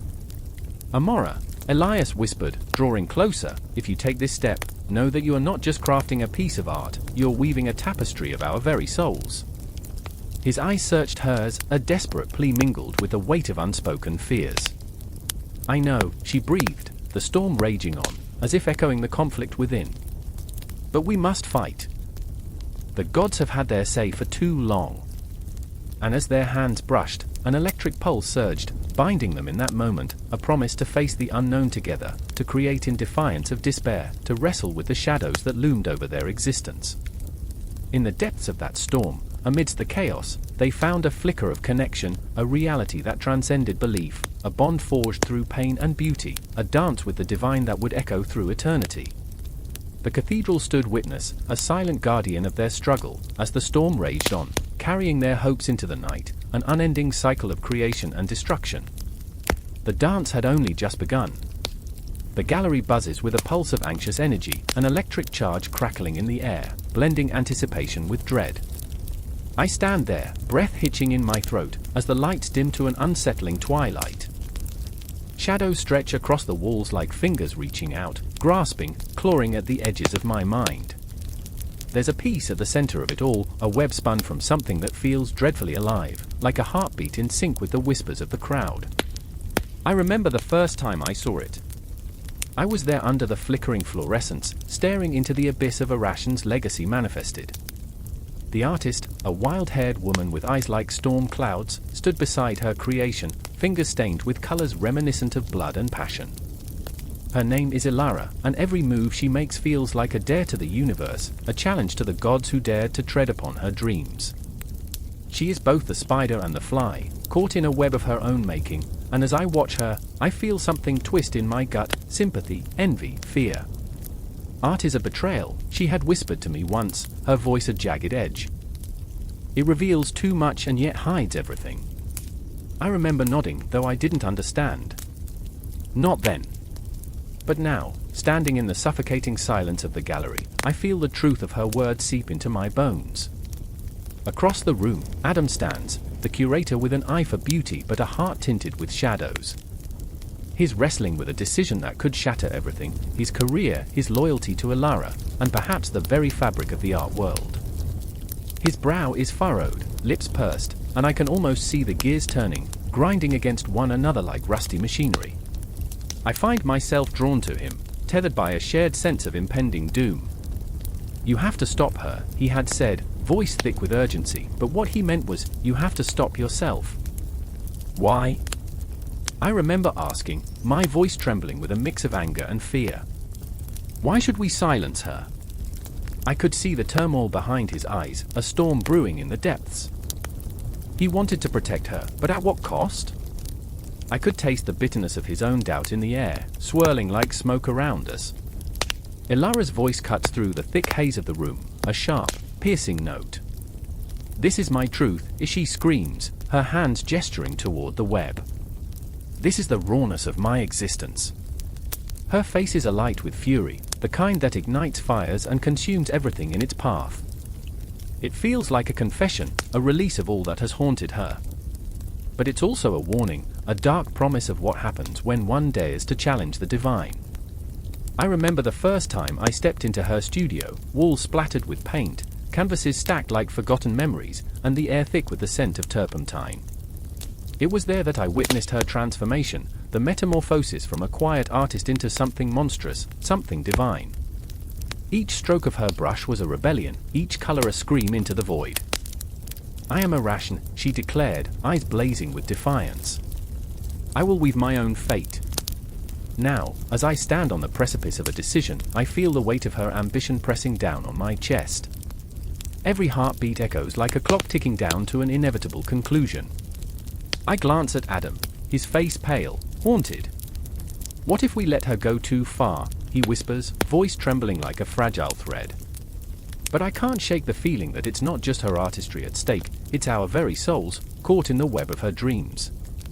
The web itself is a tapestry of shimmering threads, each one a story, an emotion, a fragment of Arachne's heart. I can almost hear the whispers of the past woven into its fibers, the laughter of joy, the cries of anguish. It pulsates, alive, as if aware of our fears, our doubts. It taunts us, daring us to look deeper. "See what I've created," it seems to say, but beware the truth that lies within. The air grows thick with tension, suffocating yet intoxicating. I remember the heat of the lights above, the way they cast strange shadows on the floor, like ghosts trying to escape. Elara's eyes glitter with madness, a wild spark that blurs the line between brilliance and insanity. "This is art, Adam. This is freedom." Her voice crescendos, filling the room with an echo that seems to linger, wrapping around us like a noose. Yet, beneath her fervor, I glimpse the fragility of her spirit, the cracks in the surface. She is a goddess and a victim, lost in the chaos of her own creation. The very thing that gives her strength threatens to obliterate her. I remember, I murmur, but the words get swallowed by the noise, a cacophony of emotion swirling around us. The audience is entranced, a sea of faces reflecting every shade of fear and fascination. And then, in a moment that feels both infinite and fleeting, everything shifts. The web shudders, as if a breath has been drawn, and I hold my breath too, terrified of what will happen next. The confrontation builds, Adam takes a step forward, heart pounding like a war drum, and I can feel the weight of his decision pressing down, the tension wound tight like a bowstring ready to snap. "Elara," he calls, voice trembling, yet fierce, "this cannot be your only voice." But it's too late. The room holds its breath, the shadows stretch, and I can feel the universe tipping on its axis. A single thread snaps, a shattering sound that reverberates through me, echoing the fear that has nestled deep within my soul. The strands of fate unravel, and I see the truth woven in the tapestry of our lives, raw and unfiltered. What happens next is a storm, a collision of dreams and darkness, a reckoning that neither of us can escape. The gallery, once a sanctuary, transforms into an arena of conflict, an existential battlefield where creativity meets destruction. I see Elara's face, a mask of rage and desperation, and I know we are all caught in her web. "Art is a betrayal," I recall her whisper, and I wonder, who are the betrayers in this tale? As the confrontation unfolds, I grasp the truth that lingers in the air, thick and suffocating, a truth as inescapable as the web that binds us all. In that moment, time distorts, stretching and collapsing, weaving our fates together in a single, fragile thread. The finale is not an ending, but an awakening, a challenge thrown into the cosmos, and as the lights flicker and the shadows deepen, I know this is just the beginning. The essence of Arachne will linger, a haunting melody that will never fade. Arachne stood in the dim light of her workshop, the air thick with the scent of wool and dye, and she felt the pulse of her heart quicken. Her hands trembled as they danced over the loom, fingers weaving threads that seemed to hum with their own history. The rhythmic clack of the shuttle felt like a heartbeat, a frantic echo of her ambition, her defiance. This was not mere fabric, it was a tapestry of dreams, a tapestry that could whisper truths and secrets to the gods themselves. "Foolish girl," she whispered to herself, the words brushing against the walls like a ghost. She knew what her ambition meant, she had heard the cautionary tales, felt the shudder of their warnings. Yet, in the pit of her stomach, a fire raged, fueled by the desperate need to create something immortal. Something that would make even the deities tremble. And then there was Athena, the goddess of wisdom and war, standing tall on the cusp of Olympus, her heart weighed down by the burden of eternal rivalry. She could feel Arachne's challenge pulse through the cosmos like a thunderclap, an insult wrapped in the guise of artistry. The air shimmered with tension, a tantalizing dread that made her skin prickle. In her chest, the wound of pride bled anew. Let her weave, Athena thought, her voice cold, sharp like the edge of a spear. Let her think she can measure up to the gods. Yet, beneath the armor of her divine confidence, Athena's heart quaked. What if Arachne's artistry surpassed her own? What if that mortal could unravel the very fabric of her existence? Time stretched like the threads of Arachne's loom, each passing moment heavy with impending confrontation. I remember when we were just children, Arachne murmured to the silent, looming shadows in her workshop. Before I knew the weight of the world. Before the threads tied me to failure. The echoes of laughter danced through her mind, bright, unfiltered joy that now felt like a distant dream. She had always been the best, the brightest, never shying away from the challenge of creation. But this was different. The stakes were now not merely personal, they were cosmic. In the stillness of the night, a faint sound of footsteps approached, reverberating against the stone walls. Arachne's heart raced, a wild drum in a silent symphony. She turned, and there stood Athena, cloaked in divine light, her presence commanding and terrifying. The very air crackled with ancient tension, a tempest poised at the edge of a thunderous storm. Mortals should not tread where gods walk, Athena declared, her voice like a blade, cutting through the charged atmosphere. Arachne's breath hitched, caught in her throat like a trapped bird. "But can't you see," she shouted, her voice raw, filled with the tempest of her spirit. "Art is not bound by divine decree. It is flesh and blood, heart and soul. A tapestry made from struggle." The goddess's gaze hardened, icy and unyielding. "And what do you know of struggle? You, who bask in the warmth of your own arrogance." Arrogance. Arachne laughed, a dark, bitter sound. "No, my lady. This is passion. This is the hunger to create something that breathes and lives beyond me. I am not afraid of you. I am not afraid of anyone." In that moment, time seemed to stop, a heavy pause in the air that tasted of iron and fear. The tension stretched, a taut string ready to snap. Arachne could feel the heat rising in her chest, an inferno of defiance that would not be quenched. Athena, for all her divine wisdom, felt a chill seep into her bones, a whisper of doubt she had long buried. The loom loomed between them, an altar of artistry that would bear witness to their battle. Threads of gold and silver glistened under the flickering light, each one a promise, a threat. "We will weave," Athena declared, her voice low and resolute, "and may the best tapestry prevail." As they began, the world outside faded into a blur, disappearing in the intensity of their duel. Each flick of the wrist, each pull of the thread, was a revelation of their souls laid bare.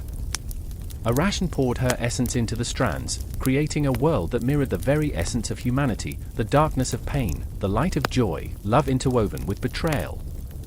She felt alive, an electric current surging through her veins as she painted the cosmos in threads. Athena, too, wove her own narrative, a tapestry of divine might, of heroism and honor, of trials faced and victories snatched from the jaws of despair. Her fingers moved with the precision of a master, her heart a steady beat against the cacophony of Arachne's chaos. But as the competition raged, shadows crept in, haunting whispers of doubt curling around their art. Would victory truly mean anything if it came at the cost of their very selves? Arachne's heart thudded painfully. She could feel the weight of the world pressing down as she poured herself into her creation. Each thread was a confession, each pattern a yearning, but what if it was never enough?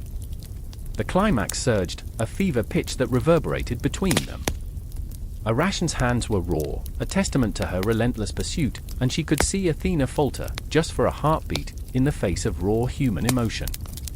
What is a goddess without her followers? Arachne taunted, her voice filled with venom and vulnerability. What is your wisdom worth if you cannot feel? And then it happened, the moment when the universe held its breath, when art became a weapon, a reflection of everything they feared and desired. The loom trembled, threads tangling like fates entwined, and Arachne realized something profound in that chaos. Competition was not simply about winning or losing, it was a mirror that revealed the deepest truths within. With every heartbeat, the world around them faded further, the lines between mortal and divine blurring until all that remained was the fire of creation and the desperate need to be seen, understood, acknowledged. The tension crackled like electricity, the air thick with unspoken fears and unfulfilled dreams, until everything teetered on the edge of a revelation. "Show me what you're made of, goddess," Arachne breathed, and in that moment, they were no longer merely Arachne and Athena, they were two souls, wrestling with their own truths, caught in a cosmic dance of creation and destruction. The night stretched on, stars watching, the cosmos alive with their struggle. Would they create something that would echo through time, or would it all unravel, leaving behind only threads of sorrow? As the loom became a battleground, the tension spiraled tighter, pulling them deeper into the abyss of their own ambitions. In that charged silence, shadows swirled, and the lines between victory and defeat became blurred. The art they created would define them, but at what cost? The loom spun, the fabric of destiny weaving them into its very essence, while the clock ticked on, relentless and unforgiving.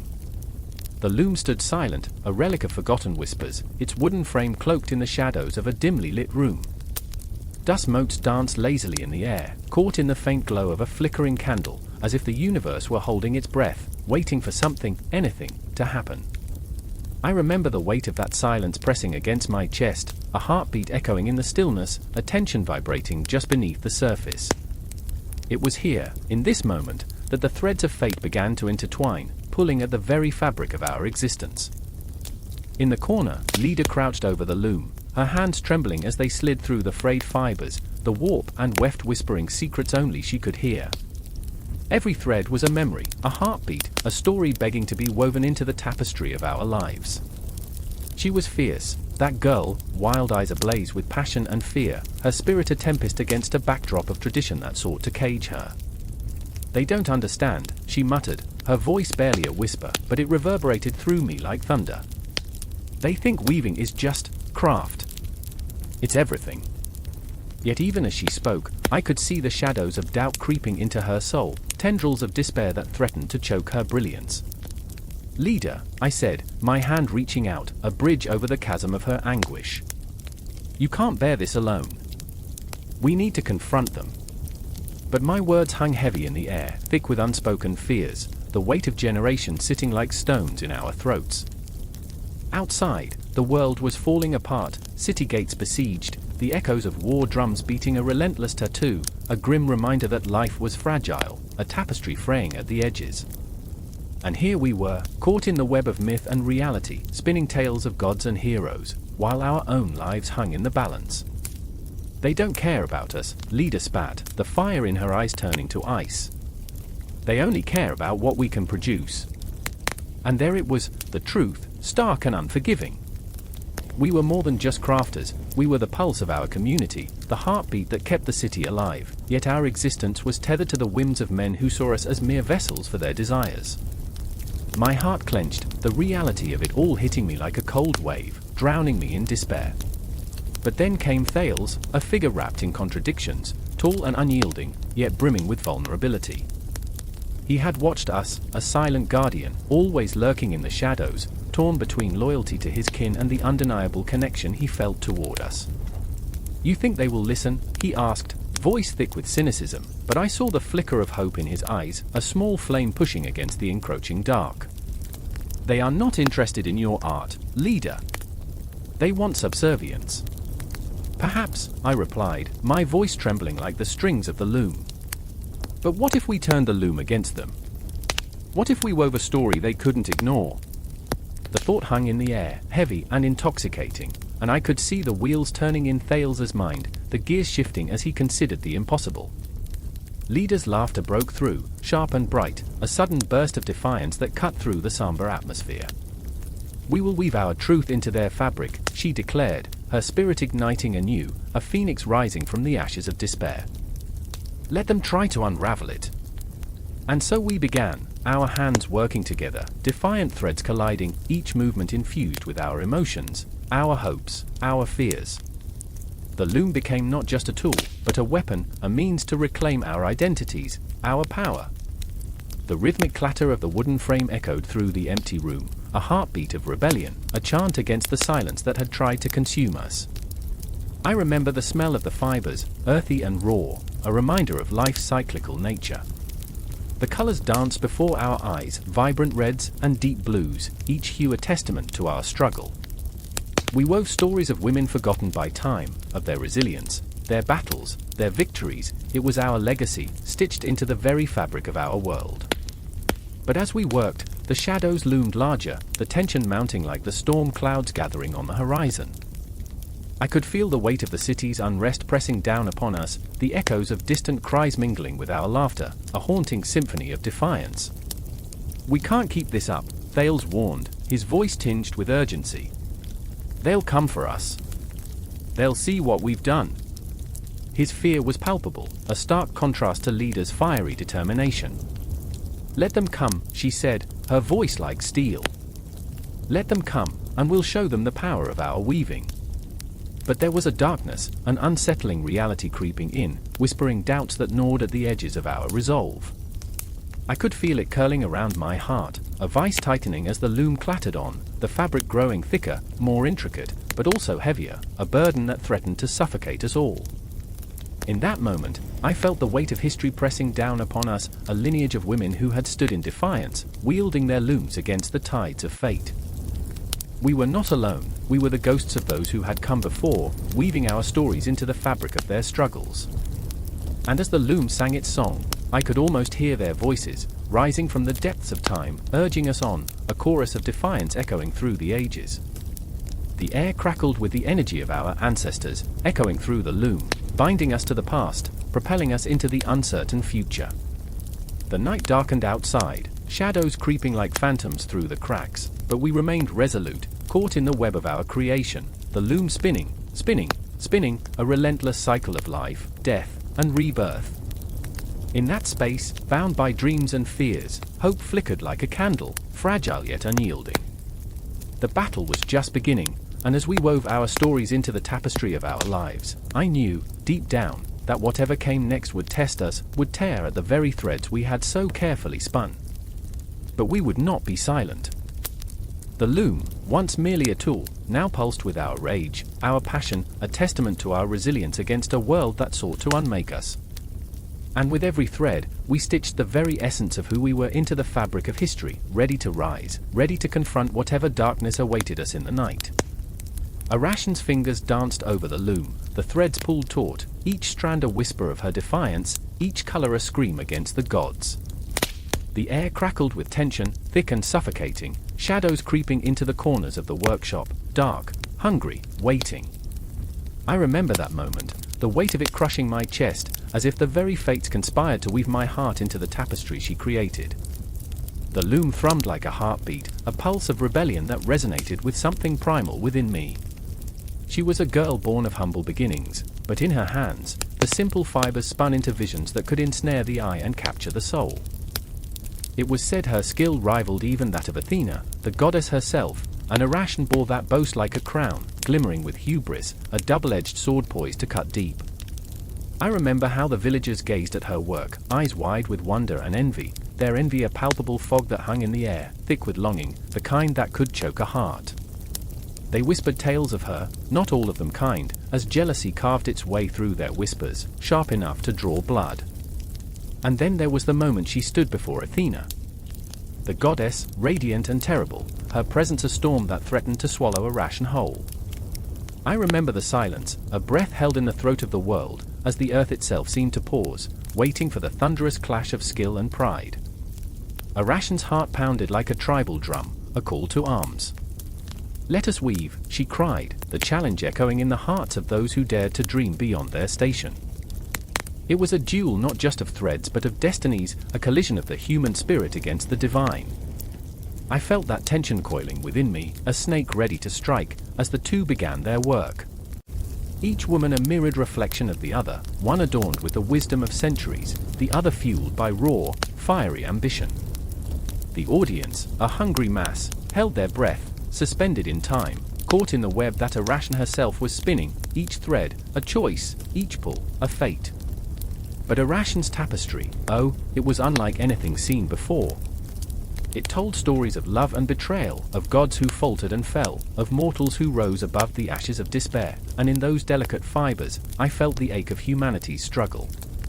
I remember staring, heart pounding, as the colors swirled into images that reached deep into the souls of the onlookers, each face reflecting agony and ecstasy, rage and sorrow.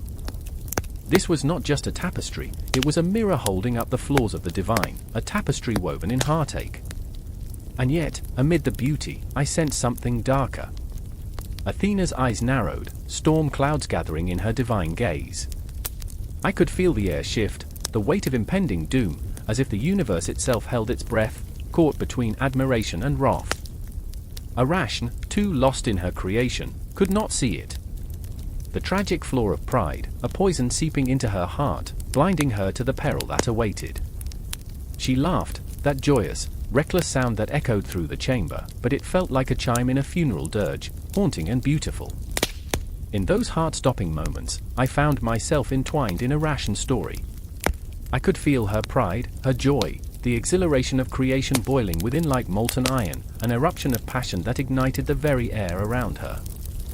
But I could not shake the chill creeping down my spine, a ghostly whisper that warned of the price of defiance. To challenge the gods was to court ruin, an unspoken truth that wrapped itself around Arachne like a noose, tightening with each strand she wove. And then came the climax, an explosion of tension that shattered the stillness. Athena, seething with rage, unveiled her own tapestry, a display of her divine triumphs. It was a work of flawless beauty, an affront to Arachne's raw, unrefined passion. I remember the gasps that rippled through the crowd, a wave of judgment crashing down like a tidal wave, drowning Arachne's joy. In that moment, I felt her heart plummet, echoing in the hollow of my own chest, a heartbreak so profound it reverberated through time. But what struck me most was not just the bitter taste of defeat, but the choice that followed. Arachne, in her anguish, was offered a chance to repent, to take back her challenge, to embrace humility. But pride, oh, how it clings to the heart.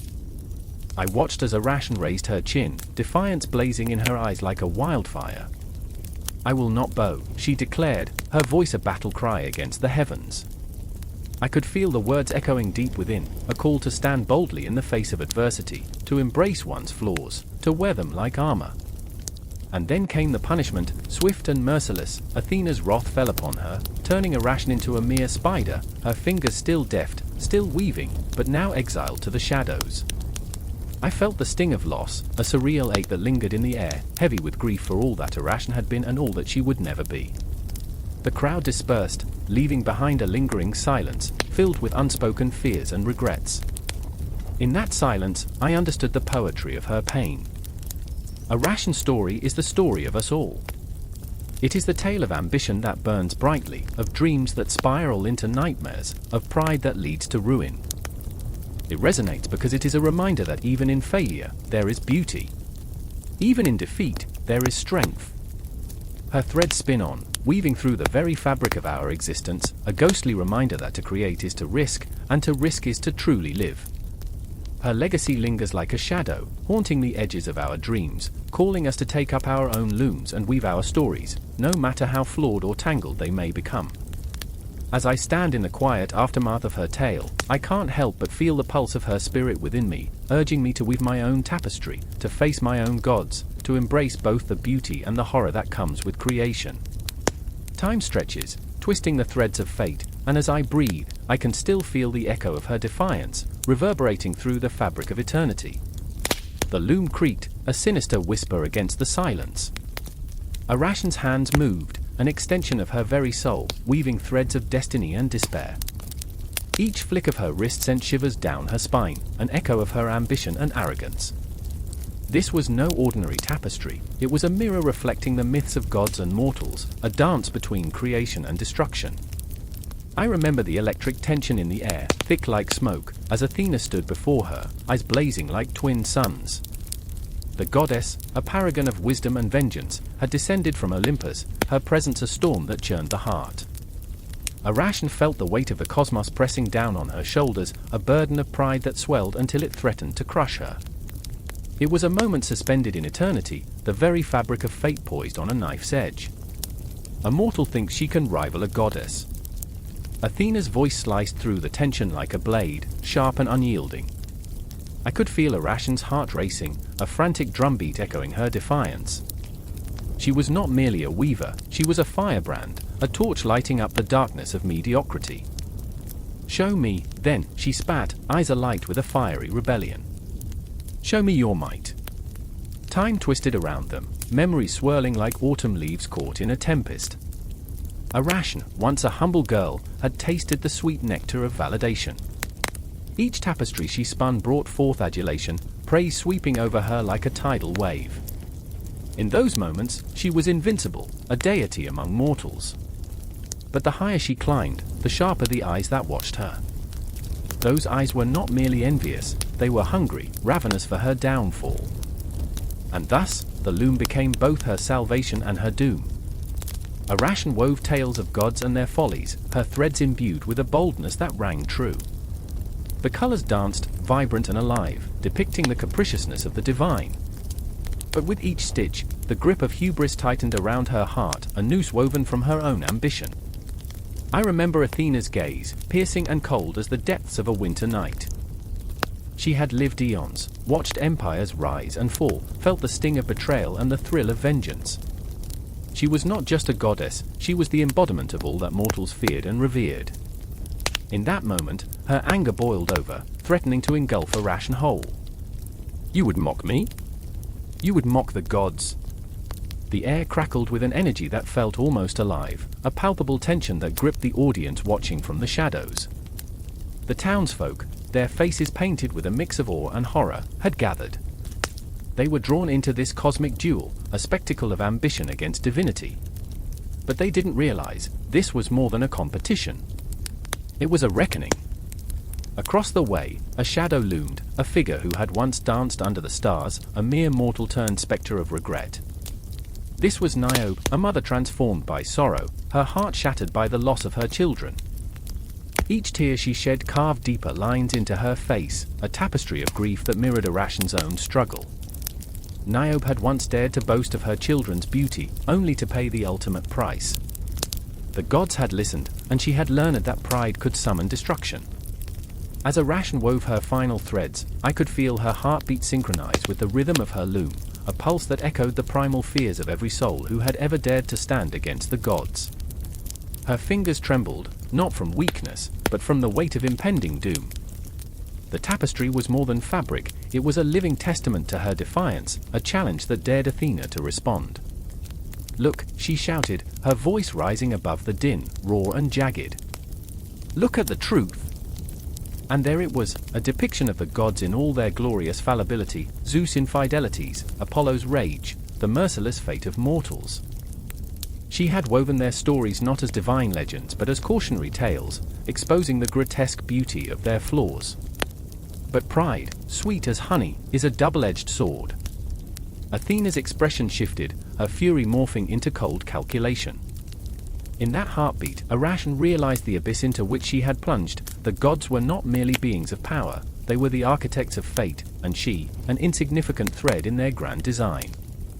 "Your hubris will be your undoing," Athena whispered, the words heavy with the weight of inevitability. Arachne felt a chill seep into her bones, an awareness that she had crossed a threshold from which there was no return.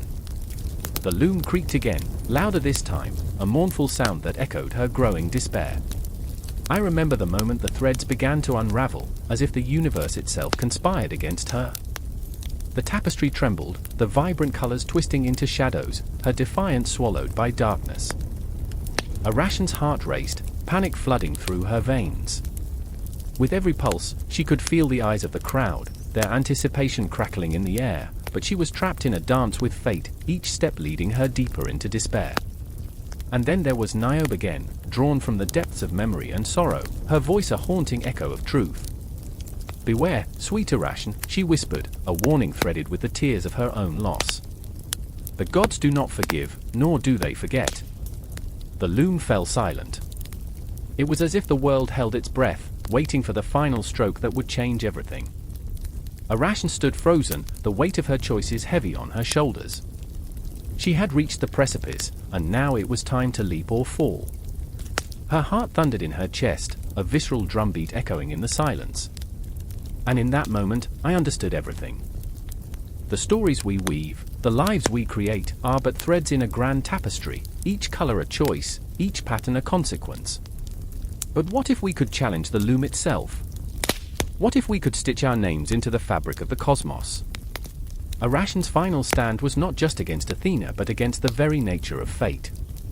In that fleeting moment, the loom creaked one last time, a sound that reverberated through the souls of all who dared to dream. The air was thick with unspoken words, whispers of defiance and despair, as Arachne stood on the cusp of eternity, the shadows of the gods swirling around her, waiting to consume her whole. And it was then that I realized, this was not an ending, but a beginning, a loop of despair, ambition, and the eternal struggle against divine will.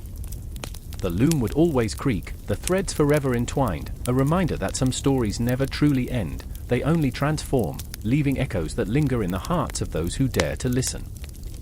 The air buzzed, thick with the tension of 1,000 unshed tears, as the loom rattled in the corner, a relentless whisper amidst the chaos. Arachne stood at its heart, her fingers trembling as they danced among the threads, gold, red, and the deep, bruised purple of despair. She had woven beauty, spun nightmares into silk, but today, the loom felt like a guillotine, ready to sever the delicate balance between pride and humility. Each thread held a secret, a memory, a promise unfulfilled. "I remember the moment my hubris took flight," she murmured, voice raw. The words hung heavy in the air, as if daring the very gods to listen. In the shadows, a figure emerged, half-formed, draped in the remnants of a world that had once revered Arachne as a goddess among mortals. It was Midas, the king with a heart turned to stone, whose reckless wish for gold had turned his life into a hollow echo. "What will you weave today, Arachne?" he asked, his tone laced with both mockery and envy. "Art has no bounds," she shot back, a spark igniting her defiance. "It is the soul laid bare, whether divine or damned." But even as she spoke, her hands faltered. Memory surged, shadows of laughter, the warm embrace of a friend now lost to time and pride's cruel edge. She saw her mother's face, the gentle smile that had always warned her of the impending fall. "Your gift is a curse unless balanced," her mother had said. Arachne had never listened. And now, standing on the precipice of her greatest creation, she felt that balance slipping away. A gust of wind swept through the room, rattling the window panes, as if the very universe conspired against her. Outside, the sun hung low, a dying ember casting long shadows over the cobbled streets of the city, where artisans, draped in faded colors, toiled under the weight of their ambitions. Arachne had been one of them, once revered, now haunted by the specter of her own brilliance. "Art for art's sake," she whispered, but the words tasted bitter on her tongue. In the depths of her heart, she wrestled with the ghosts of her choices, with the shadows of those she had wronged. She had sacrificed friendships for accolades, love for power. Midas's laughter echoed through her mind, a deceptive melody that twisted around her thoughts, spiraling into a dark serenade of regret. "Look at you," Midas taunted, stepping closer, his gaze piercing. "You seek perfection, yet all you've woven is madness." The loom groaned beneath her fingers, as if sharing in the torment of her soul. Arachne's breath quickened, each heartbeat a reminder of her fragility. She was a spider caught in her own web, and the world outside thrummed with the tension of a taut string ready to snap. She thought of Daedalus, a man marked by genius and tragedy, whose wings had melted in the sun, leaving him stranded in the depths of despair. She felt the weight of his legacy pressing down on her, suffocating her spirit. With every stroke of the loom, a confrontation brewed, a cyclone of emotion swirling around her. She was not just an artist, she was the embodiment of ambition and flaw, pride and vulnerability wrapped together in an intricate tapestry. "What have I become?" she choked out, the words a raw testament to her inner turmoil. "More than a mere mortal," Midas replied, his voice a serpent's hiss. "You are a cautionary tale. Your art is a reflection of the divine, but it comes with a price." A deep silence enveloped them, the kind that gnawed at the edges of sanity. And then, a flicker, a spark ignited within Arachne. She remembered her father's hands, calloused and weathered, yet strong as they guided her through the intricacies of her craft. "I remember," she breathed, the flood of memories breaking through the dam of her despair. "I remember the joy of creation, the laughter shared with friends, the warmth of community." The loom vibrated beneath her, alive with the pulse of her rekindled passion. "Create then," Midas blurted, a hint of desperation threading through his bravado. "But beware, I will not be the only one watching. The gods are fickle." The challenge hung in the air, electric. The loom transformed into a battlefield, where her demons danced merrily, taunting her. Yet she was not alone. The collective heartbeat of her city echoed in her chest, the artisans, the dreamers, the broken souls seeking solace in the beauty of creation. "I will not falter," she declared, her voice rising above the tempest. With fierce determination, she threaded the loom with the very essence of her being, the laughter, the tears, the sweetness of fleeting moments. Each motion became a rebellion against the chains of expectation, against the whispers of doubt that clawed at her heart. The world outside dimmed further, shadows dancing in time with her frantic movements, and the loom transformed into a vessel of truth, a mirror reflecting not just her artistry but her humanity. She was Arachne, the weaver of stories, the bearer of scars, the flawed artist who understood the delicate balance between pride and humility. And in that moment, the loom pulsed with life, threads intertwining like the very fabric of fate. Arachne's heart raced, her hands moving with urgency, and just as she reached the climax of her creation, the air grew still. The tension coiled tighter, like a spring ready to release its energy.